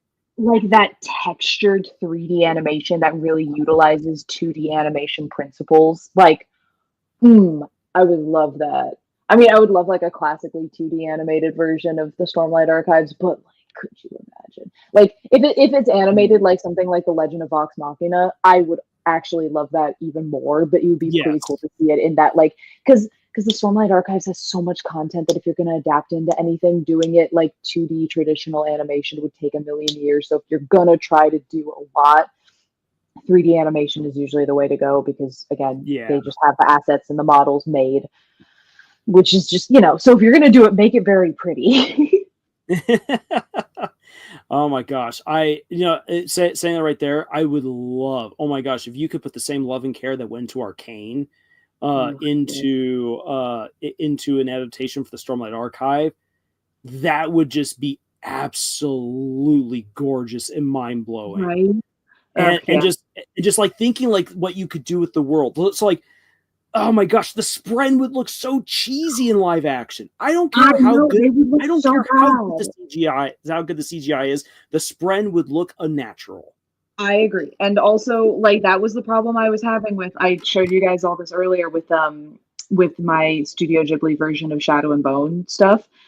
I didn't like the live action look of the Shadow and Bone stuff because it felt like it just took away all of the pretty whimsy that my brain had like concocted. Because the story that I was imagining in my mind and the way that Lee Bardugo wrote a lot of her work was such this vibrant, moving, colorful world that was still torn apart by like tragedy and war. And then I walk out into like my mom watching Shadow and Bone when I lived with her, and I was just like, why'd they put the Twilight filter over this? Like, what is this? And then every time they would ever like try to like do any of the Grisha would use any of their like elemental abilities, it would just look so cheesy because it was just like the same thing where it like why Avatar The Last Airbender looked weird in live action. We're just like, no, it's just not fluid. Like, it's not. Art is not just an imitation of life, it's also like an artistic expression. Like animation can be an art is like an artistic expression of life, and often I have found that it is better for something to feel like it is like more realistic than for it to actually look realistic. That's a big thing that they teach you in animation school, is that you don't animate every single movement. You animate the illusion of movement. You are an illusionist magician. You're not actually trying to make this like exactly how a person would actually move, because then it will just look uncanny and weird, because you can't do it exactly how a person would actually move. You just have to animate something that is the equivalent of that and feels right to look at. So I don't know. I'm, especially with like effects for digital stuff like that. Yeah. Anyway. So I remember at like the height of Gravity Falls' popularity, there were a couple of YouTube channels that were, and Tumblr people who would always do like when you pause at the right time and then you then see like a really wonky bit of animation, and like it does look like in frame by frame, like if you went frame by frame it would look really weird.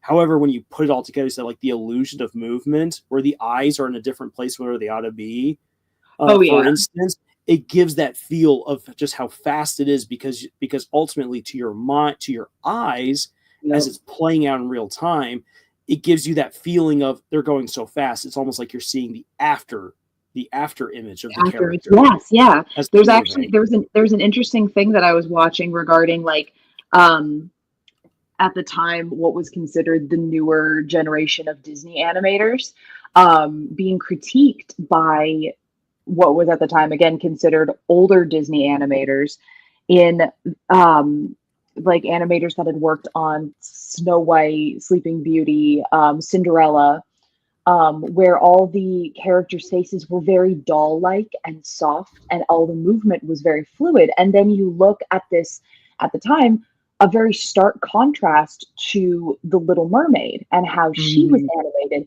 And apparently the older animators were actually critiquing, for that exact thing, those smear frames, where they were saying like, Ariel in some of these frames looks very ugly. Yeah. And they were like, well, she's not supposed to be this perfect person. She's like a 16-year-old girl who has these aspirations and these dreams that are impossible and all these things. She's supposed to be a little quirky and a little fun and all these things. And it was so funny to think about, because I was like, yeah, it's odd, because if you look at like the original Snow White versus The Little Mermaid, it's like you can see that there is this difference between the animation style, that is one of them feels a bit more genuinely human because they were allowed to make Ariel, in quotes, ugly at times, which was just part of the smear frames. Like, she was just making facial expressions. Like, people don't make perfect facial expressions all the time. You can't always look like passively nice all the time. People make ugly expressions, and it only makes the capturing of reality of real life all the more interesting for it. Exactly. Just gonna add some like effect and just like on the topic of Ariel, I love the like just the not just the expressiveness that they give her, but like how that expressiveness interacts with the rest of her environment, which her hair is definitely not acting like hair would, especially that length of hair underwater. but that's But it's okay about how because pretty it is. It's so iconic. yes, it's Not meant to be cute. pretty. It's expressive. It's vibrant. She can't be contained. Yeah. And you get all of that in the animation. It's so beautiful. Just doing some little effects things here of air manipulation with the fire combusting and all that fun stuff. Oh, that looks so But cool. thank you. I like this. I like your character, Fabio. This is a fun guy, even though he's trying not to be. I just want to get this through and over with.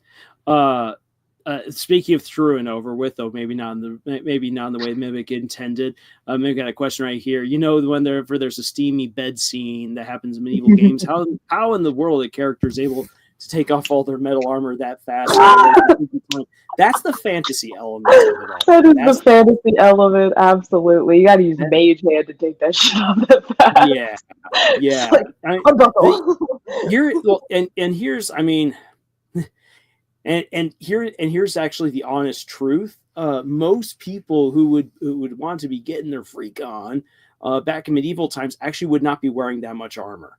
If a knight is in that much armor and they start feeling a little bit giddy under the metal, the weight and everything else on them is going to make that man feel like they should not perform because they are not feeling it.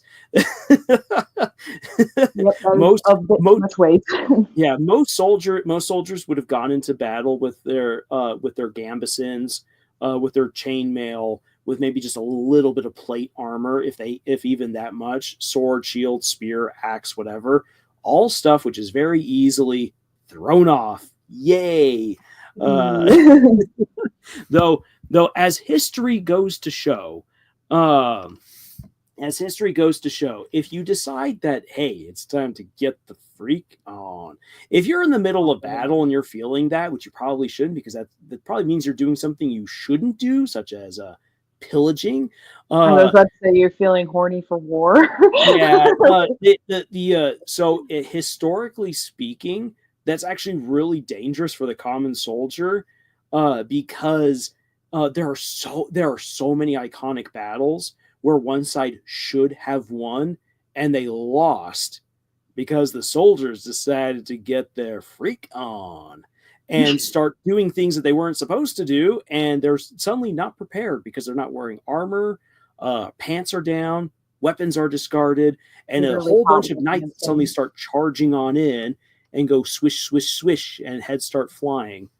Yeah, the battle of Acre or Acre, depending on how you want to pronounce it, is one famous one.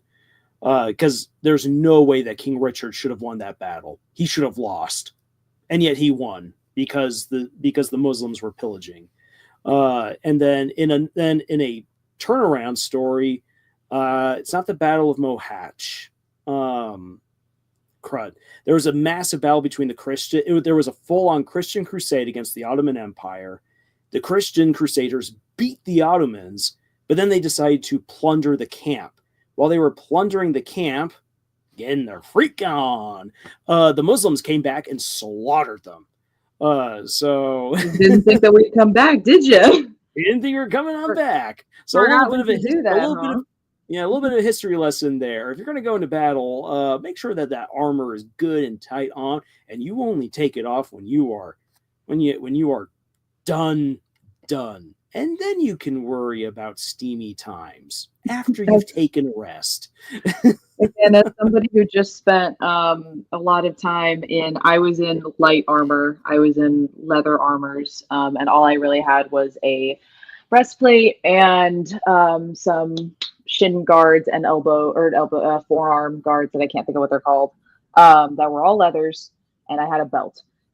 Even that, when I took off my stuff at one point to just go run to use the bathroom, and then they were like, okay, we're going to be marching out soon. Go put your stuff back on. The next battle's going to be beginning for the LARP event. I was like, I can't. Oh no. Oh shit. I was like, someone help me put this on. I can't get the straps on. You just got to be ready to go. I was like, I knew I shouldn't have taken the whole thing off, but I was like, I just want to take it off for a second. Just for 10 minutes. It was just back into the woods. And I was like, dang it. It was a good time though. I had a lot of fun at that. But yeah, it was just hearing that talk about that historically. I was like, even unhistorically, in the fake version of life that I was living at that LARP Mhm. event for a while, even then I was like, oh man, what? Like Well, well, now I'm dying because I took my armor off for like 2 seconds. yeah. That was my bad. Or right here, Meg also brings up like, what if you got to use the restroom? So like I- going to the restaurant, like yeah. Well, historically speaking, they just went in their armor sometimes Nope, if they they just absolutely went in the had to. suit. When nature Nothing you can calls, do. Yeah, yeah. nothing you can do. Yeah, there's nothing you can do, and definitely like the more so like for instance, if I go all out with my Mistborn getup, which is then actually like non-canonical because I'm wearing a little bit more like leather and metal than I actually should, but like it makes me look super cool. Yeah.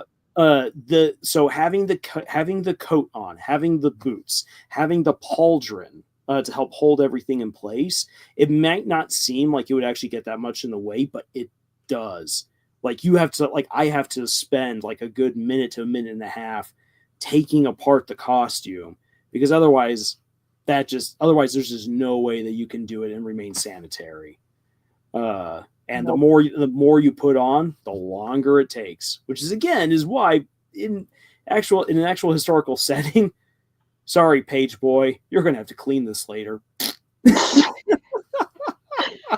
That's why you had squires.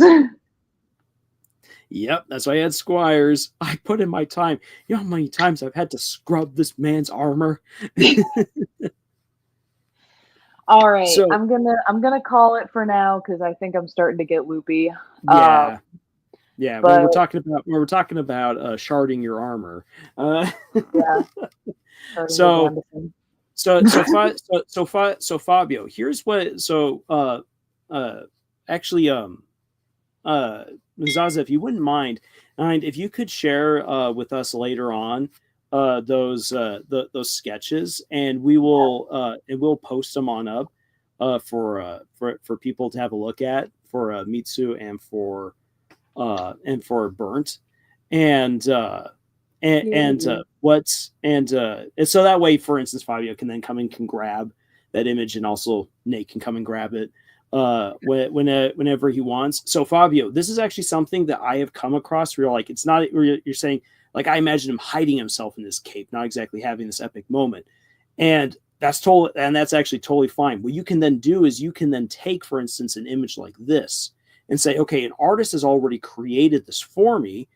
I'd like to see what you could do. Like you then give the other artist your character description, and then this image serves also then as a reference and say, this is along the lines of what I'm thinking, but here's some things I would like to see you do slightly differently.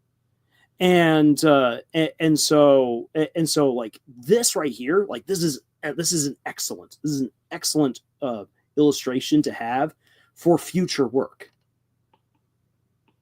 Yeah, and I will say, in your character description, there wasn't really a pose described, which is like, this is exactly it. Like it takes some learning to like describe what you're having in your head, like the piece that you're wanting, because you said that he has the silver armor, so in this particular piece, and that a lot was mentioned about how he is fighting with fire and his abilities and stuff like that. Sorry, I'm starting to be less coherent. I'm starting to get tired. Almost 4.5 hours. Yeah, Yep. we do not blame you. But yeah, like I really love your character's description. This is really cool looking in terms of this. I wanted to give you something that you could take away with, that your character was being really cool and dynamic and stuff like that. But yeah, having him more in a like mysterious kind of like, you can't see his armor, because if his cape drapes down, you basically can't see most of the armor that he's wearing. But that would also lend into what you were saying, that has a bit more of a puts himself in the background kind of situation, that he's not very, emotionally driven, that he just kind of goes in, gets the job done, leaves. kind of character.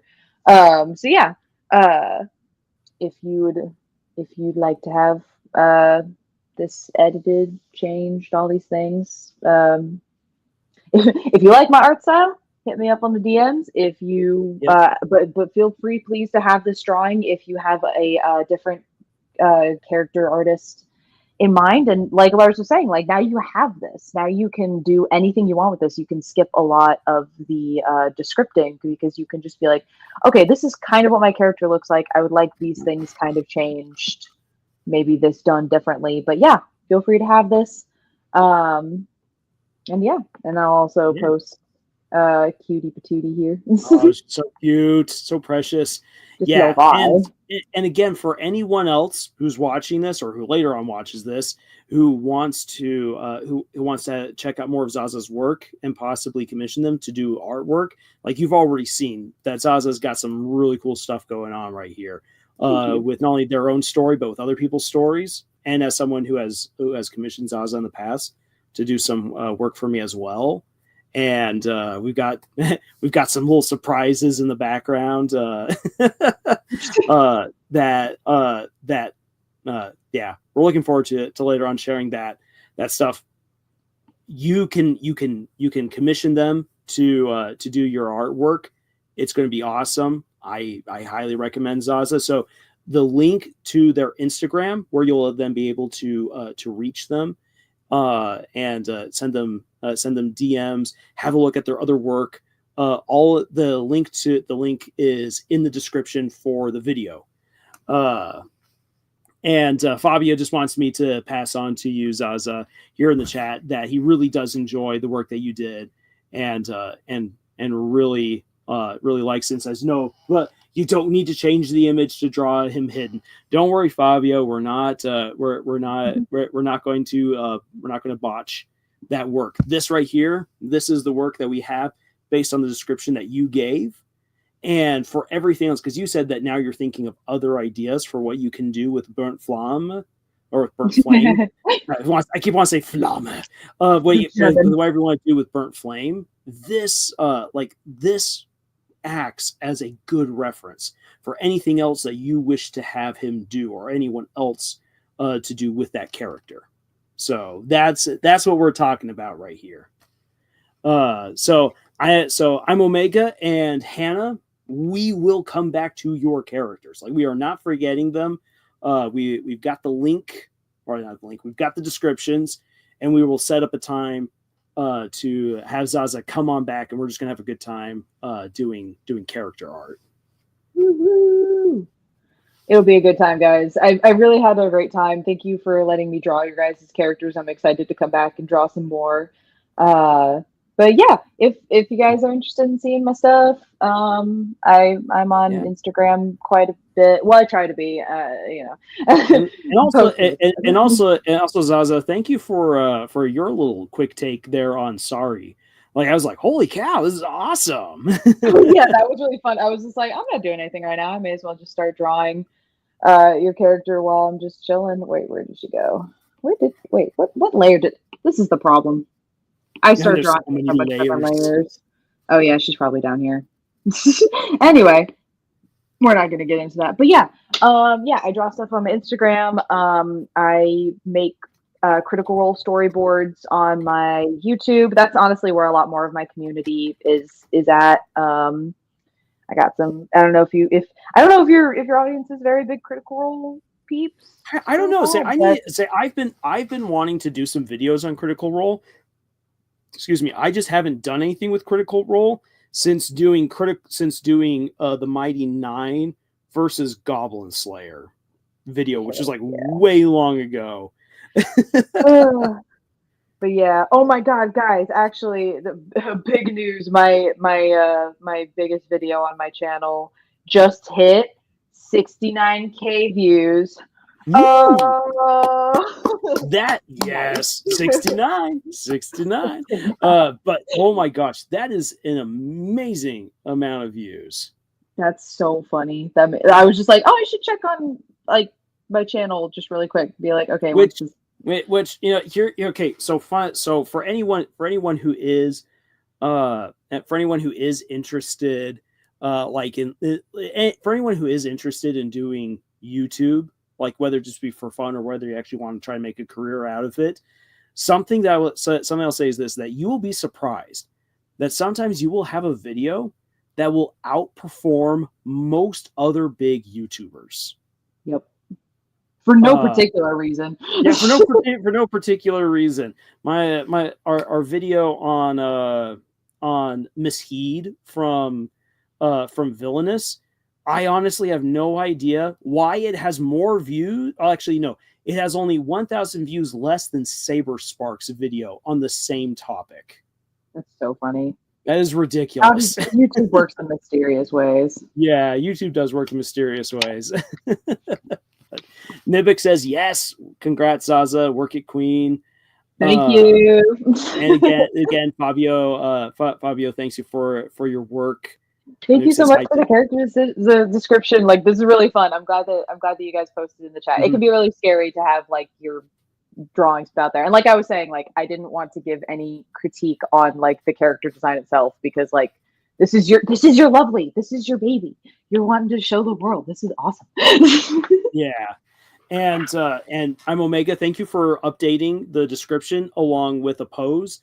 We'll look forward to sharing that with Zaza and getting that all put together. I'm Omega is going to give you an interesting one to work on. I'm excited. So, now I want to go to your channel to see the. Yeah, I'll look it up later. Nick says, just like how Glitch has been out there outperforming Hollywood. Oh yes, yes indeed. Well, everyone, because it has been for more than 4.5 hours, and we need to let Zaza get their rest. We'll start wrapping up here. Ooh, Nate wants to commission you to draw a more fleshed out rendering of Mitsu. Oh my god, I would love to. I like immediately once you gave the character description, I'm like, I already am in love with this character. Like, baby, come here. I must protect. Yes. Oh my god. Oh my so gosh. Fun. Guess we'll keep you updated on. I mean, we could like keep the updates posted on the channel. Be like, hey, remember that character we did during the stream? This is her now. Ta-da. Yes. That'd be great. Also, like, and Zaza, please feel free to also share whatever you were working on here over on your channel as well, because we don't want to hog all your talent. Oh, well, thank you. I really had a lot of fun. I'm glad that I hope that all the stuff that I said was somewhat cohesive. I wrote down a lot of stuff, and I was like, while I was talking, I'm like, I hope this is something. So I hope that you guys took away some character design, advice, opinions, stuff like that. And yeah, go forth.